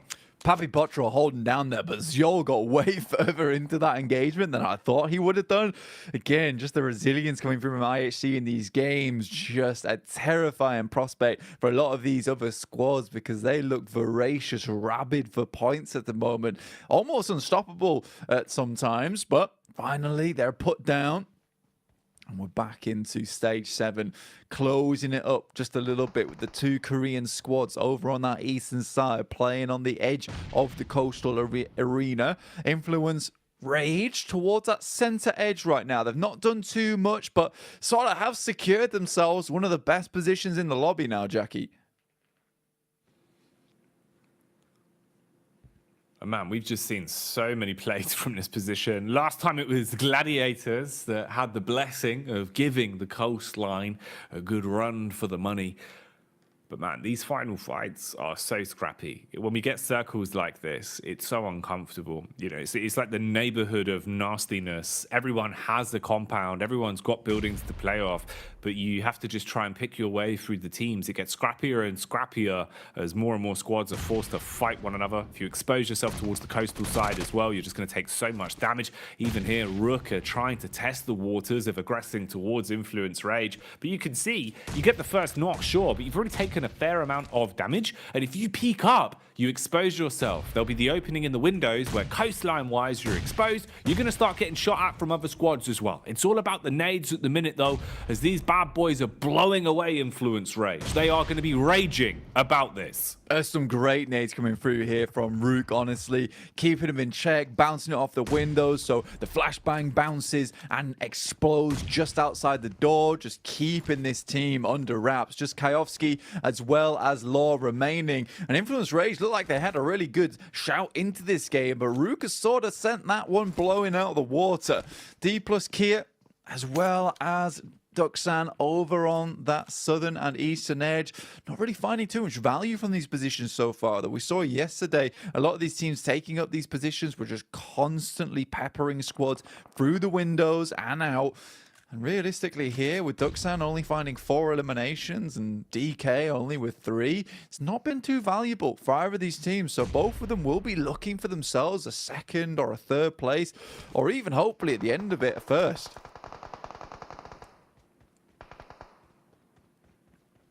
It's one of those games where it feels like it really could go either way, honestly. Just depends on how well you play it here in a spot like this. DK still holding on to the trump card that is their position, but for how long are you going to have the benefit of this? You're going to be able to find the push out, and will the zone work in their favor? You've got a little bit of a move up from Queso as they start to advance at least somewhat. Pappy's looking for high ground so he can peek out and get a read on it. Duxan with a nade lineup wants to bank it off the window. Oh, that could have been picture perfect actually. Has a Molotov to try again for the second arc, at least putting a little bit of pressure on and some free heating to boot. But this isn't going to spread far enough. He is in real danger. I'm surprised he's remained alive. I mean, his hair was burnt off just slightly on the forearms, how close that one got. But Duxan absolutely obliterating DK right now. Blasting with bullets galore. DK got a little bit too close, and those were the eliminations that I was looking for earlier on. That'll take Duxan up to 7. Much needed points for them, where it felt like it was going to be a very lackluster ending for this team. Finally, they show themselves. Juni up to 4 eliminations. Fantastic player on the squad there, holding up close and personal. Next circle will pop very shortly. And it will force teams like Duxan to move further inwards. Duxan there, being the squad to take away that potential power position. Pressure being applied back onto them though. Rook, been looking pretty mean on this one, Blank. Been doing a good job of defending the compound, but still playing proactive, still playing for picks. They peek up on top of the red roof, attacking down onto Duxan and moving one man out of the lobby, making it a little bit harder for them now in the final fight. Giving a quick head count, you've got Influence Rage with 2 players alive, Queso same there with 2 up, and Duxan now with a triple threat. Rook are the only ones that have a full squad still in position. And keep in mind, they were the team that bullied Influence Rage to even be in the position they're now in. They cleaned house with the nades they were using, and it still seems like there's some utility for them to get the work done with. Bit of a nade thrown out from Hoxie here from the roof, hoping for more, but not quite enough. Yeah, realistically now with Duxan 5 nades, pretty much equaling Rooks here. They want to be very careful with how they're using them. They have to be super valuable in the approach. Luckily for Rook, they have building after building to clamber up on top of. So far, Default has been absolutely phenomenal for this squad. Another spray out over towards Papi Potro. Gets behind the wall for just a second. Nade's been sent over towards Duxan. Tries to cause damage as he makes his approach inwards. But a beautiful Molotov once again stolen by Default. This guy is on an absolute tear this game, Jackie. This is madness. Default the destroyer right now. As nade after nade, he blows them away with the M4. He is absolutely slaughtering, and his DBS is even armed as he will pop off with the close quarters engagement. Hoxie replies back, sick of the shenanigans that Default has been running, and leaves us in the final fight. Then Rook versus Duxan. That was an aggressive clamber there coming through from Hoxie. Could have been absolutely marvelous. There is a res coming through, but a lovely nade from Zipian will take down Default now. We're going a little bit further. Eugene extremely low. Duxan desperately need these points in this game. Great molly round the side. They cannot handle the utility, Jackie. And Rami's got to come out soon. Zipian is just taking them apart with these nades. The shrapnel sticking out of Rook. And it will be Duxan that swims to safety, bobbles in with a nade, and takes themselves a big chicken dinner on this map. Oh my, Duxan saying Anahasayo to the chicken dinner as they will be happy to grab that one. A big pickup, Blank. A game where, you know, the moments of madness we saw from them were really clean. The fight they took towards the coastline to actually take away a power position from D+, the way they played it in the final fight versus Rook as well, that's huge. Especially when you add the caveat of how on fire Default was looking. Man was actually playing a masterclass, Blank, and they were able to at least stop him and go on to pick up the chicken dinner. So they deserve the win on that one. Big game. Root just gets too big for the damn boot, honestly. At that end game, they go really balls to the wall at the end there, just taking shots and fights after fight. And honestly, let's put it this way, Default did a ridiculous amount of work for that team. Really, really well. But I think they just took things a little bit too quickly at their end there. Allowed the real threat in Duxan to get close enough to deal with them. Regardless, Rook racks themselves up a huge amount of eliminations. But I think there was one crucial moment in that game for Duxan, in the sense that, like, you saw them try to take that fight with Team Queso. Hoxie decides, you know what, I'm going to hang on to my utility. I'm going to leave this for the late game. And they're really quiet with it. Barring their big fight with DK, they really held on to so much utility, all for that ending moment. And by God, was that utility useful. It really was. It gave them the extra leg up that they needed into some of those encounters, and it goes to show just how influential it is to have those nades to play with and have a smart idea about how you want to use them. Someone that's always smart, though, it's Maxman. So let's get back over to the desk as he'll be making an appearance there alongside Kalaris and Jason Kaplan. Yes! I'll take it. I just jumped Shut up, up, Max. Oh, okay. Come on, Max, you're the smart one. You should know how to... Oh, okay. There's a okay. What a cool game. We had an Impovka. Yes. No, really well played here coming out from Duxan, and especially the double Molotov play coming out from Zipyan to secure himself that win against the entirety of Rook. Like, come on. Like, that's just the best play of the tournament for me. So well executed.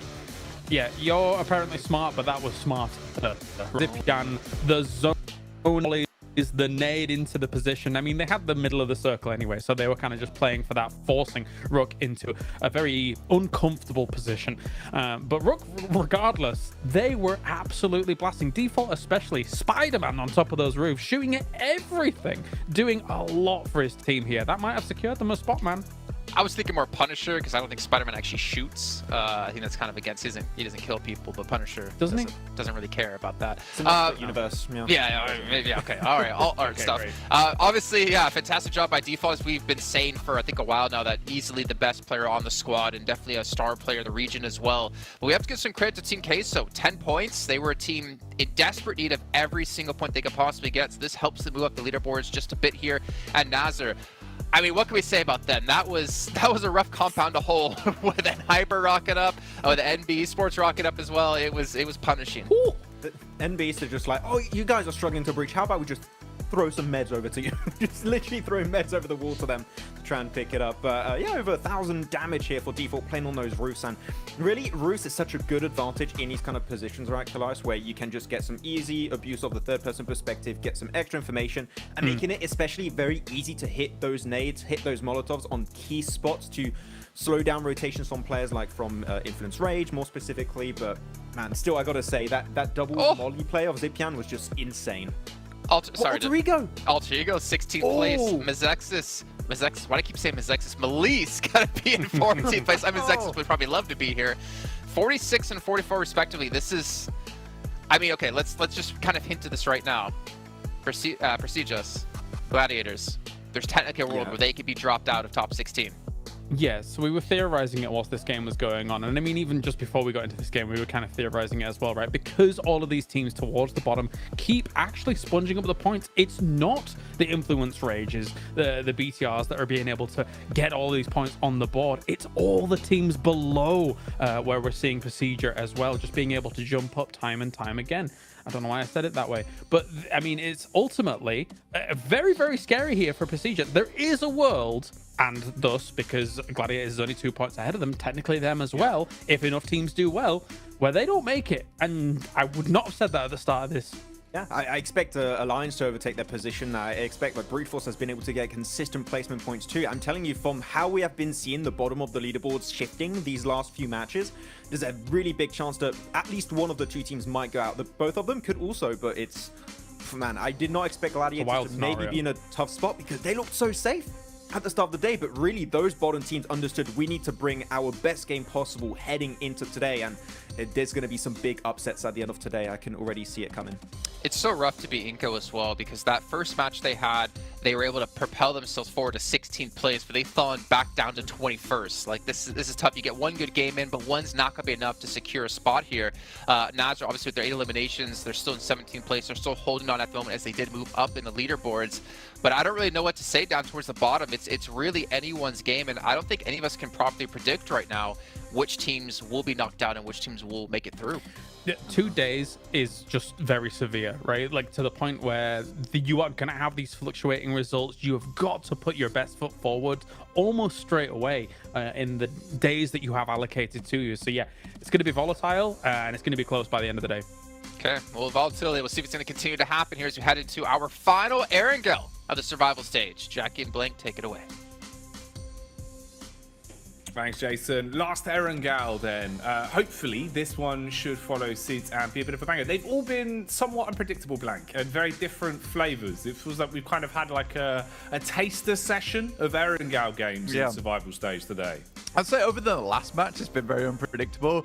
Yeah, to be fair, that last match was sort of unpredictable towards the end. The circle wasn't, considering we saw it yesterday. It literally was just the same circle 2 days in a row. Really odd. But back into it once again, over towards our angle for the final time before I hit up our 2 last Miramars to decide everything coming through here. You can tell there's a little bit of nerves coming through for some of these teams making their way towards that top side of the lobby. A little bit difficult for a couple of these squads. I don't think that, look, realistically, it is time to start pumping those points again. For Nasa, there's been some extremely aggressive plays from this squad. It's been working out somewhat. I mean, they've been getting points on board right now. From Sem9, on the other hand, Sem9 are really struggling. And I think that all comes down to BTR completely battering them earlier on today. And I think, you know what, maybe that's even a targeted approach from BTR, considering that Sem9 drops in very similar locations to them across the map. Getting rid of them would be fairly nice for BTR coming in towards that last chance. Last thing I'll talk about, Jackie, before I shut up for a little while, is Malice Esports and Alter Ego. Okay. Alter Ego 16th place, Malice Esports 14th. I don't think that they're going to be making it through to the last chance, unfortunately, unless things go horribly, horribly wrong for a lot of these teams underneath. It's always the worrying part, man. You know, it's why we said how important it is to decide your own fate for yourself, right? Get as many points as you physically can. Have as many good games as you physically can. Because the difference of having one bad game when you're sat here today, just watching the other 2 groups play against each other, you know, knowing, oh, we might lose out on a spot with a difference of 1 point, 5 points, something that could have been achievable. It just kind of leaves your heart in your mouth, you know. It's a gut-wrenching feeling, never something you want to leave up to another team. So it's a shame, but the thing is, Blank, not everyone can make it. Competitive format here, you know, one of the brightest sparks, the biggest events of the year. So much riding on this, the chance to have that title and that prize pool in your back pocket when all is said and done. Making it to the live finals is a tall order, and only the cream of the crop can make it there. That's why in these next 3 games, if you're going to show up, if you're going to find those chicken dinners, get some extra points, now's the time to do it. Last Erangel for the day. After this, it's Miramar Madness. 2 final games, and then we will know what the last results are. Which teams are going to make it out of survival stage into last chance, and who will have their story at PMGC 2023 ended in the next few games. Let's get into our last Erangel then, Blank. Plain path on screen as the drops are coming in. Very, very kind here. Pretty nice arc on this bad boy, at least straight line in this case, but we'll be heading straight down from Kameshki to Ferry Pier, so one of the best playing paths I would say in the game for most teams, right? It gives you that ability to get to wherever you want to go on the map, with it slightly leaning either towards the left or the right hand side. So I think for a lot of these teams, quite pleased with this one. We'll give them a very, very good chance in their last angle of the day. I think we have to reiterate that point and really hammer it home, because this is the last time to get, I would say, some of the most reliable points that you'll find in PMGC survival stage. Miramar gets a little bit hectic sometimes with the circles. Sometimes you get placed in absolutely unplayable terrain where your rotation, no matter what you do, is gonna be rough to play out, and you need to have that gun skill behind you to pull it off. And there's just not a lot of feeder teams left in PMGC anymore. It's a case of everyone is very, very strong. So coming up against a team and trying to just bash your way through brick wall after brick wall isn't as possible anymore. You know, the sledgehammers just aren't in play.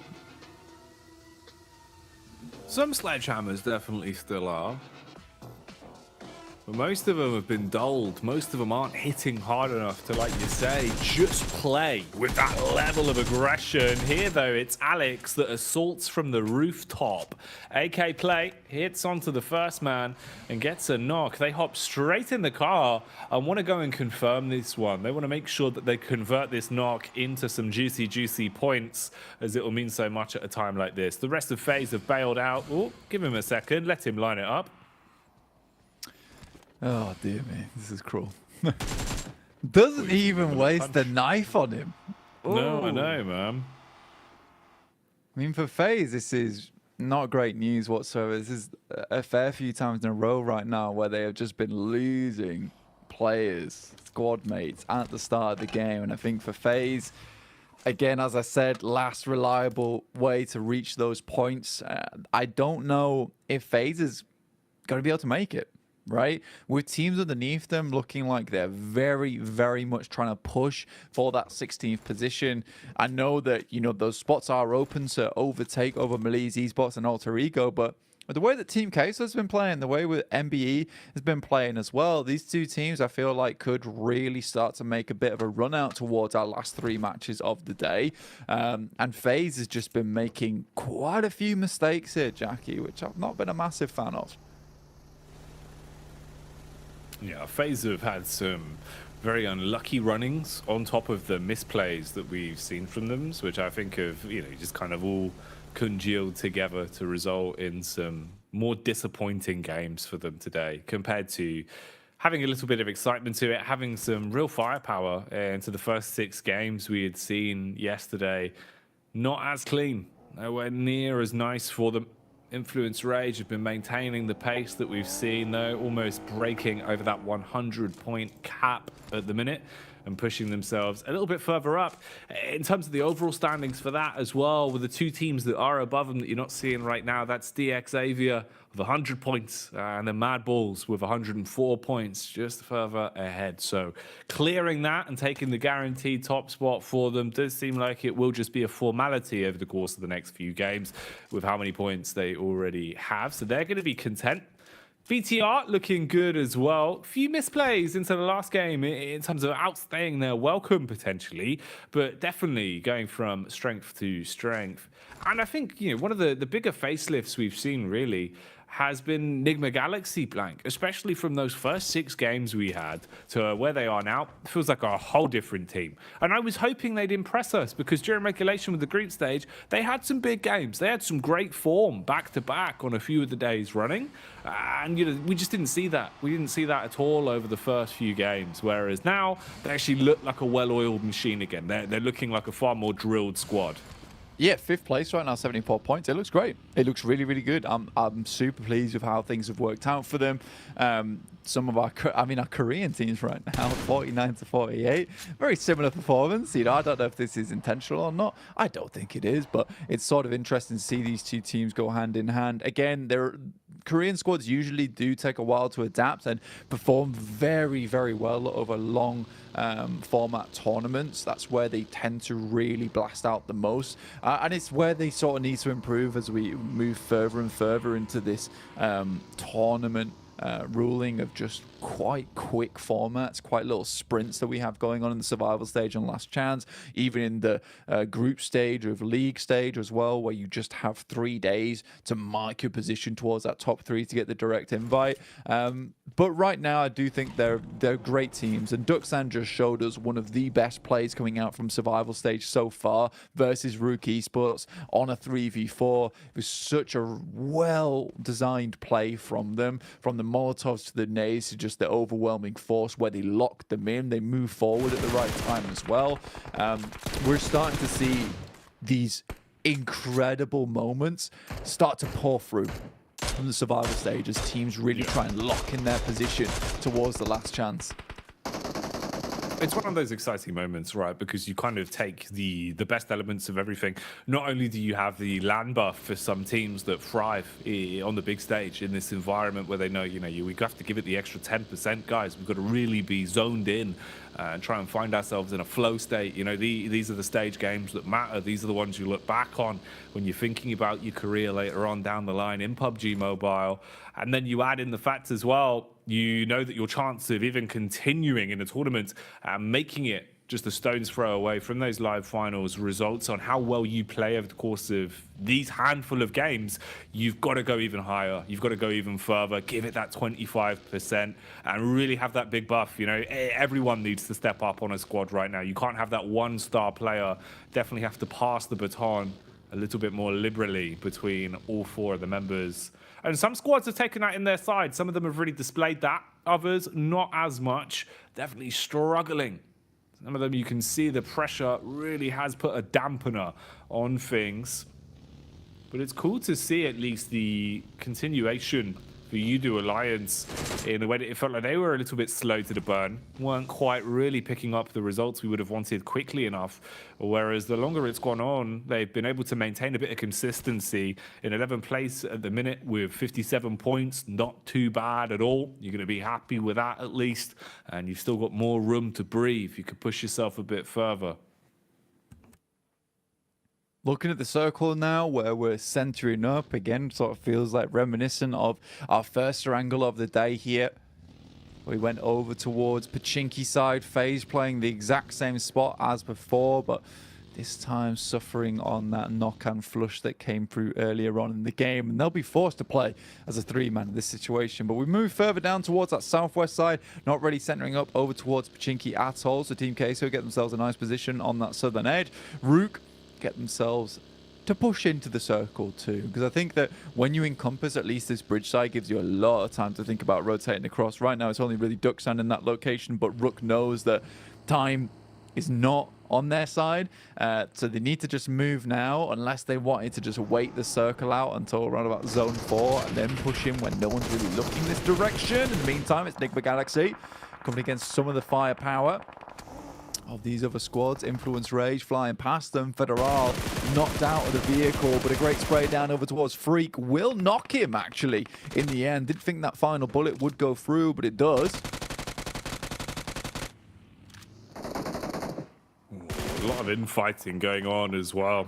It's not just a one-off scrap, it's a bit of commotion across the entire battleground. A fight for the forest here as Duckstan are trying to stay alive. Meanwhile, down inside the buildings, you can see there is a bit of close quarters engagement going on. NBE struggling under the pressure here. Akaze tries to go for the quick getaway on the top floor. Almost hit the bullet on the pre-fire towards the stairwell. It's the nade that decimates him though. Follow-up thrown in towards Gen 4's as he's going to go for the quick adjustment. Oh, mate, this is a fight that's going to leave no victors blank. With how many players have already been knocked for either side, looking to get out of this one cleanly is not going to be an easy task. Not at all. MB Sports keep themselves and their nose clean. It's BTR really struggling here now, trying to remain alive. I mean, for BTR, currently in 4th place, they're fairly safe here, but more points, always good for them.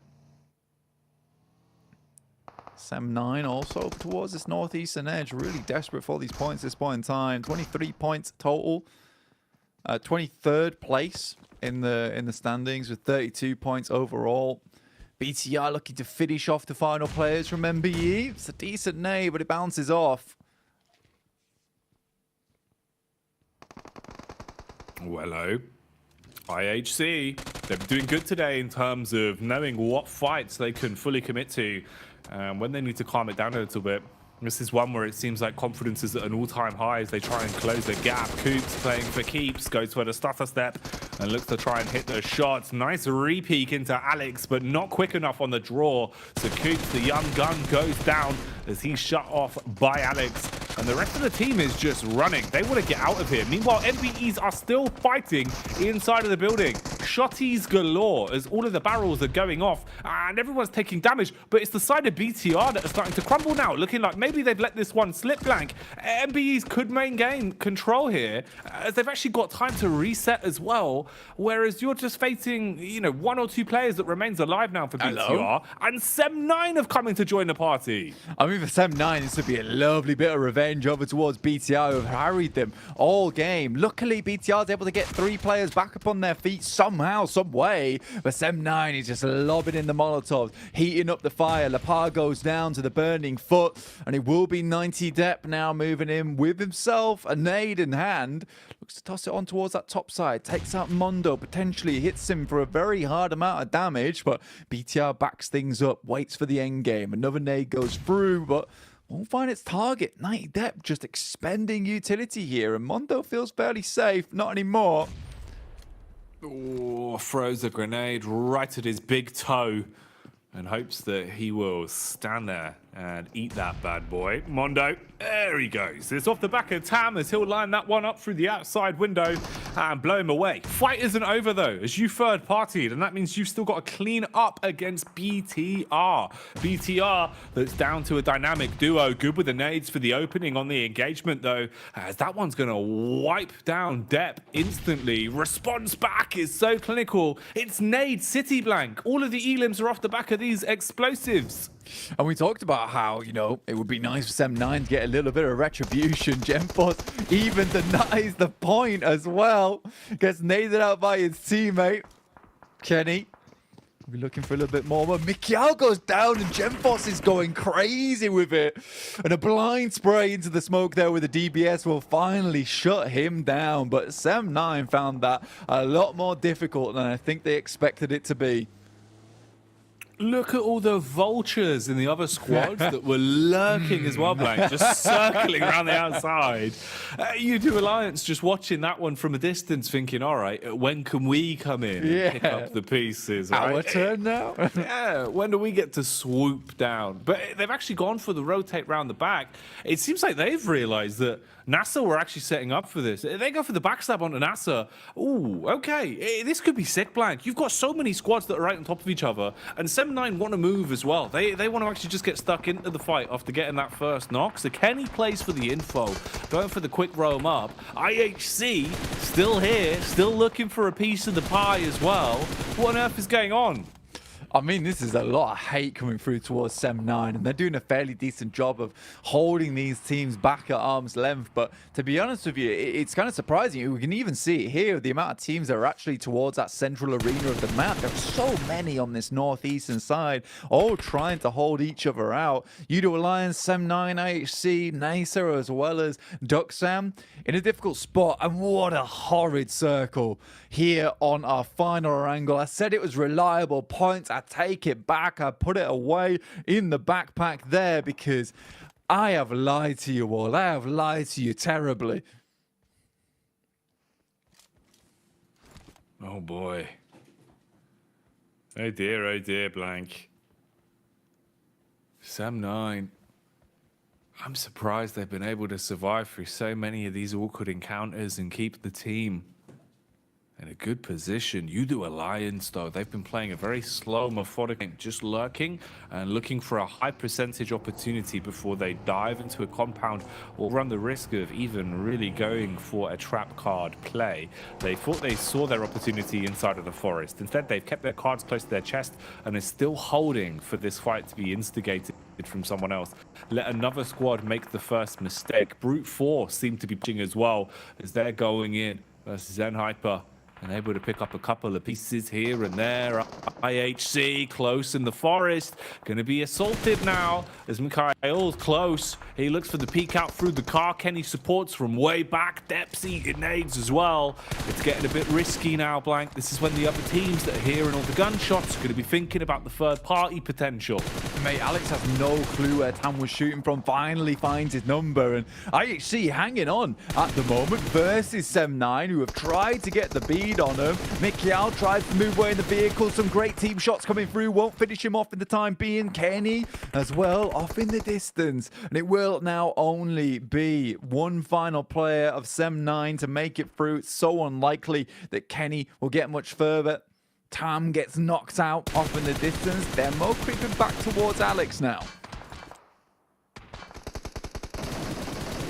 Oh, spamming across. Kenny. He's going to go down as the headshot will hit. It's IHC surviving in their awkward encounter towards the forest. Meanwhile, Udo Alliance, they've got a scrap. They've got a clash up close and personal. NASA trying to fight back IHC as well. And Godless, how is he alive, Blank? Man's on a sliver of HP. It's tiny. A speck of dust there for the health bar. But he does back off and stays in the fight. Alex brings Demo in the vehicle. He's battered and bruised, knocked as well, but drops him out. We'll go for the res here, and IHC continue onwards. I mean, you can say one thing about this team is that they are resilient, right? Very much able to hold on in some of the most brutal of scenarios.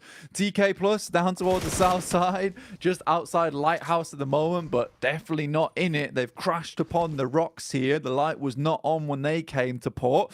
Obviously, this circle is not a good one. There is so little landmass to play in it. No one's going to be playing down towards the southeast edge in Sosnovka. Lighthouse, a big old focus point for Rook at the moment. You've got Team Queso holding over towards the western side compound and the gas station that sits just towards that north side, which no team has sort of claimed just yet.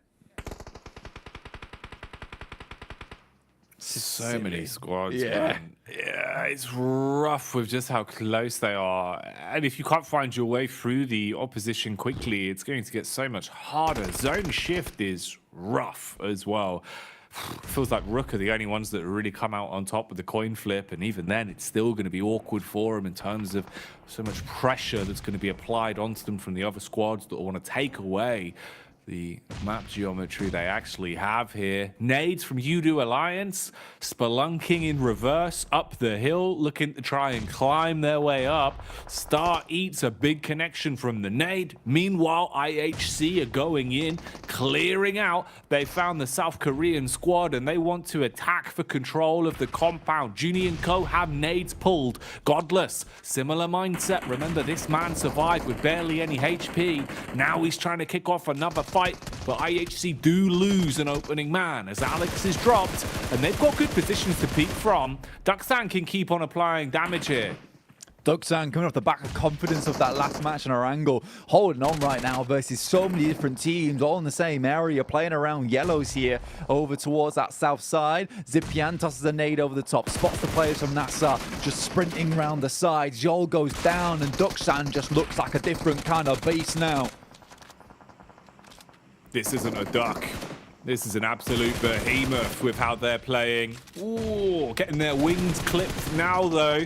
Shot coming back in as Godless tries to stay alive for IHC's hopes and dreams. M9 as well, even getting stuck into the mix with the last man, the solo dolo, dealing a bit of damage. Quick getaway for Godless as he goes full James Bond blank. Takes the car into the water.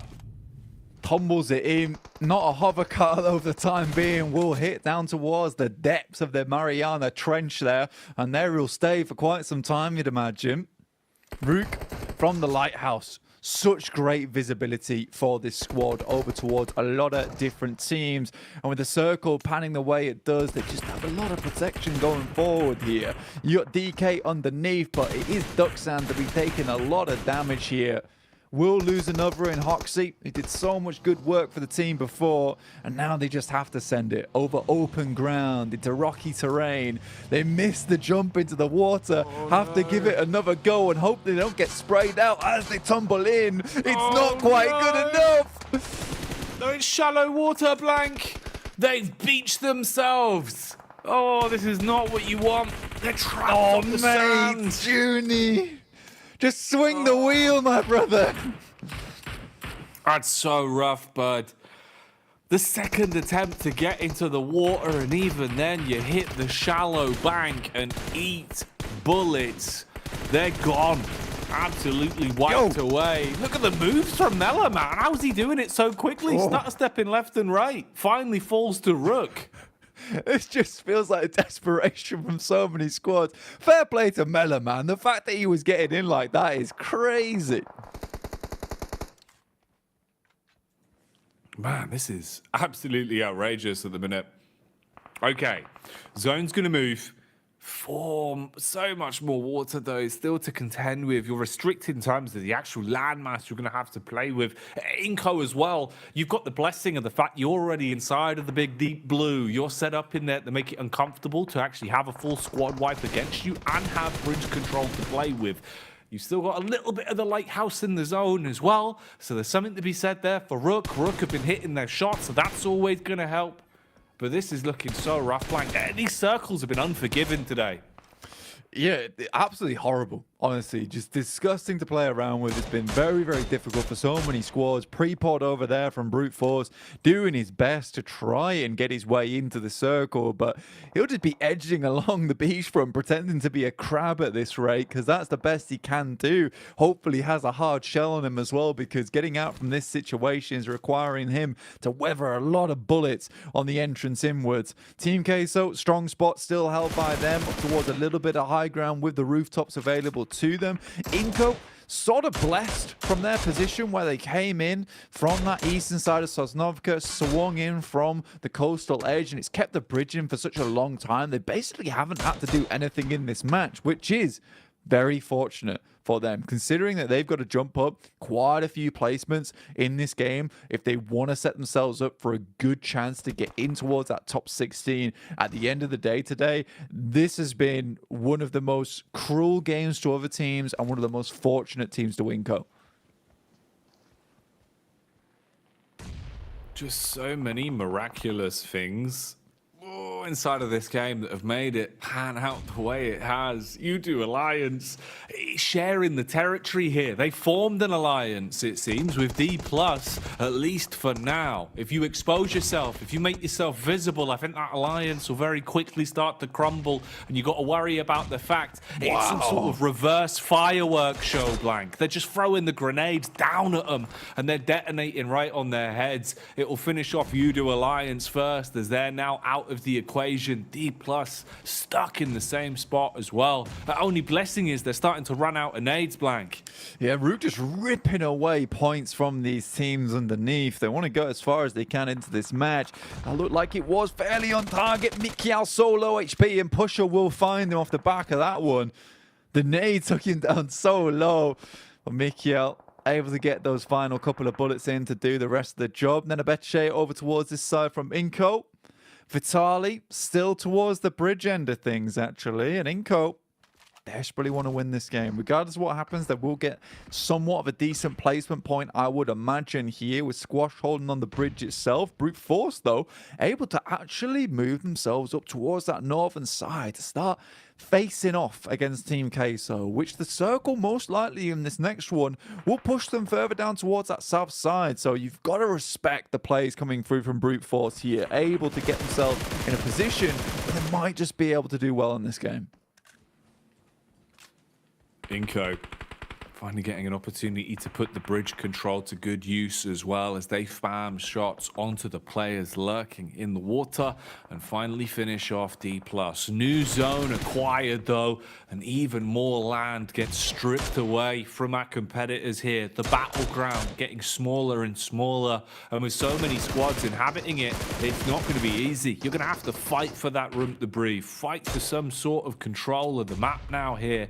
And Inko, they're looking pretty confident with how they've been playing it. Haven't overly been tested by Rook, though, because they've got the angles to keep themselves safe. Rook still blessed in the sense that they can hold on to their high ground position for a little bit longer, and that might just be enough to get them into a spot to shut this one down. They've had 7 eliminations in the game so far. They're looking pretty damn mean with how they're playing it, and they're going to want to take it all the way to the bank and secure the finish. Squash, meanwhile, looking for the lurker in Rami, playing under the bridge, and the nade is absolutely spot on. That is beautiful.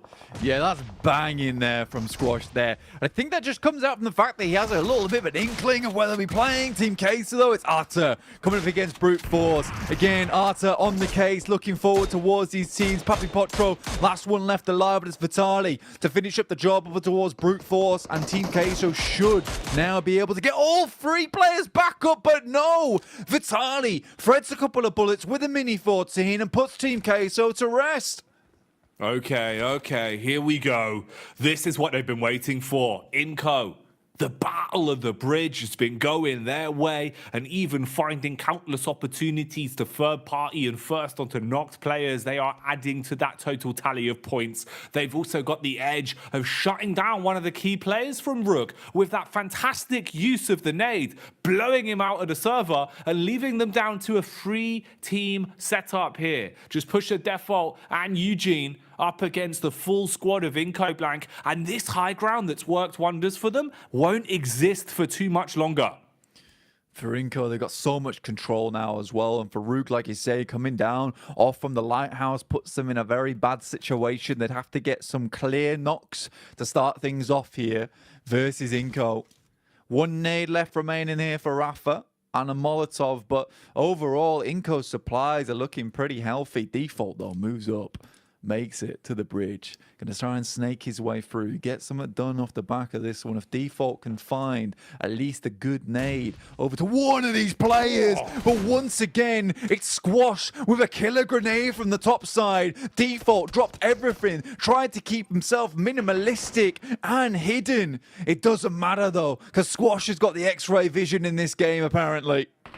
Squash, more like swish, as that's the noise he's making every time he throws out these nades. Countless 3-pointers, Blank. It's been so good from him. I don't know how he's so calculated, but the trigonometry from this man is perfection.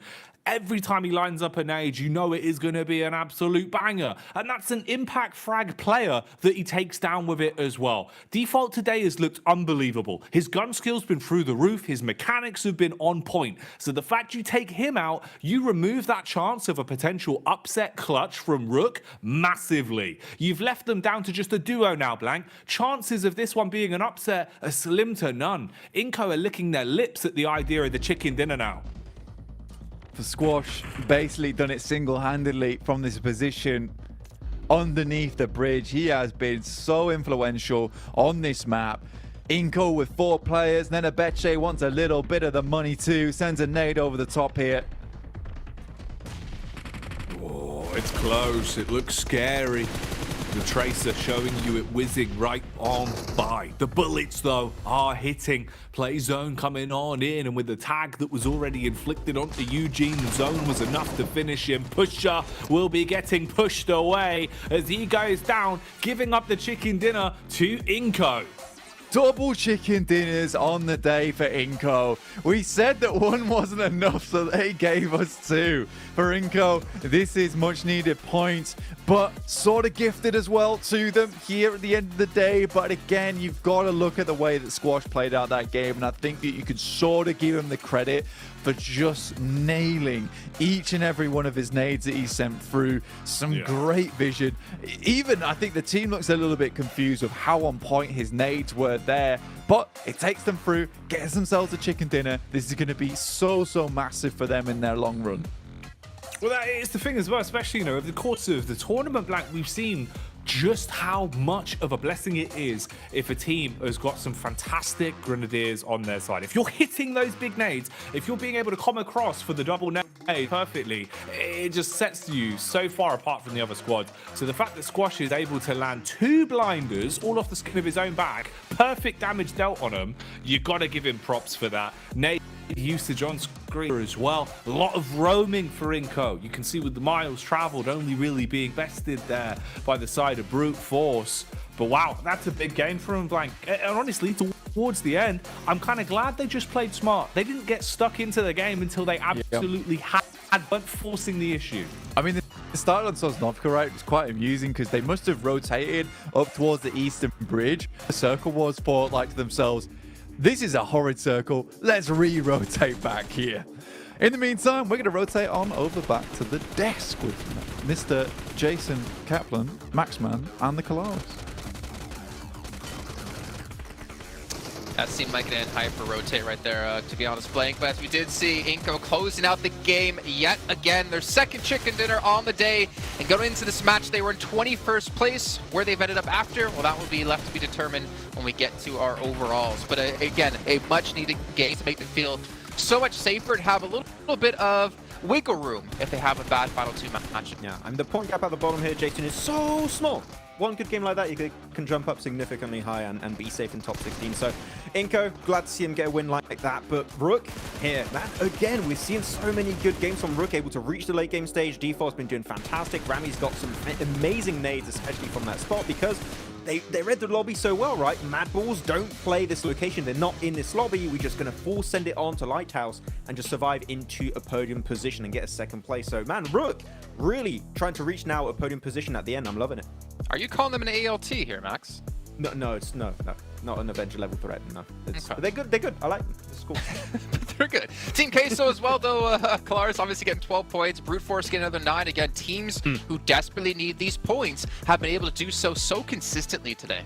Yeah, these teams at the bottom zooming up the leaderboard like a Zonda are really fast here up towards the top, and it's impressive to see. I do think when we get to the overall leaderboards, though, that our theorized procedure and gladiators potentially being under threat, I think by the end of the day, I think they'll be 15th and 16th. That's my prediction here as we take a look at it. Yeah, it's getting close. You can see 9th place and 10th place respectively for those two teams, but two teams who unfortunately will have to just watch from home and not have a chance in the last chance stage. It's going to be Melise and Alter Ego. They just got that WhatsApp message, guys. Your plane is tomorrow morning at 2 a.m. You're going back. We knew they were going to slip, right? But that's just again showing how competitive it is at the bottom of the rankings here. And we can still see some big upsets like teams such as FaZe, NB Esports, Sem9 could also catch up. Got some decent elims for Sem9 because that gap is so small that anyone can really make it up there. Even South Korea here, I know Polaris have slipped a little bit that previous game, so they could also lose 2 teams after this. No, they'll be cool. They'll be cool. Okay. It's getting close, though. I mean, if you're obviously talking about procedures in there and gladiators, you still have UDO Alliance as well, just right around the 60-point mark. So they're still not safe whatsoever. But it is getting tough here for everyone. And obviously, as we're about to head into our mirror matches, I got to remind you guys once again about the Infinix GT10 Pro, official smartphone here at PMGC. You guys can check it out. It was born for professional esports players, and you guys can pick one up and dominate the lobbies. Not to mention, you can head over to TikTok and check out everything's behind the scenes, some clips and some videos being uploaded for you guys. Just make sure you look for the tag PMGC 2023. I'm really putting production on this few here, so I'm going to keep churning through these ones. We have the Frost Festival as well happening. You guys can pick up the game and download it and play in the new update. Oh, he's catch up. He's keeping with me on this one. And glide down a slope with a snowboard, hide behind a snowball mound, the size of Maxman's head, and potentially turn people into snowmen. It is big. I mean, Jackie said you were big-brained, the smartest one on the desk. It's a compound, Jason. That's how big it is. It's huge. It's pachinki. Defend it on all sides, yeah. Unbreachable. Oh, man. Okay. All right. Well, beyond that, we do have the popular annual gala happening for 2023 from November 15th to December 19th. You guys can participate in 10 1v1 matches and potentially earn yourself some exclusive rewards you can show off to your friends, to your family, to your teammates. But also, you still have other things to show off, like the new Pagani, the collaboration with PUBG Mobile, which hopefully you guys have been able to pick up for yourselves, the Amola and Zonda R models, and you can show them off. Maybe not be able to get one in real life, but at least you can get one in the game. And then when you win your matches, something I don't do too often of, you can show off your new victory dance as well while supporting your favorite PMGC teams. We are going to head to a short break where we get things ready to go for... What are you doing, Kalarsi? Are you dancing? Dancing. Yep.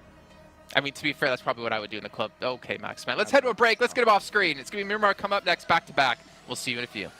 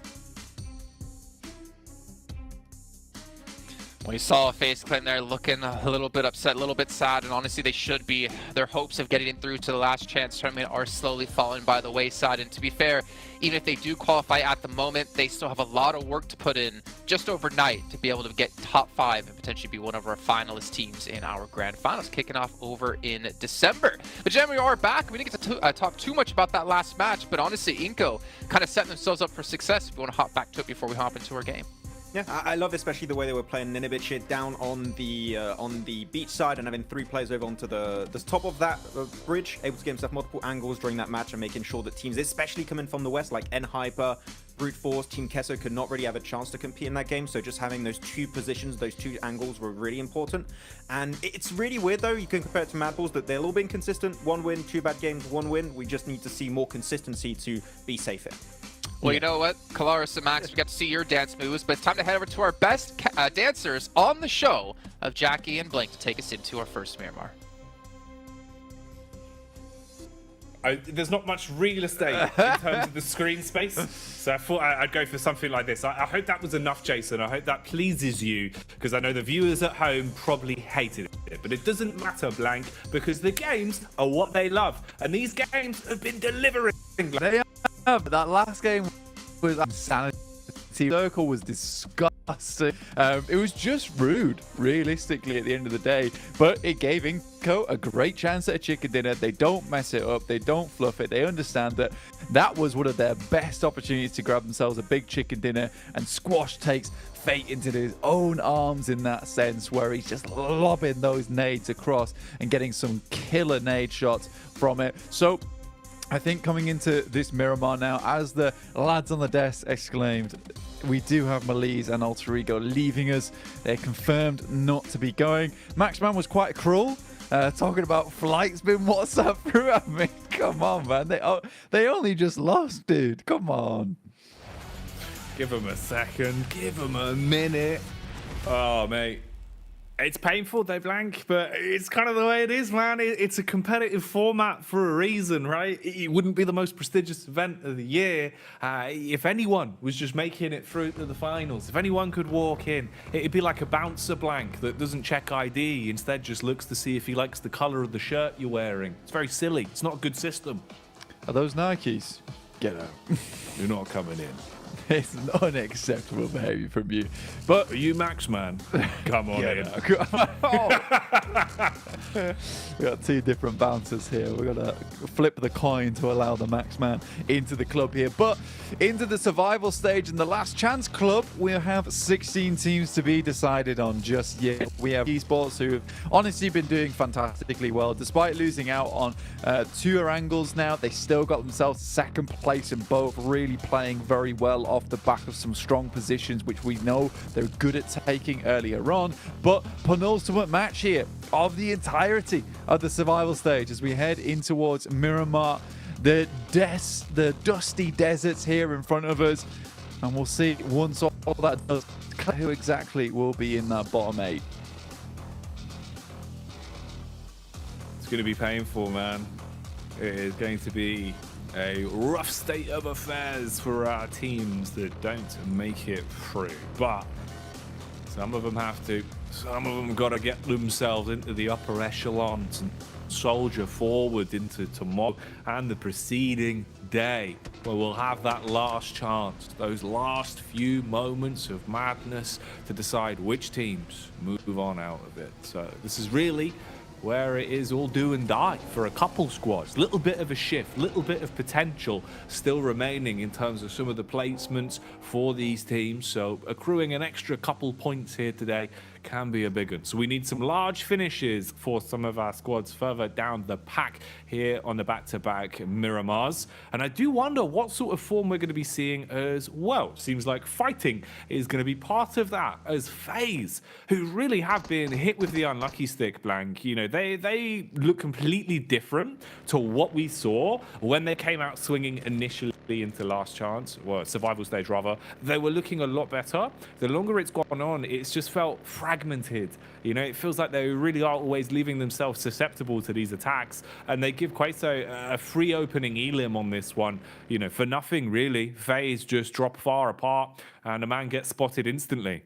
Yeah, and I mean, at this point in time where we are hitting these last two matches, 20th, 21st, 22nd, 23rd, it looks terrifying. And Hyper have just been really struggling to get any points on the board, despite trying to live towards those end points of the game. Even on the last match, just swimming in the water for an extended period of time. Even Mella on that last game with a right good jiggle over towards on that top side, trying to get in towards the water himself. It's just not happening for these squads so far. For FaZe, I do think that the days are numbered, or at least the matches are numbered. Just 2 left to play now for themselves, and already moving into this Miramar in the first couple of seconds with 3 players. Inco feeling much more secure now. 12th place, 55 points. Happy days for them. We do have that spread of teams towards the top, differentiating themselves from everyone else with Enigma Galaxy, BTR, IHC really doing well today to get themselves in. You Alliance really haven't accumulated a lot of points on the day, I don't believe. I think started the day around 59, if I'm not mistaken. So it's only really 1 point that they've found the entirety of those 4 matches that have just gone by. But still, that first day was enough. But we do have that question in mind, because I think the guys on the list were talking about at the start of the day, in the sense that the 2 games that they did very well on, the games where the circle really did play into their favor.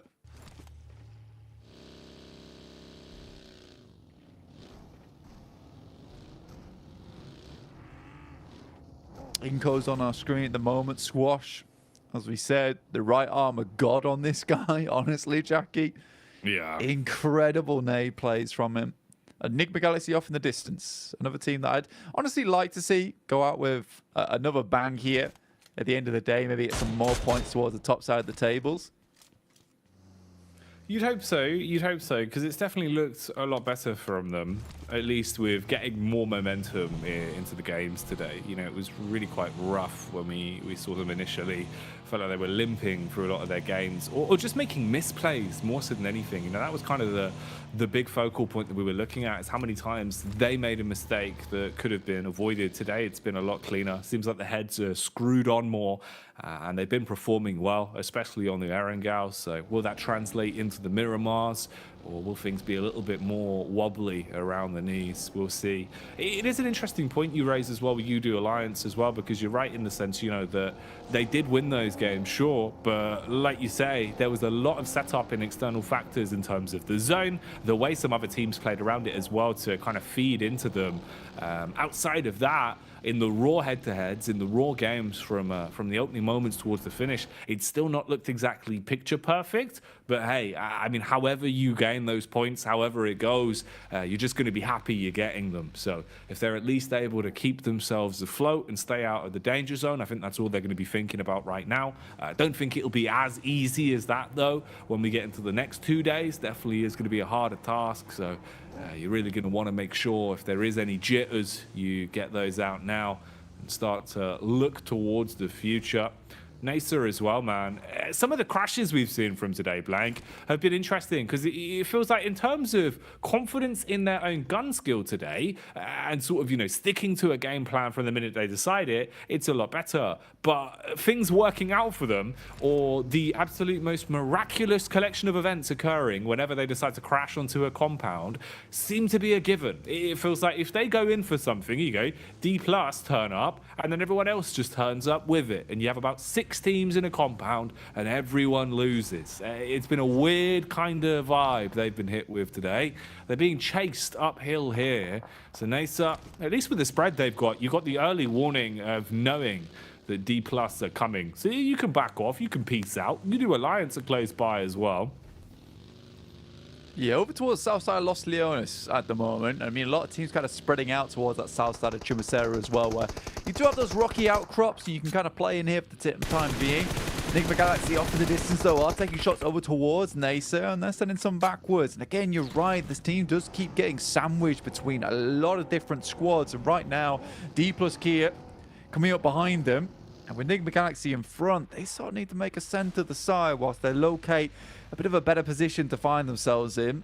Enigma Galaxy picking themselves up a bit of high ground, potentially playing around this region, around this warehouse, will work out for them in the future. But realistically, it is that stage 2 that we're waiting for, where it is a massive shrink on the circle defines a lot going forward for a lot of these teams as well. So right now, get as much loot on as possible, as many nades as possible. I think a lot of teams will be looking for that 5.56 ammo as well, because you know that in that late game, when you do huddle up in towards one of those compounds, you're likely going to be expending bullets that you're not getting back anytime soon. Having all the extra bells and whistles on Miramar does go a very long way. And we've seen that as well, especially proven true with the utility usage we've had today. You know, not too much defensive, really. The smokes haven't been throwaways, but there hasn't been anything too crazy in terms of the defensive utility usage. It's been a lot more focused on the offensive. The way that nades have been used today, especially, have been really clean for the squads that we have in the lobby at the minute for last chance. Survival stage even. I'm going to keep doing that because I'm already thinking towards where we're ending up with this. Looking at the rotates coming in here, though. Everyone's starting to get themselves closer towards the zone. Rook are going to want a gun for dead center pretty early. They've been doing a great job of finding themselves inside of the zone, setting up in a compound and playing defensive. That's where they are a level above their usual selves. Talking of being above here, though, it's a bit more literal, as Freak and Co are right on top of the hill and they're looking down towards DK. They've spotted out D+, they know where they are, and now they're going to start the rock on down. Utility in the pockets for them as well, so you've got nades you could throw in if you want to deal the chip damage. Instead, it's just Lord bursting off a few bullets on his own. I think for DK here, it's a bit of a stressful experience because you have to leave, right, at some point. You want to get out from these foothills. You want to head up towards that northern side. You talked about Rook, and it is really fortunate on the circle moving up towards this north side that Rook does get a fairly good entrance towards what could be a central position in the circle. Over towards this western side of Los Leones, a lot of open ground, but a lot of the compounds too to be playing in. It's just slightly awkward on this south side where you've got to now clear a lot of that high ground terrain, which then slopes downwards. Just awkward valleys to cross through. Enigma Galaxy realize they've got a very strong position to now hold out DK. Any team that they can really crunch down on the south side will make their approach towards the circle later on much easier. So I think for Enigma Galaxy, it's not a bad idea whatsoever to go for this play right now. Ralph does take a bit of a shot here. DK, no pushovers in their own rights, but the question is, when does Enigma Galaxy decide that long enough is long enough? We'll find out. We'll see how quickly they decide to move away from this one, as movement is occurring on screens. MB Esports starting to at least adjust somewhat. Team Queso as well. Been looking a little bit more aggressive into the later games of today. I think we're realizing their days are numbered if they don't start to really pull the finger out, play a little bit more aggressive into some of these encounters. So they've been trying to farm the elims a bit more, going for slightly more risky maneuvers. Inco have been on a bit of a tear as well. And they're sandwiched here at the minute, down towards the roadside with a little bit of cover to work with, each of them with a building to play off of, so no easy lineups for the rest of the squads. Squads that are key though around here, probably BTR and Influence Rage, as they like to instigate a lot of these fights. And with how many squads are in close proximity, if they go in, start kicking off a bit of a scrap, that's when you're going to see everyone else weighing up if they want to get involved into it or not. And look how much damage has been done here to DK in terms of the confidence. They've got to go for a wide rotate through the blues. They don't like their chances of driving through the actual map right now. Inco, though, take the fight from the players driving in more directly. Vehicles down the gulch and straight into the face of Nassar. Inco just peeking out through the back, man, backing them up as they'll be able to hit that and shut down the squad blank. They're gone. Nice. One last chance now. At the end of the day, 19th place at the moment, 43 points. Very much in danger going forward. But you can see just how close the grouping is towards 16th to 12th place. It's 52 points to 55. Just 3 points between those four placings there. In the meantime, Inco is getting ripped to pieces by their Brazilian brethren. On the other side of things, Influence Rage, who are looking to increase their points margin towards that top side, started the day in third place. We expected them to end the day in first place, and they've not quite reached it just yet, with teams above them still. Okay. Trying to reset and hope things blow over. Hope the attention on the next fight is somewhere else, not directly on top of them, as they need time to heal up. DK looking to go back and save the man that's been separated as Fabian's on the hillside towards MBEs. The rest of them have arrived. This was their mass migration they went on, rotating the whole way outside, going through the blue to give themselves a potential position to play off of. Kaze, he's had a good day of it. He's had some big plays today. Will this be another one of them? Looking for the P-Cup here. A bit of damage done, so instantly opening with an altercation against DK. DK is pretty important on this fight because they're out of one frying pan into another with Enigma Galaxy left behind them. They want to push their way through MBE Sports, get out from these foothills into a better position going forward. DK currently dealing with Enigma Galaxy as well, who keep taking shots towards them. Coop's down there with the rest of the team. They swing on by, but I wonder if Enigma Galaxy realizes that MBE Sports are also in this location, or they're just chasing onto where DK is currently playing. Either way, it could be a very, very bad engagement for all three of these teams coming up shortly where no one comes out the winner. DK realizes that they've sort of baited Enigma Galaxy in, so maybe it's time to just rotate back. Again, moving up towards that northern edge. The old faithful, mate. See if it works out for them. See if they'll be able to set themselves up, hunker down, and make the play from the position. DK as well, being peppered with so many bullets that they are starting to lose their potential edge into this fight, especially when Brute Force have found the opportunity to backstab onto it from the sides. So you really are struggling now. Here comes IHC with a compound crash as well. Haven't seen this for a few moments, but it looks like they've wound themselves back up and want to let it rip. Going in for the swing towards the top floor. FaZe Clan holding on the ground as well, as they will hit with the shotty, strike against the first and leave him slumped down on the deck. Alex clearing the building. Oh, it's a late reaction, but he does still find the flick at the top of the stairs. And for FaZe, that's such a terrible prospect for them going forward. 42 points left remaining there in 19th place, Jackie. IHC have been constantly chasing this team down, and I think they've single-handedly ruined their chances to get towards that last chance now. One last game for a big match, but with the way FaZe has been playing today, it just does not seem likely. For IHC, on the other hand, been looking like one of our most aggressive squads today. It's awesome to see from the Mongolian squad here. DK, though, still stuck on this ridge side. Osal goes down to a nasty shot from Enigma Galaxy. It's Freak on that top side. The rest of the team just not with him. Lord's even looking this way too, as Fabian dashes his way across. Nobu looking to hit these shots over to the side, but it's not to be. And Duxan similarly heading over towards where Rook is currently playing. Duxan were able to take them down on our second angle of the day, but they are looking bruised here. Seriously wounded. Need to patch themselves up here and get back into the foray. Quickly clamoring to reset. Whoever's able to adjust themselves back into a stance where you can fight first probably has the edge here. Default with the nade, thinks that he's got a good grasp of the situation, tries to dash it in. Damage done blank, but no actual tag that will take them down. Zipan's ready for the response as well with a nade of his own. They're just throwing anything they can in through the windows at the minute, trying to keep the pressure on as much as possible and make it uncomfortable for D+. Default, he's been playing a blinder of a day.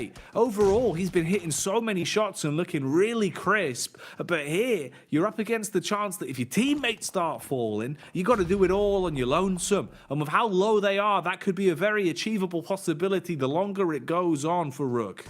BTR and a backstab as well towards Root side of things. IHC, though, coming through over towards Duxan.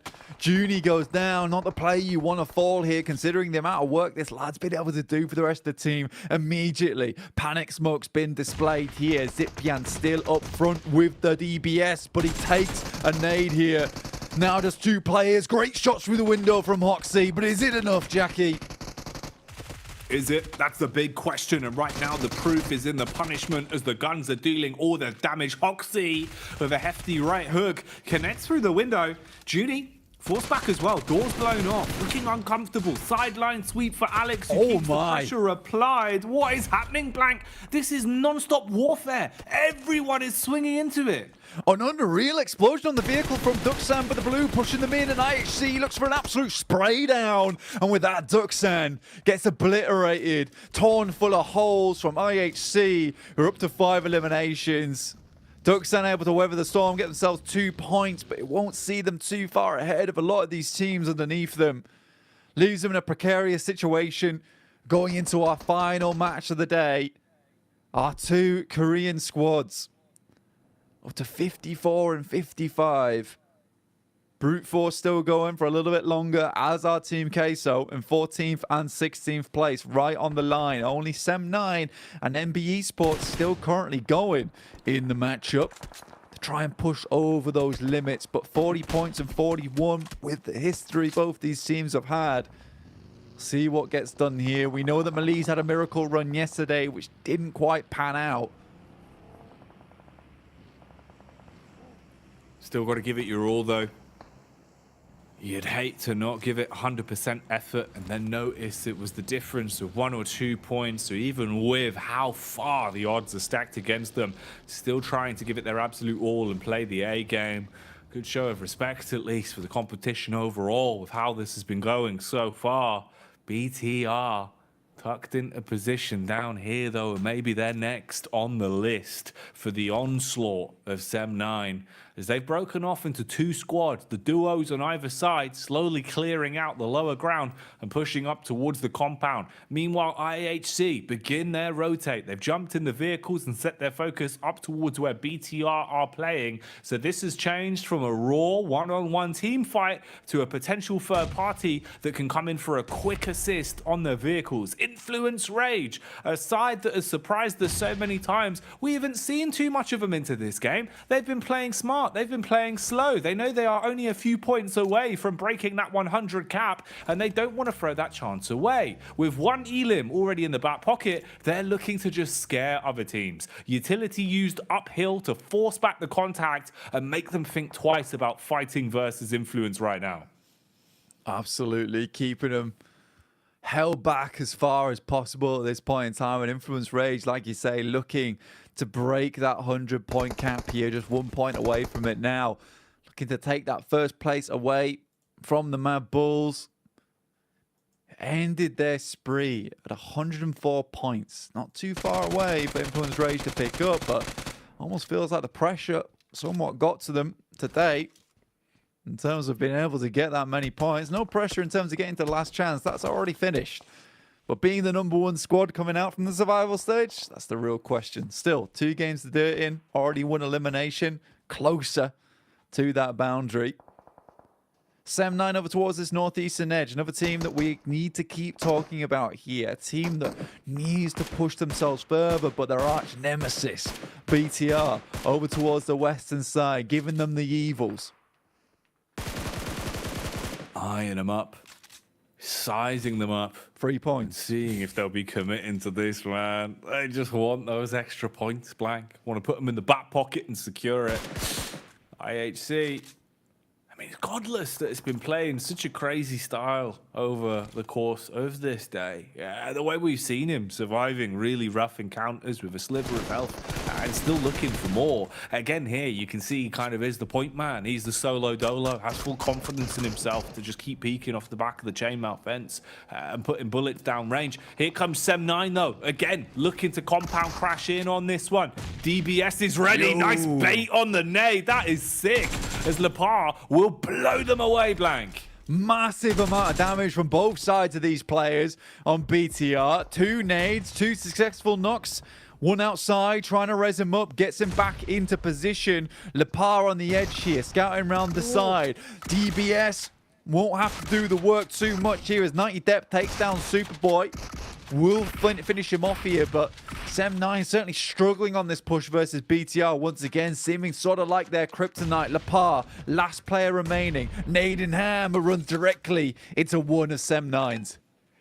That's so rough for BTR. With the way the opening moments went on that crash against Sem9, you were thinking they were probably going to be able to clean house on that one, or at least survive quite heavy-handedly. Instead, the reset is great from Sem9. There was no aggression to shut down the knock players, so they were able to get back into the fight and clean house. Now, they're suffering from success. IHC, they were waiting to finish off BTR. Instead, they'll take Sem9 on. They fancy their chances on this one. Godless loves an engagement where possible, and the nades are ready. Kenny looking to line that one up, had the pin pulled, hoping for the quick detonation, but it goes straight by Godless. He doesn't hard commit though, doesn't want to push in and get taken down by a close range angle, instead trying to play with the distance here and look for a peak that he feels favored in. Realizing that the blue is pushing out of this compound. You got Zol on the side as well. Alex Sorry, who's been able to hold down this position.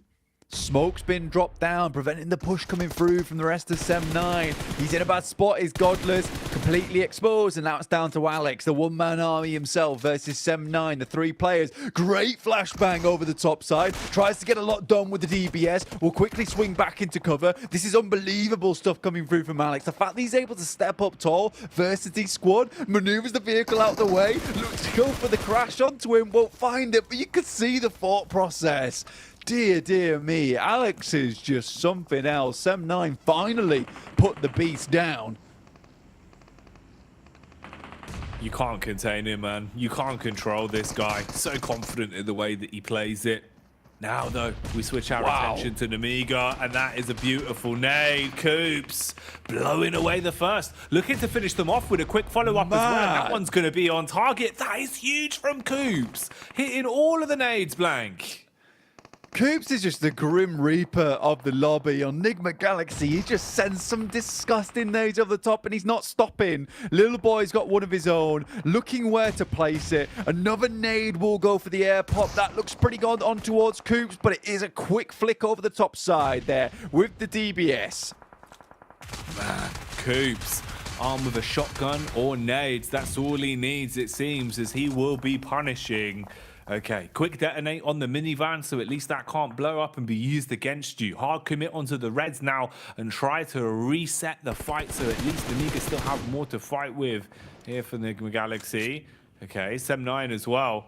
They've been so aggressive in just looking for these very aggro third parties to swoop down and deal damage. Even here, looking for a little bit more. You've got high ground at the minute to play with, whilst the rest of the teams are just scrapping amongst one another. And we're losing a lot of players. Squads now starting to dwindle down as well. So the longer this one goes on, the more these fights are going to look very scrappy.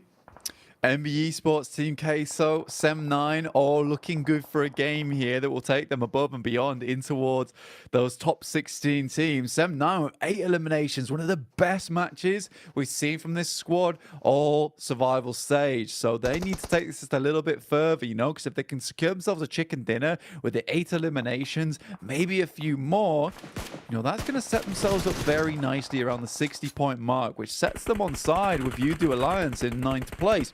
Influence Rage finally put down, 2 eliminations found, a couple of placement points, but not above Matt Bulls just yet. One more game to make that happen. Freak takes down Tam though, as he quickly peeks over the top side. Enigma Galaxy just aren't finished yet. NBE Sports gets ripped to pieces by this team, torn apart like paper. The claws have come out and they have been fed through the shredder blank, leaving it down to just these 4 squads now. So who's going to be standing tall when the dust settles? Who can get that extra juicy chunk of points from the chicken dinner here on Miramar? Death with the early damage firing off towards Lord.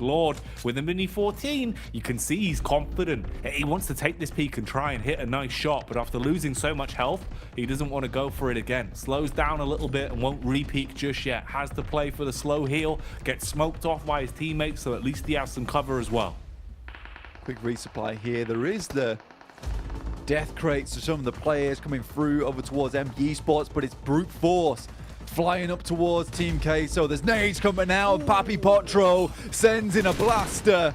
will explode. Two of the players from Brute Force and Neo's only last player alive to try and fend off against his squad, but Papi Potro puts him in the bin before anything more can happen. Sem9 also take this opportunity to send down the hill. They lost a player on the eastern side, but they're in towards a top 3 position. This is good for them, but they need to go further. Otherwise, this last game still will mean a lot to them.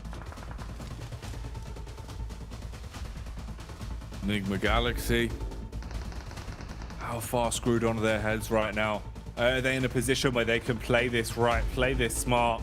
They've had some moments of absolute madness, but they've got to do even more here. Peppering bullets onto the rotate from Sem9.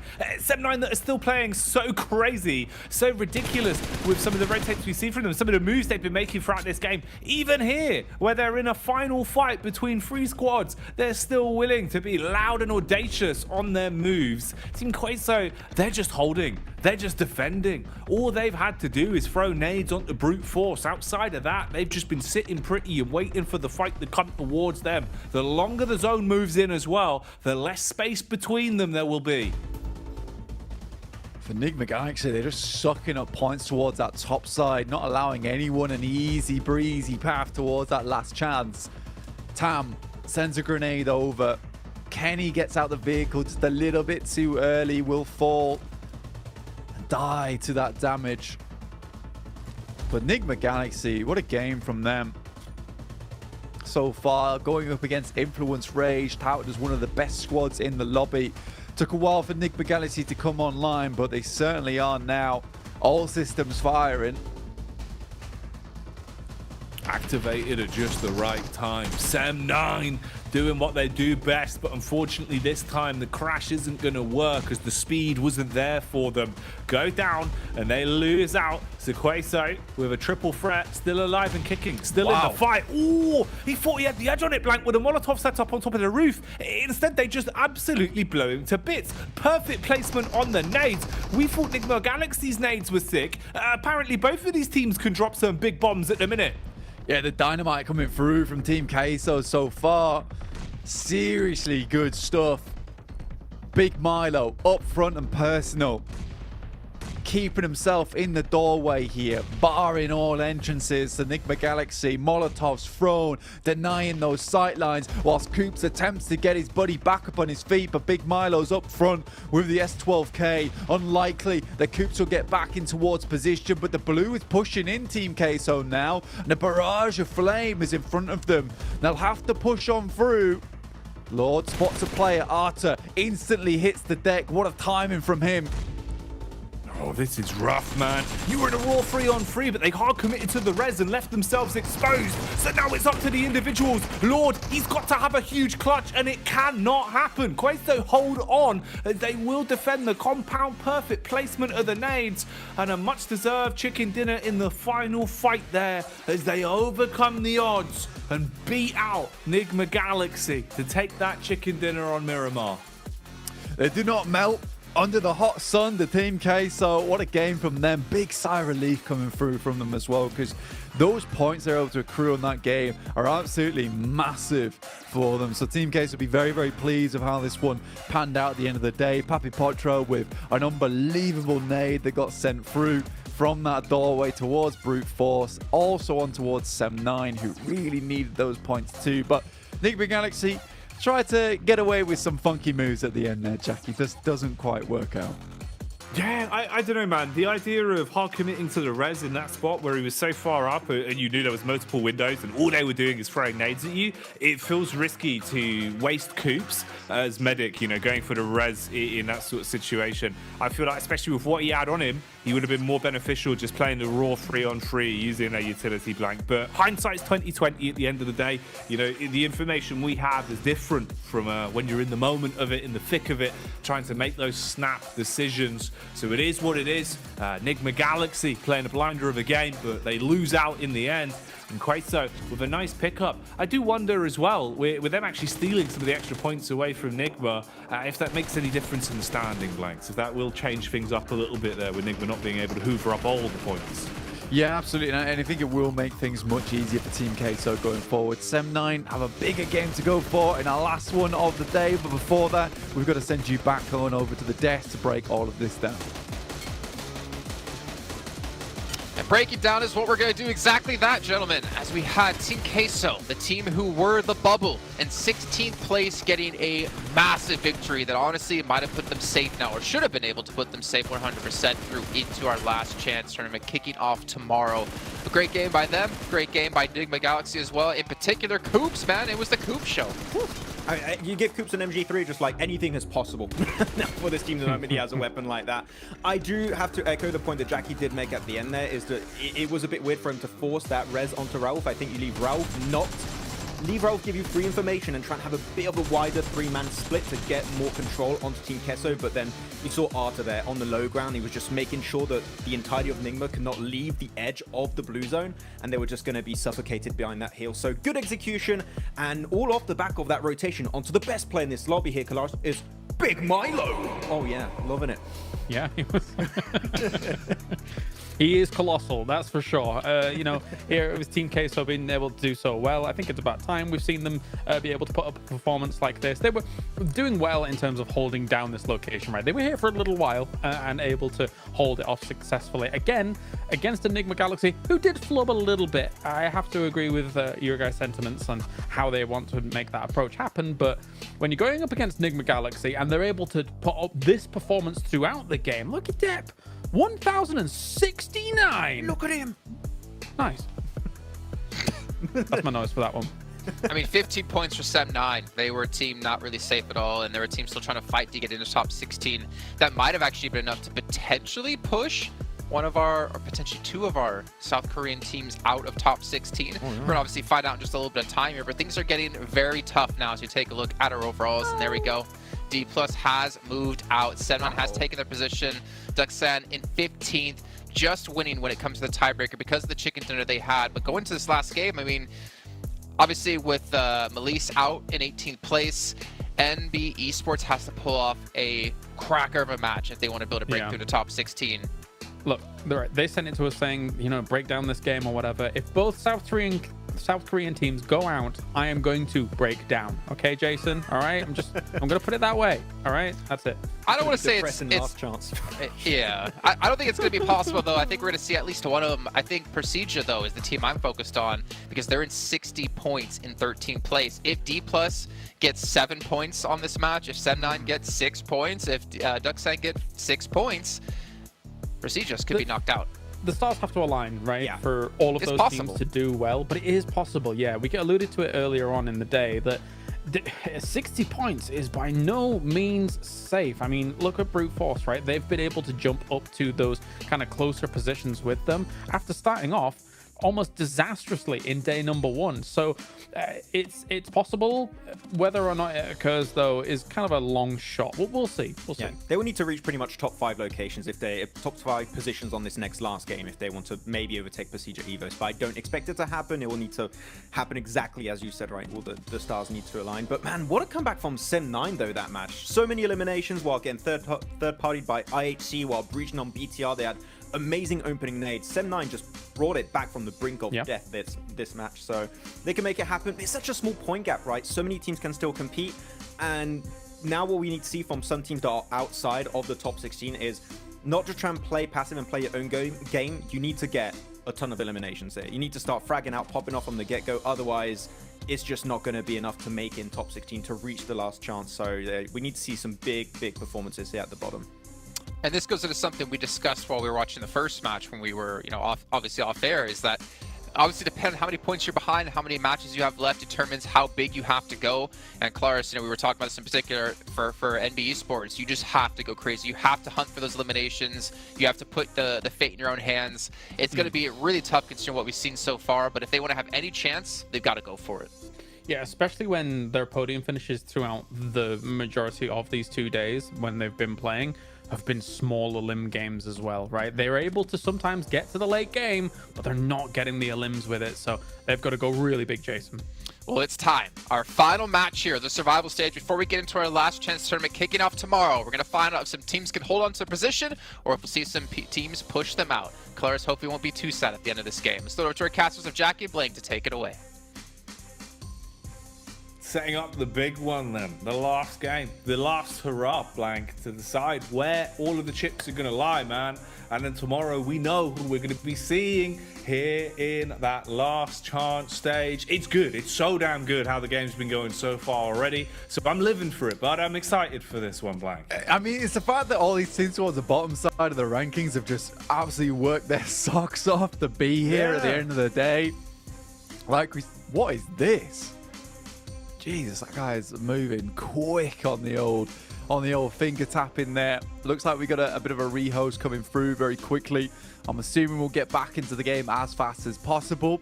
But in the meantime, let's set the stage. We've got currently a couple of teams down towards the bottom of the rankings. We've got DK, NBE Sports, FaZe, NASA, N-Hyper, all attempting to make their way in. And honestly, it's all doable.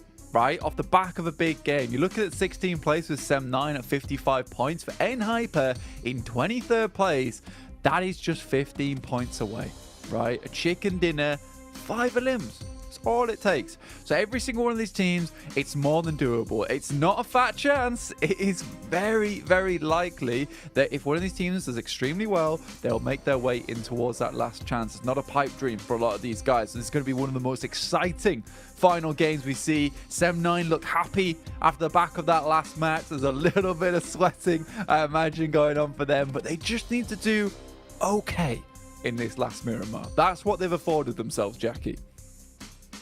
It's true, man. You know, you've done enough to at least put yourself in a position where you don't have to go above and beyond, don't have to win the absolute world in a game like this.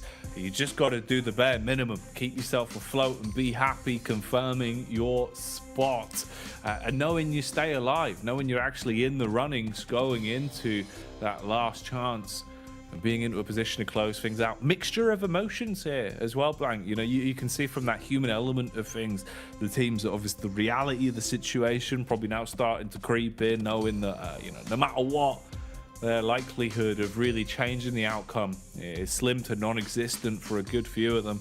Some of the sides that know they've got a lot left to give, still enjoying themselves, looking happy here as well. Duxan, oh, that's quite cute. Everyone getting involved for the nice wave. It's tough. It's tough for a lot of these squads, right, at the end of the day. And I mean, for Duxan in particular, it's not just battling against a lot of these other teams. They're also battling directly against their Korean teammates, right? And DK Plus, like the guys that they've played with in their own league stages for such a long time. They probably have intimate relationships as well. So I think for DK, 54 points, very doable to also get in. I think for Kalaris, he's really hoping that we do see both Korean teams are able to make it towards that top 16. I think both deserve to probably go in as well. DK's had a big standout, as has Duxan, but at the end of the day, this survival stage just hasn't looked that amazing for both teams in terms of consistency. However, we have seen great moments out of both of these squads, and it would be great to see them go through to the last chance to give them that one last go of it. Remember, we've all said before that Korean teams on adaptation wise, that's where they shine. So 2 more days, that might just be what it takes. Man, I'd love to see it as well, you know. I think it would be really cool to see that potential because there's so much talent in the region. And I think the resilience that we've seen from both of the squads as well that are still in the runnings here, it goes to show that they do have the talent for it and that, you know, in a position like this where some of the sides looked a bit deflated, looked like they weren't able to keep up with the pressure after even losing 1 or 2 of their games over the course of the 12. That was enough to shift them off kilter and they weren't delivering. Whereas both of these teams in D+ and Duxan have kept a good, strong mindset the whole way through. And I think that mental is what's been the difference maker for them.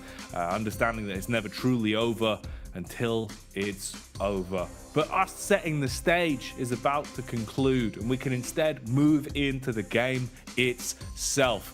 Miramar, for one final time today, for one last time in the survival stage. At the end of this, we're going to know where the standings are, who's making it through, who doesn't make the cut and gets removed from the tournament. It'll all be decided at the end of this one. So strap in, make sure you've got yourself some H2O, because I can imagine this game is going to take the wind out of you.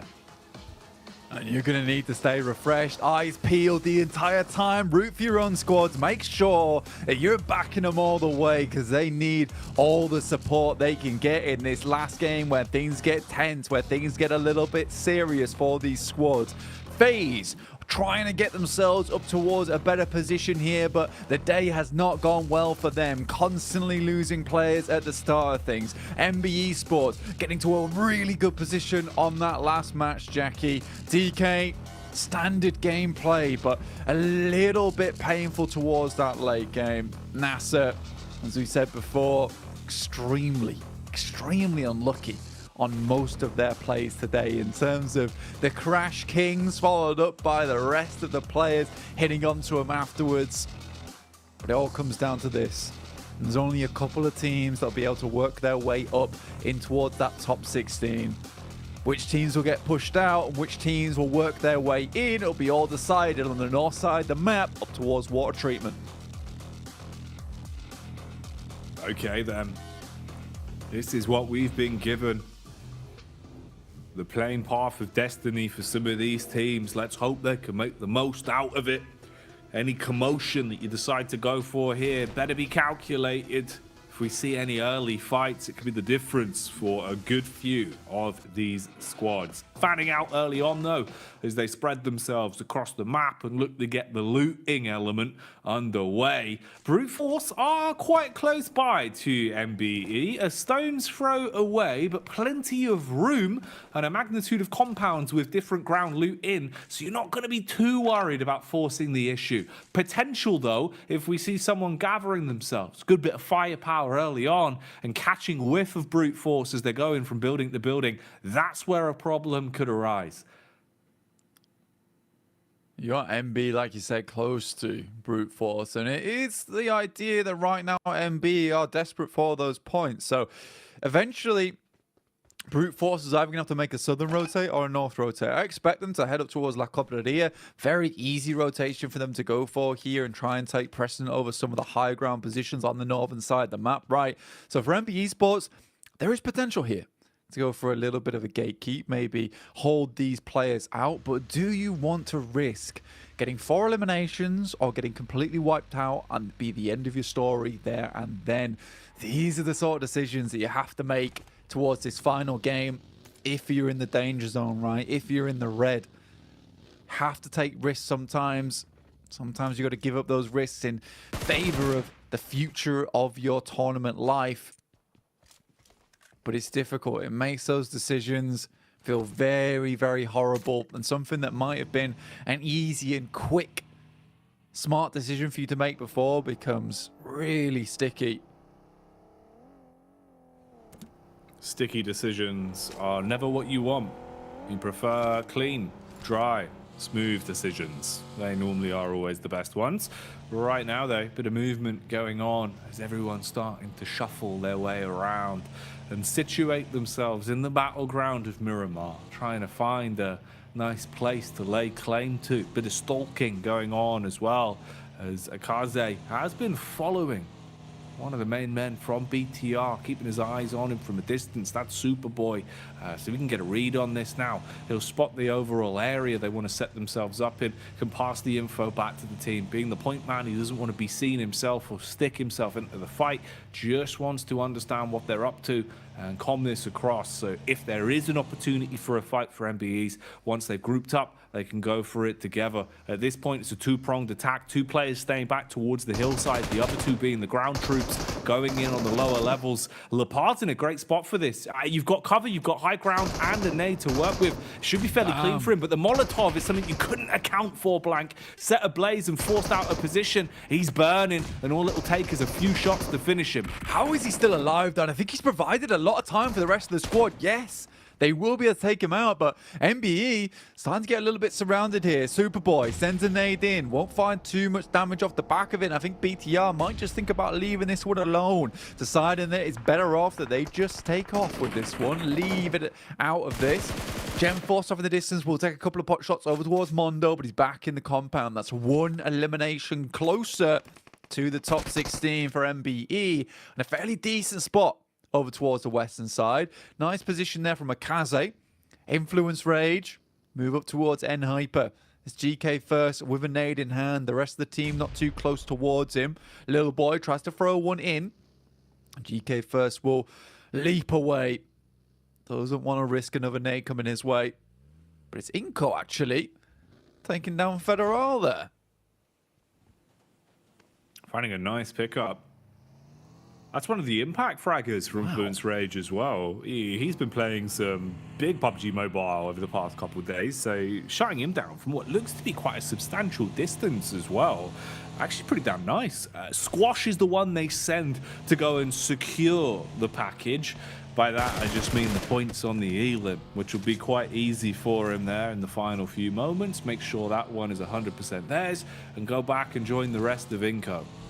Yeah, it's an incredible long shot, actually. As soon as I saw it, because you're talking 400 meters plus on that, because it started to be where the render distance just wasn't coming in for the player from Influence Rage. So really, really nice shot indeed from that distance. You're looking at the circle, though, and you are just assuming that teams are going to take the high grounds early, risk coming off them in the late game, push off from the circles, or risk taking them now and potentially having a very, very strong spot coming in towards the later circles where you remain on the top side for a long time. N-Hyper's gone for that. They realize that they have to go for a very risky play here early on and just take control of something that they know if the circle comes to them, guarantees them at least 10 points, right?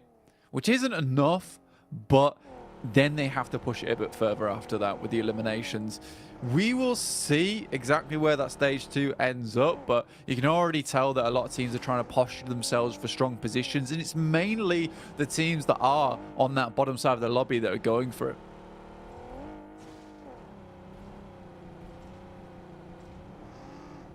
It's the way you got to play it as well. This late into things. A little bit more aggressive, a little bit more quick to the decision-making. FaZe on the move, starting to get themselves back in the zone as they will cruise on by and start to slide on in to a bit of a better position to play around here and have some sort of cover to work with once they find a safe haven. Okay, you do Alliance as well. On screens here, just a single man from the squad as they are close by. You've got a bit of a backup. Again, fragmented into a 2-2 split, so they've got a good lay of the land in terms of how far ahead they are. And they see Team Kaiso going in ahead of them as well, starting to pull up through Graveyard. So read on the overall area. Quick look at the circles to see where teams are right now and just how much this will change when the zone comes in. Pretty damn ideal for an awful lot of our squads here, sizing themselves up dead center towards water treatment and being happy with that. Influence Rage actually right in the middle there. Very nice for them. They're still looking for that first place spot. They want to put their mark on it at the end of the day here, Jackie.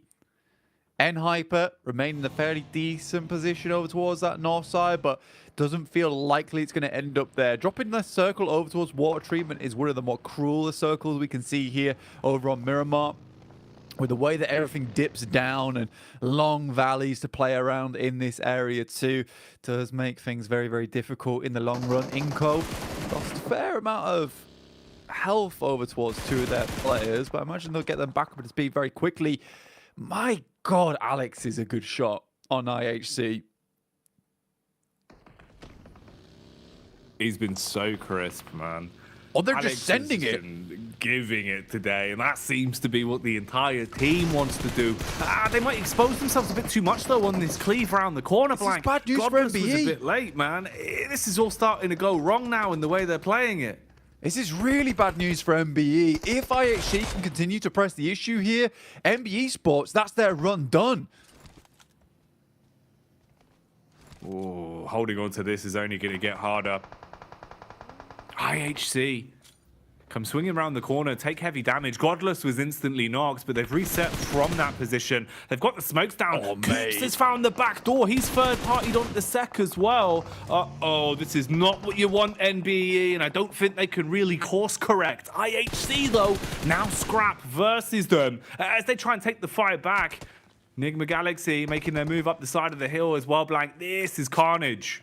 MBE down to just 2 players, and this might just be it for MBE at this point in time. Only one elimination found, and we might have just confirmed another one of those spots to be going home. What a horrible sandwich to be between there for MBE. IHC and Enigma Galaxy, 2 teams that have been on the up and up today. Lord. Good tracking, good tracing, keeping the damage distribution going. Wow, this wasn't the clash I expected to see in Miramar this early between these 2 squads, but it's been a pretty influential one on how they've played it so far, and at least you can still cut your losses, right? It's not an overcommitment in the sense that it's ruined both of their runs, and they can't just back off from it. So Enigma Galaxy now falling back as they cascade down to at least somewhere a bit safer to play around, finding a moment to breathe. IHC as well, relatively split up still on the hillside, but not overcommitting, have somewhat slowed this one down. But Darksign are in the middle of it all, and they're quite fragmented as well. Zone's going to push you further on up, Blank. This fight, it could be an old wound that gets opened up again. Yeah, I mean, for IHC, Enigma Galaxy, both teams that are very safe, and it's just so unfortunate that 2 teams with realistically nothing left to lose on their side just barrel their way into MBE, and they get caught up between it. I mean, this is just a sad state of affairs looking at MBE Sports at the moment right now, because you know that making that 10-point jump is going to be really difficult for them. Duxam, I believe they took a shot backwards there, but not before they were able to knock Coops down. Junie's able to flush him as well. So for Duxan, they are accumulating points, which is great news for their position currently in 15th place behind Brute Force. DK, our other South Korean squad, moving in underneath towards water treatment, trying to get in there early, but Default's already in position. Osal doesn't have the bead over towards him. Favian is knocked out, and that is DK down to just 3 players. Luckily, Influence Rage is there with the damage, but DK in such a horrible spot now, Jackie. You are trapped between a rock and a hard place. Smokes on either side to at least give them a little bit of a visual barrier, some kind of line of sight break between them and the other teams. But leaving this area doesn't seem like it's a possibility. They run for the riskiest of the maneuvers, jumping into the one vehicle, barreling their way into a wall. Oh no! Eating bullets because of it as well, Blank, and they are being fed into the meat grinder. This is turning into an abattoir quite quickly as Enigma Galaxy are able to at least do a bit of damage before they go down. DK trapped in position now as well. Influence Rage sat on the perch looking to bombard nades down onto him. Oh, this is so many of our top squads in a close position to one another. DK at least are able to find the res onto Forest. DK, 17th place at the moment, 54 points. They get the first res off, yes. And that might just keep them alive. What a risky maneuver from them. You wonder how many nades Influence Rage and Inko is willing to bet towards that position. It's one of the worst places to go to as well, is water treatment. Just in the sense that there's so much high ground that surrounds it. You look down towards, and I mean, DK just cuts the losses early, says that we believe it's going to end towards water treatment. Let's get a pick up there. FaZe up to 2 eliminations. Again, another team that's on the chase right now. They've had hurtful day after hurtful day. Finally get a little bit of retribution for themselves, but on the southwest side, so much space towards the north, with Brute Force currently just littered alongside it. Feels like 25% of the map has been given to them, and with the zone shift favoring them as well, it's a pretty good time to be on Brute Force, at least in this game alone.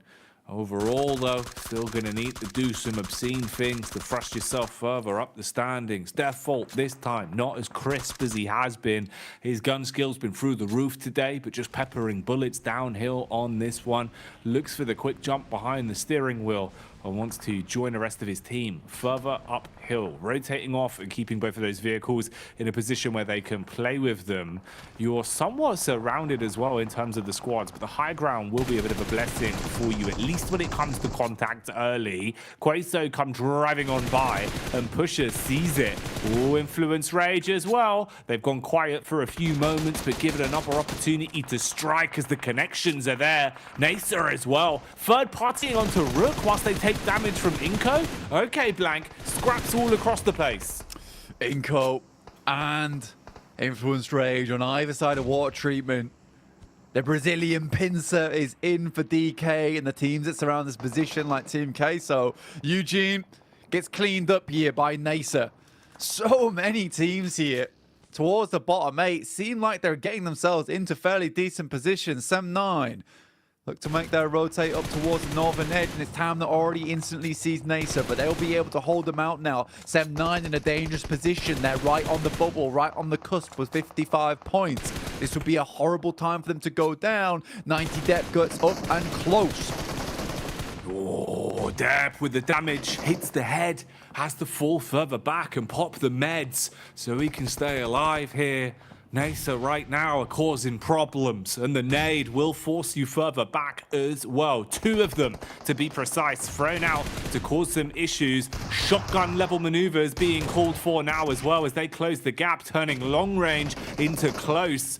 Mikhail, what can you do? Quick flick, had the read on the spec, but can't quite take him out of commission. Response back with the shotty. It's close, Blank. It's not enough though, as Stars dealing the damage, comes into orbit. And both of those are meaty. Some heftier limbs to find if he can convert these and close down on Sem9. Yeah, Star's going absolutely supernova at this point in time.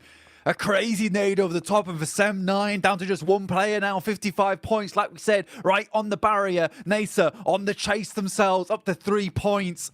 A dastardly and terrifying case of a fight there, and Sem9 is out, Jackie. 55 points.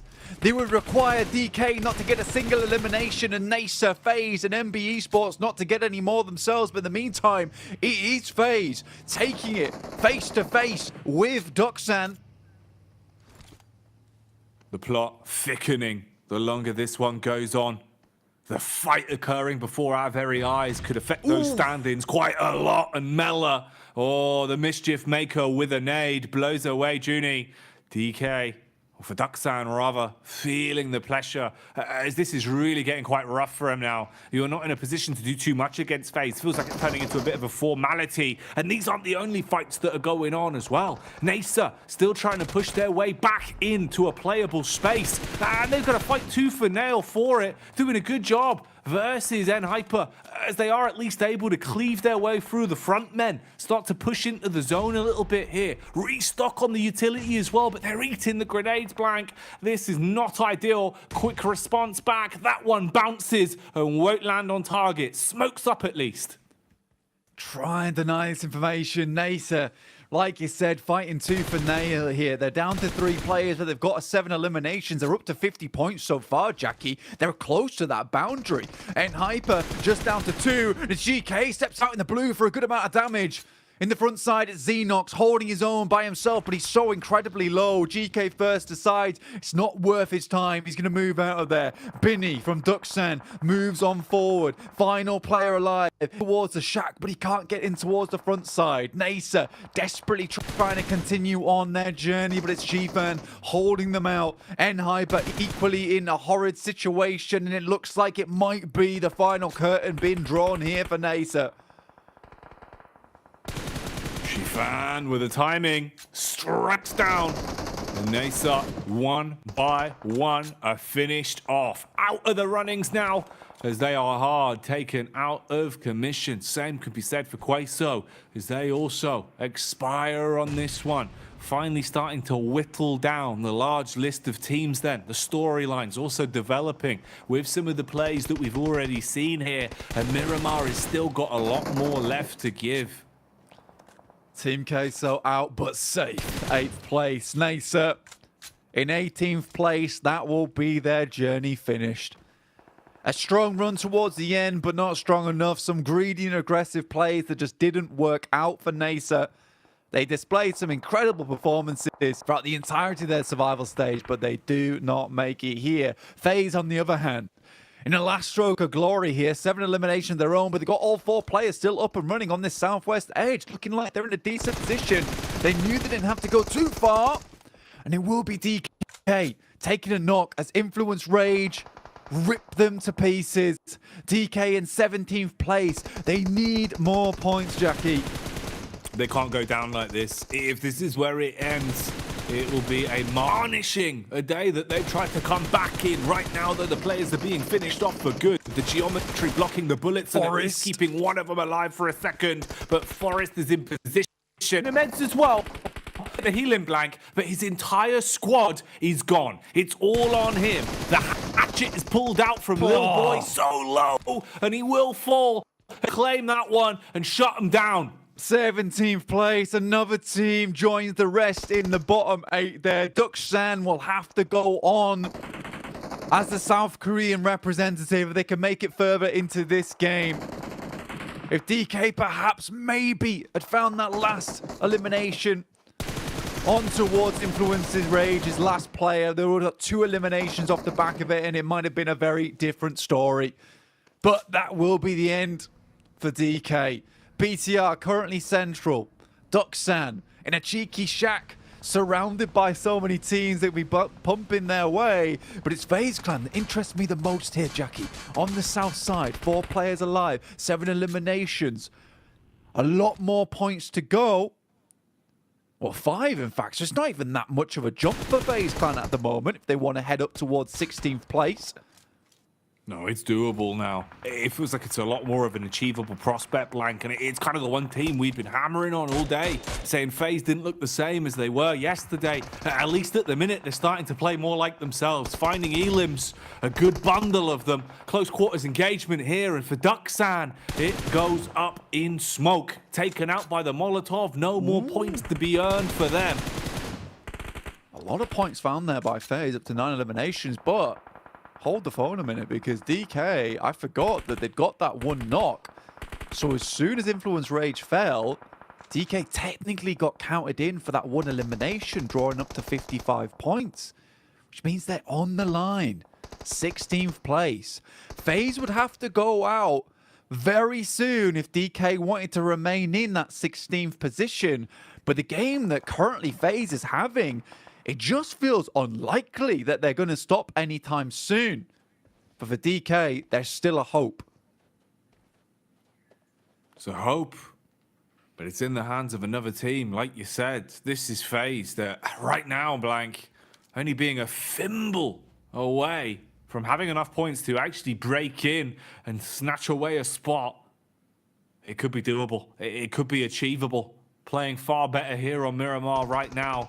And with the other squads looking a bit timid, FaZe playing confidently, that might just be enough. They're still gunning for those elims and spotting out brute force, or at least 2 of the members up on a hillside. They've got a read on what they want to do here, trying to see if they overextend. If they peak for too long, they want to take the top off, just pad those stats even more. But they're keeping distance, staying far back, playing squad-based PUBG right now, rather than pushing in and forcing any issues. Cheeky peeks here and there, Mind's waiting for it, but who's going to hit the mark first? That's the big question mark on this one.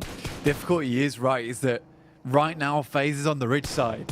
If the circle moves even a little bit towards the north here, they're forced to run down the hill towards BTR and all of the other sight lines. FaZe have done so much this game to try and secure their position towards 16th place. The question is whether they can make it happen here. The next circle will decide everything here for them. Will it give them more time to stake their claim into last chance? Peppering shots constantly, brute force, not pulling any punches now. Inco, though, they want to go full aggro. Jump shot through the back of the shack. Goes in for the quick cleave round the corner. The burst connects. Ooh. The head will be taken off. Akaze goes down to the DBS. Horrid circle here for FaZe now. They have to move down the hill towards the compound held by BTR. They have to have a hell of a push here. They're in towards top 5, currently sat at around about 52 points. It's not a lot of placement points I don't think that they actually need here. I think a 4th or a 3rd would absolutely do it. But FaZe, they first need to make this crossing, or a team needs to go out before them. Mormon's taking hit after hit, and this is what I was talking about. Getting off this ridge side is going to be so incredibly difficult. It's not going to come easy. You're so exposed as you go for the push down. You've got Brute Force that will be taking pot shots, and then BTR that are waiting to assault Inco. In the meantime, still finding more opportunities to pad those stats. There's a contact connection though on the Brute Force. So FaZe gathering themselves another elim. They're going for the risky maneuver blank. They jump into the vehicle. Damage done onto one of them already as well, so the bullets are whizzing by. They're just going for the crush. They're going straight into the face of BTR. Superboy ready with a shotgun as he blows away their hopes and dreams on the cop, taking down the first man and playing the Miller. Miller holding strong, looking to shut this one down if possible. BTR broken, bruised, and cleaved on the getaway. Last one remaining here. They've not cleaned up any of the eliminations on that bottom side. They sort of needed to confirm onto these points. Vintoris is down, just Mella alive left remaining. There's a spray through from Gemfos, and Mella's done it. That should be it there for FaZe. Mella comes in clutch again at the end of the day. Easy stuff with the DBS. And DK, despite everything, will have been pushed out now. What a game from FaZe. Right at the last minute here, Jackie. Surviving by the skin of their teeth blank. It looked like it had all gone wrong. Takes when they needed to keep it clean, but Mella with some momentous play. Huge clutch from him, huge gun skill and composure in a situation that required there to be ice in his veins. He kept a level head and hit some very important shots. FaZe done enough now, just looking for any extra, any bonus on top of the game they played, and we're left with a final 4 to remember here on the last game of the survival stage. Inco, Udo Alliance, Brute Force, and FaZe. Honestly, I think that at least 3 of these teams are so important to look at here. Inco, with a great couple of chicken dinners, a great standout towards the end of the day to get themselves safe. Brute Force, who has been consistently in the top 3 today, to drag themselves out of the depths where they started in 24th place. And FaZe with the miracle run right at the end of their tournament lives to get into that last chance, despite a lot of unfortunate starts to their games, losing players right off the bat. Prepod takes down one of the players from Vitali, and it would be a dream ending if FaZe is able to finish this game out with a chicken dinner. Certainly possible here, Jackie.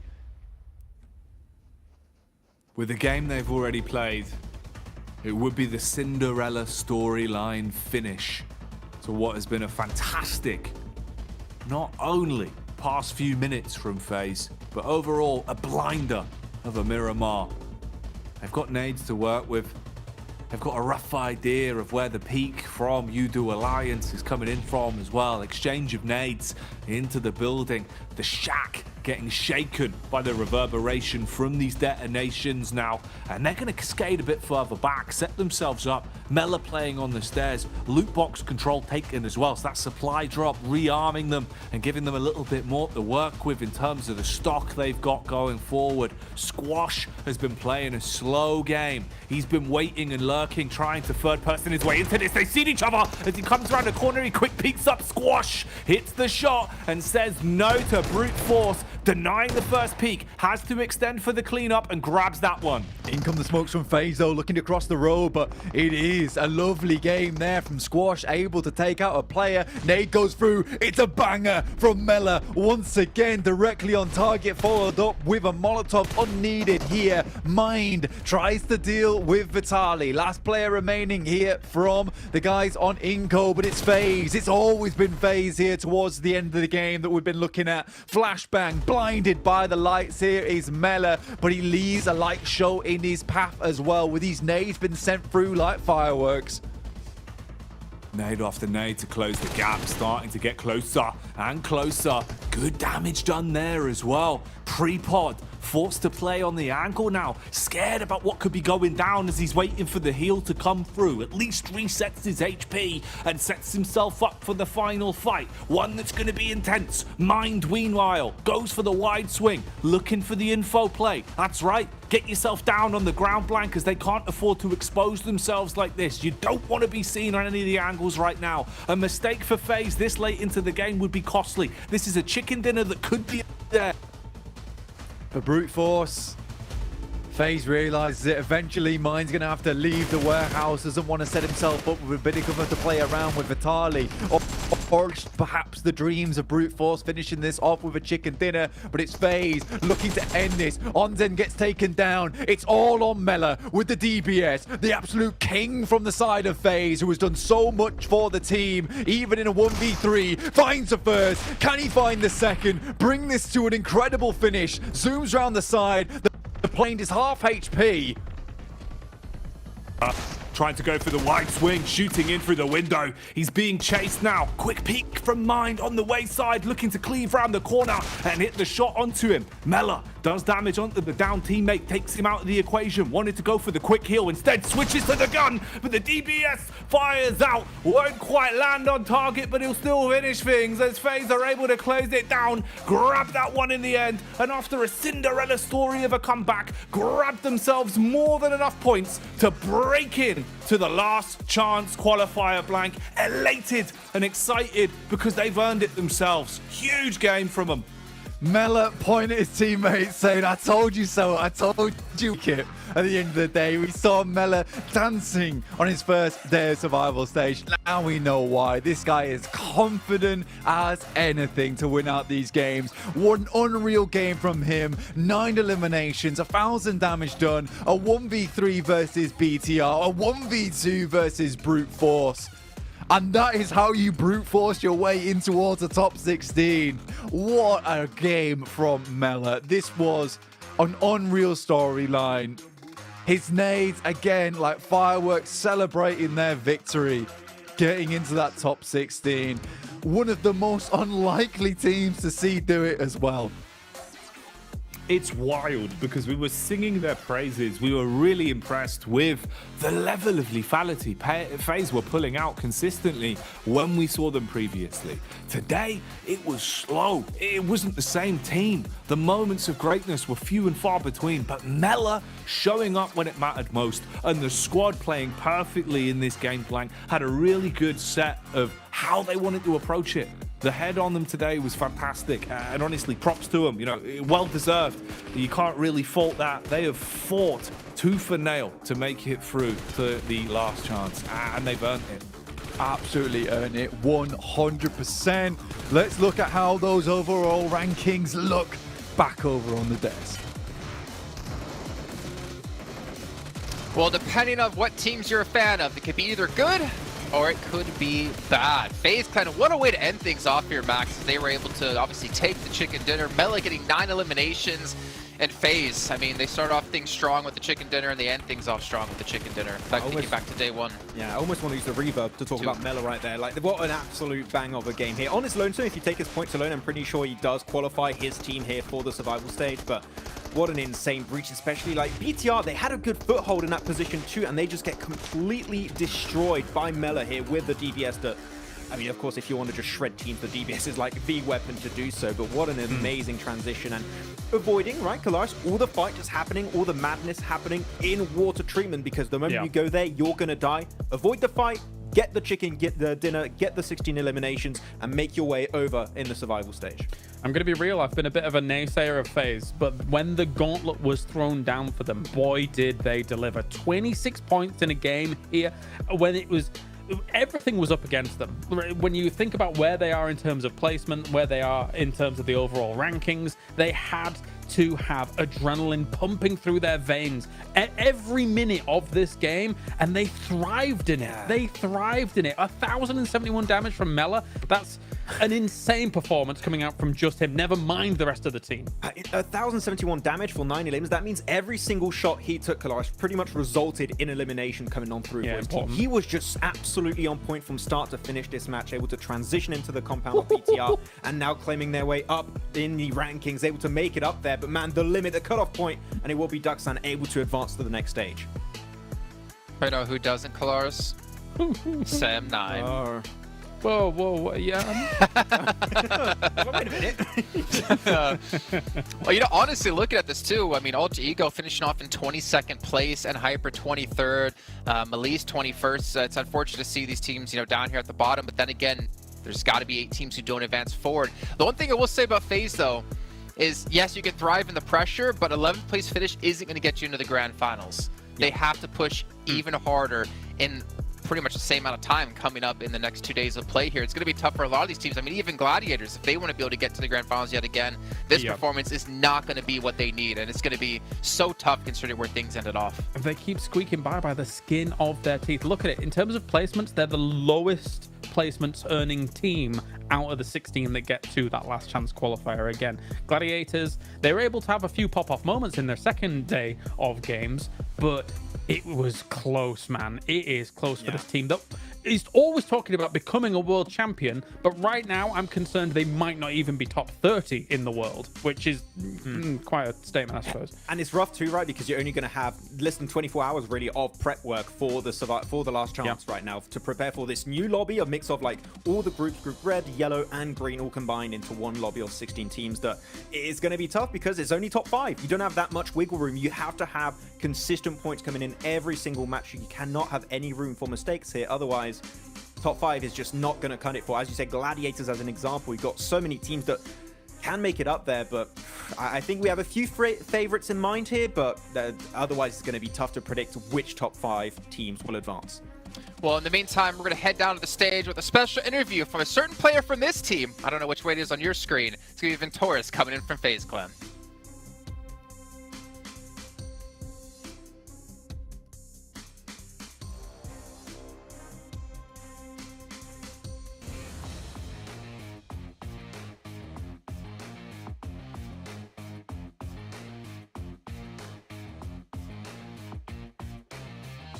What a dramatic ending. Everybody biting their nails, sweating their seats, but we're back on live stage here. I mean, I'm still shaking of how things can change till the very last minute. Joining me on stage here right now is going to be coming up from FaZe Clan, Ventoris. I mean, I need to ask so many questions here. From 19th place, 43 points in the last minute, shoot up to 11th place with a double-digit elimination plus a chicken dinner. Feels like you guys being possessed in the last map.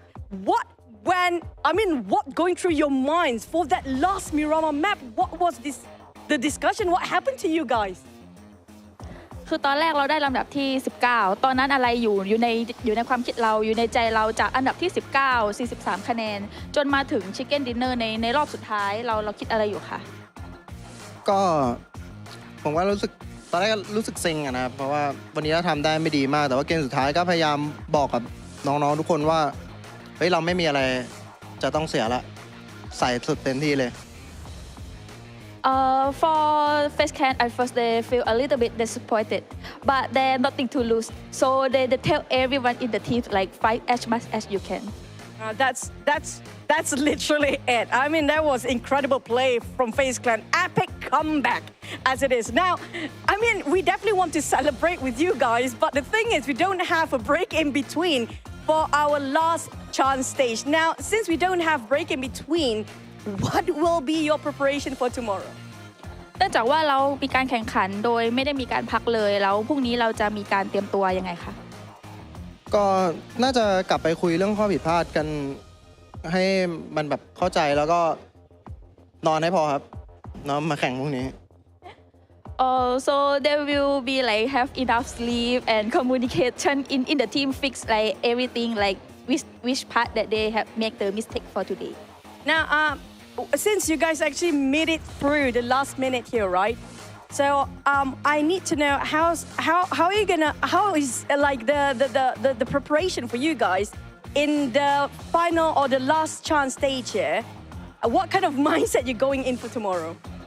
พรุ่งนี้เราคิดว่าเราจะทำยังไงคะเพราะว่ามันเป็นรอบของlast chance แล้วเราจะมีการเตรียมตัวอะไรยังไงบ้างผมว่าเราคงไม่ต้องเตรียมตัวเลยครับเพราะว่าเราเตรียมกันมาพอสมควรแล้วก็พรุ่งนี้ก็อยากให้พวกเราทำผลงานออกมาได้ดีครับผม So for them they said like no need time for preparation because they already have like enough for their preparation and then they will do the best for tomorrow.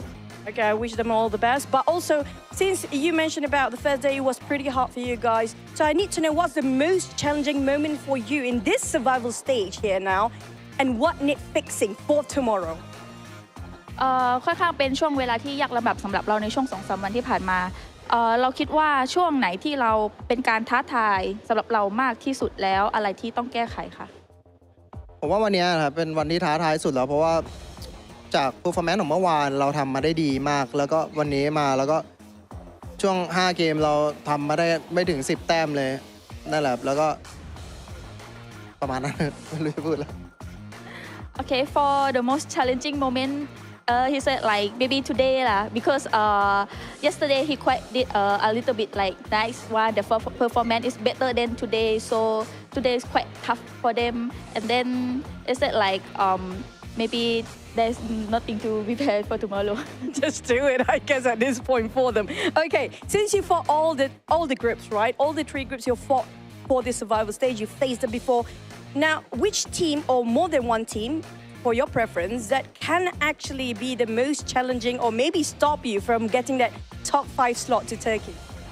นอกจากว่าเราได้แข่งกับทุกทีมมาแล้วในช่วง 2-3 วันมานี้เราคิดว่าทีมไหนเป็นทีมที่ค่อนข้างท้าทายกับเรามากที่สุดแล้วก็คือจะเป็นแบบทีมที่เราสามารถที่จะแข่งกับเราจนไปถึงรอบ top 5 ได้ค่ะผมว่าทีมที่น่ากลัวที่สุดก็น่าจะเป็นทีมที่ทำคะแนนมาได้ท็อปของรอบนี้นะครับใช่ครับเพราะว่าคัดแล้วคัดอีกจนได้ทีมที่ดีที่สุดในอันดับตอนนี้ So he think the most challenging team for him is the top one for this round. Is influence rage? Yes. Can I know why? Why in particular? อยากรู้ว่าทำไมคะก็ด้วย performance ของเขาครับเขา2วันแต่ว่าเขาทำคะแนนมาได้ที่1ก็นั่นแหละครับคือคำตอบ Because of their performance, they did the best and top one, so they think it's that one. There's going to be a new standard bar for this season, yeah, since we got quite a consistent teams up there. But last but not least, since you guys fought your way up with a mind-blowing game just now, any last word to all fans that support you all the way, or even the fans that thought that you might not actually get in? Any last words for them?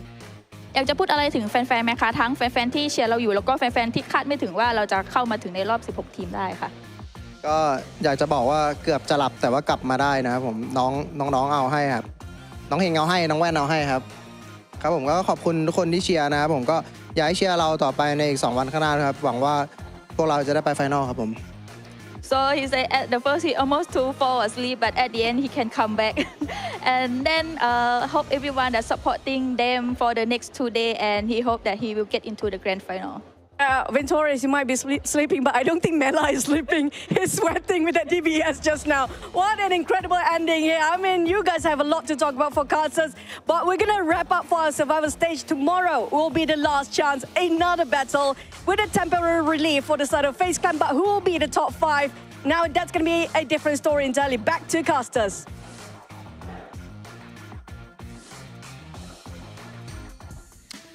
Very right, Choo-Choo. A sense of relief for now, but things are only going to become more difficult tomorrow as we have weeded out our 8 weakest teams. But our MVP, I think we could all agree with this, to be honest, Default. And this is actually a team I wanted to mention. Rook, the only team in top 5 without a chicken dinner, and they were able to hold on to a top 5 position. Across the whole survival stage? I guess so. He was really good. He had his really massive standout moments. And MVP in PMGC from Africa region. That is a first. That is the first time that's ever happened. So what an achievement for Default. I mean, clearly one of the best players of the team and the region as a whole. And I just hope it's going to continue here, Jason, heading into the last chance, because with these kind of performances we have seen from Rook, now able to secure a top 5 position. If they keep going like this, they could technically reach the Grand Finals for Africa. And that would be Honestly amazing, but that follows up with my question to you both and to I guess Colors in particular. The teams in top 5, Influence, Rage, Mad Bulls, DXaver, Nima Galaxy, and Rook. Are these, in your opinion, the 5 best teams we have in this lobby? Ooh, that's a tough thing to call here. I do think that some of them definitely stand out, right? If you look at Influence Rage, and I would say, even considering what we've seen from Mad Bulls so far, these 2 teams, I'd be extremely surprised if they do not take one of those top 5 spots, or 2 of the top 5 spots, I should say. But from there, looking at even just technically what FaZe just did, right? If they're able to pop off in just 2 games alone, that then really puts them in the contest across those 2 days for that kind of position. So yeah, it's up in the air. It's only 12 matches now. Like, literally, teams also that have been able to do a little bit of a jump back towards the end, like your team Kesso, your FaZe that one of the most insane comebacks today, could technically reach a top 5 position and go to Turkey for the Grand Finals. So it's tough to call. I do echo what you're saying though, Kalaris. Influence Rage, Mad Bulls, I expect them to be in top 5, but I think there's 2-3 positions up there that are going to be up for grabs. So it's really hard to predict how it's really going to go, but it's going to be tough competition tomorrow. That's for sure. And that's the thing. So all it takes is a couple of really great games or a couple of really bad games to decide if you make it to the Grand Finals or not. I'm looking towards Prestige if they can really bounce back. Gladiators as well, 2 teams that were almost being knocked out of our top 16 this day today. But again, last thing for Rook, they were one of the 2 teams in top 12 to not have a chicken dinner. For them to hold 5th place, I think, is outstanding. They do have obviously the possibility to do so. But Bigatron, I'd say they've been a little bit quiet, considering what we saw back in Group Yellow, obviously what we saw on the previous day that they played. They have a lot of pressure ahead of them as well, and I don't really know which team's going to come out on top because, as we know, pressure builds diamonds. It does. And also, to steal some verbiage from Max, I think the next 2 days are going to be extreme because looking at how when it comes to 16 come teams, on. Yeah. You gotta scream it.